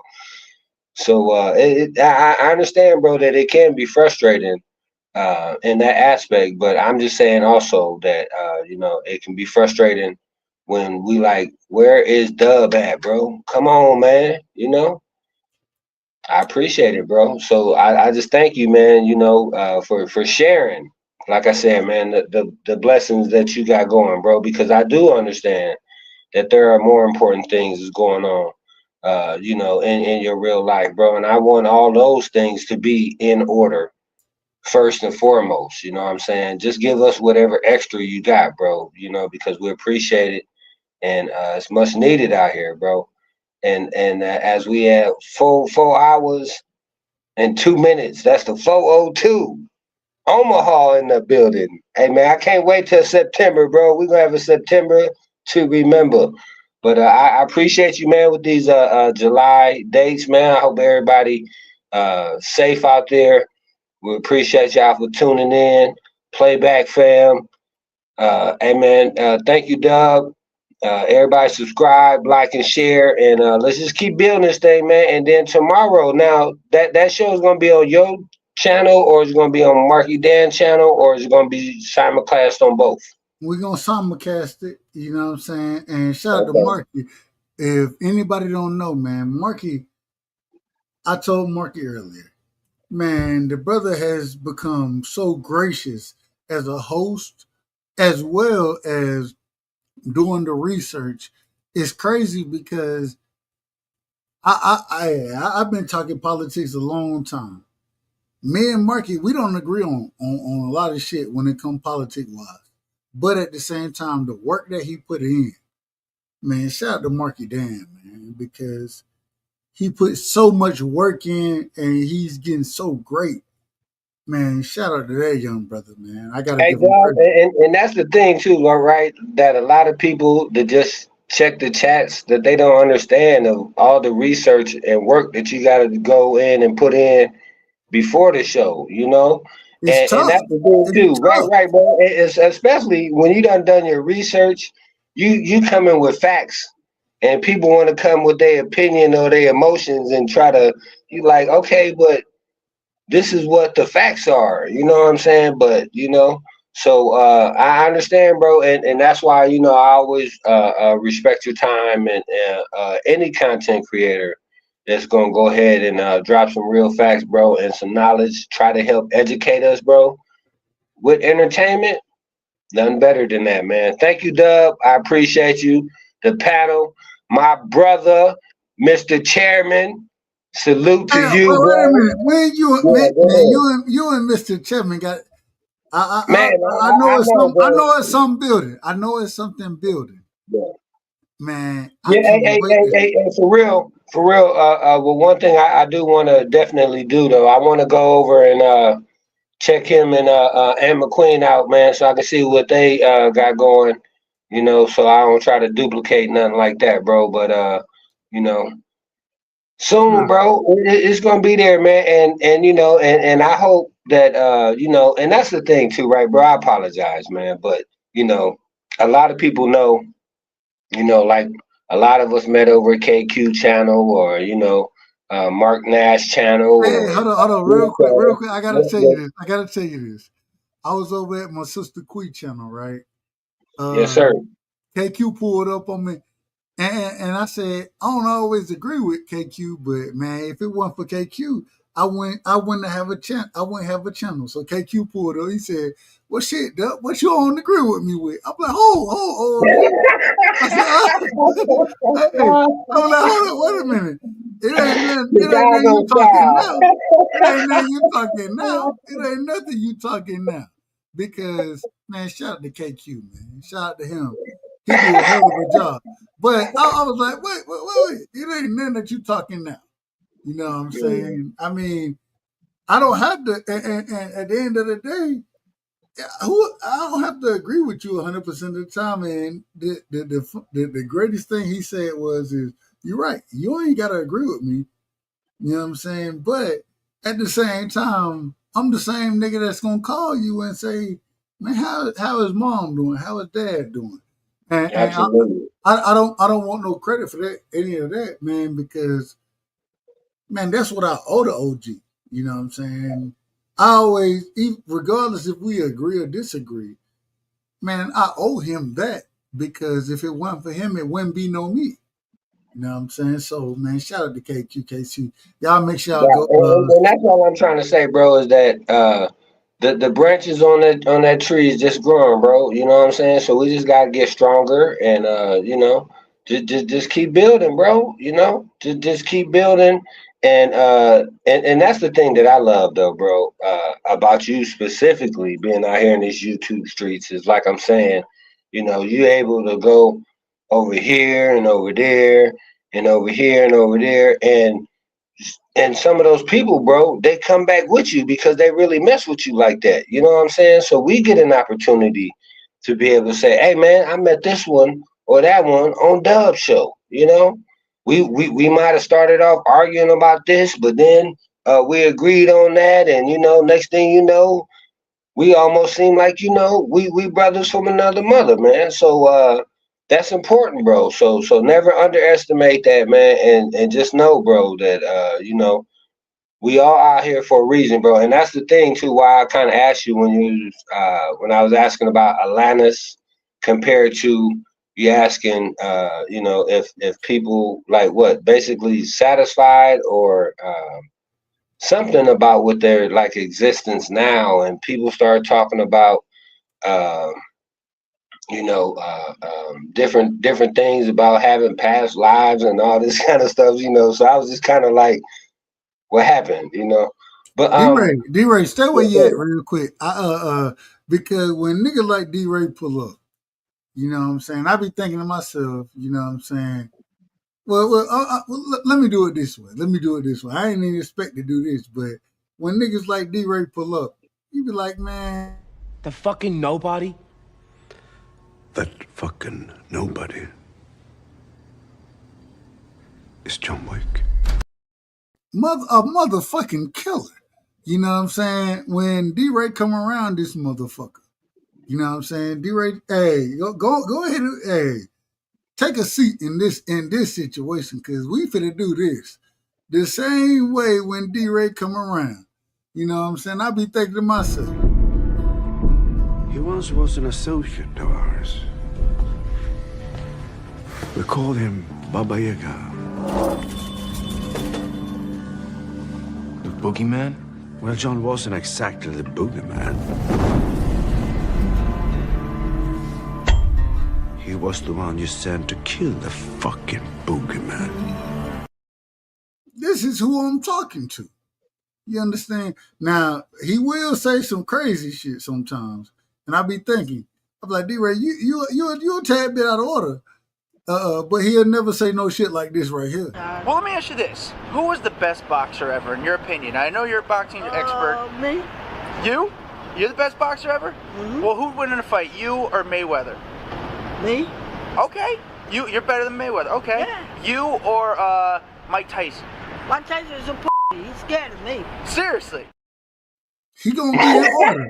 He's gonna be in order. I never have to ask my brother D-Ray. I never have to ask him this question right here. I never have to ask this. You smoke crack, don't you? You smoke crack, don't you? Look at me, boy. Don't you smoke crack? He might ask me that sometime, and he gonna be out of order for asking me. But I never have to ask that. But I will say, if me and D-Ray, if we going to a party, you know what I'm saying, he might pull up like this now. And D-Ray, I say this respectful. Hey,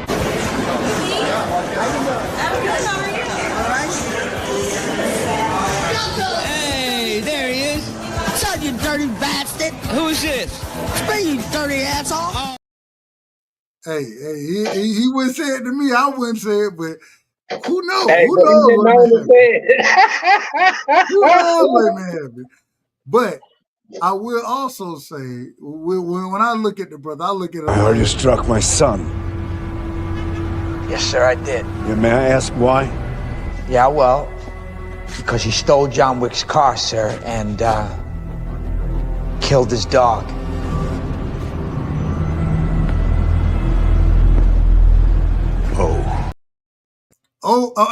Oh is the exact terminology I would use when it's talking about D-Ray, man. But D-Ray, man, I love you and I appreciate it. I had to give you them drops right there. I got a few more that I gotta get off. And shout out to Bram. You know what I'm saying? I don't know if y'all know this. Bram, Cash, they done got together. They got something for me. I don't know exactly how it's gonna play out. Right, but I told and Brim, he hit me up. He said, "Man, I done put the lyrics together. You want to hear it?" I said, "Nah, I don't want to hear it because I want to be honest with the public, when and the chat, everybody. I want to be honest about it, and I want to tell them that when I'm saying that this is my first time hearing it, I want it to be true." And so it will be true. I think it's something about Devin. You know what I'm saying? I don't know if it's Devin in 5 or Junior. I don't know exactly what it's going to be. But the honesty that I can give y'all is the first time y'all hear it is going to be the first time I hear it. So it is what it is. D-Ray, man, love you. And you got any last words? Hey, real quick, I just want to say it might sound something like Sooner, Boomer, Junior, Devin in 5. Hey, bro, I appreciate it. Oh, hey, I'm gonna be upset about it. I'm gonna be upset, but who gives a damn? I don't give a damn about none of it. I love Dev, I love Junior, so we got to see what happens. But the same way, well, first off, let me just say this. I gotta say this. If they do when Bram and Cash come up with what they come up with, the one thing I don't want to hear is this. They got them 5. They got them 5. They got them 5. They got them 5. They got them 5. They got them 5. They got them 5. They got them 5. They got them 5. It don't matter. Divorce court, child than five. OKC, KFC, UFC. Bigger than five. It doesn't matter. Chris Paul, Jake Paul, Logan Paul. Bigger than five. Serge Ibaka, Chewbacca, Waka Flocka. Bigger than five. Tyler Hero, Superhero, Guitar Hero. Bigger than five. You can have hard, you can have a park, you can get a garden. Bigger than five. White side, back side, sunny side. Bigger than five. Phoenix sun, Capri sun, the sun about to set. Bigger than five. Bigger than five. Bigger than five. Bigger than five. Bigger than five. Bigger than five. Bigger than five. Bigger than five. Bigger than five. Bigger than five. Who you gonna put on loop? But the crazy thing is when I watched Shakur put hands on a motherfucker in Williams or Pater, putting hands on his ass. The one thing y'all couldn't say is this. He's scared of you. He ain't trying to fight you, he running. You got to fight a motherfucker, you want to hold on that time. Shakur was fighting a motherfucker. That's what I seen. He was fighting a motherfucker. You know what I'm saying? But at the same time, I understand y'all might not have understood what y'all were watching because... Doesn't matter. I am the best. There ain't a motherfucker come close to me. I mean, that's just the way it is. I mean, people can say a whole bunch of things. But I am the best. If you ever see me, I'm the best, period. Hey, I'm the best when I'm looking at this shit. When I call the fight, I'm the best. But if you thought Shakur was running, I just got to be honest with y'all. When I say most people don't know shit about boxing, they don't. Y'all don't know shit about boxing. You know what I'm saying?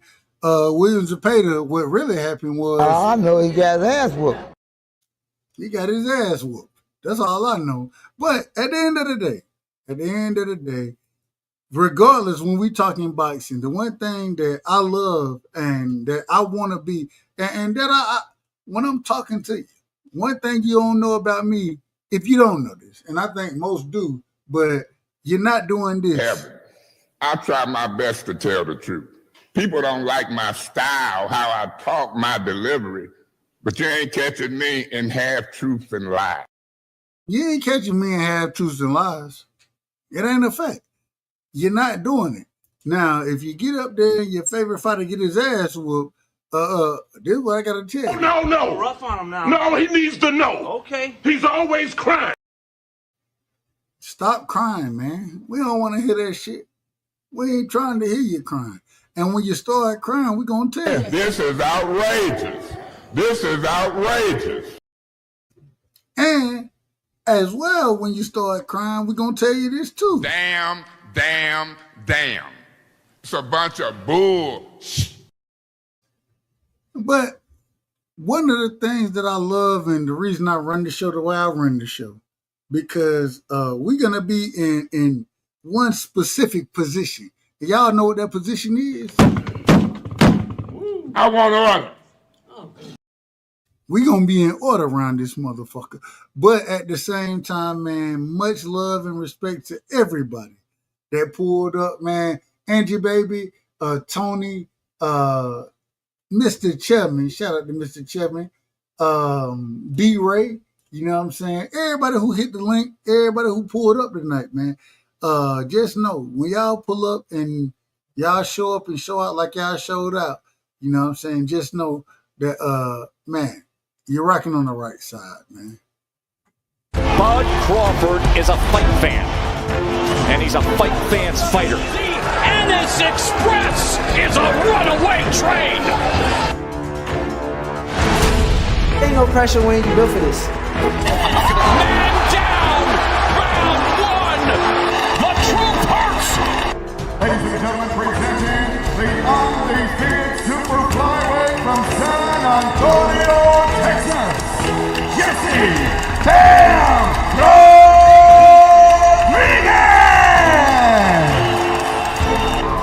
The universally recognized undisputed lightweight champion of the world, Devin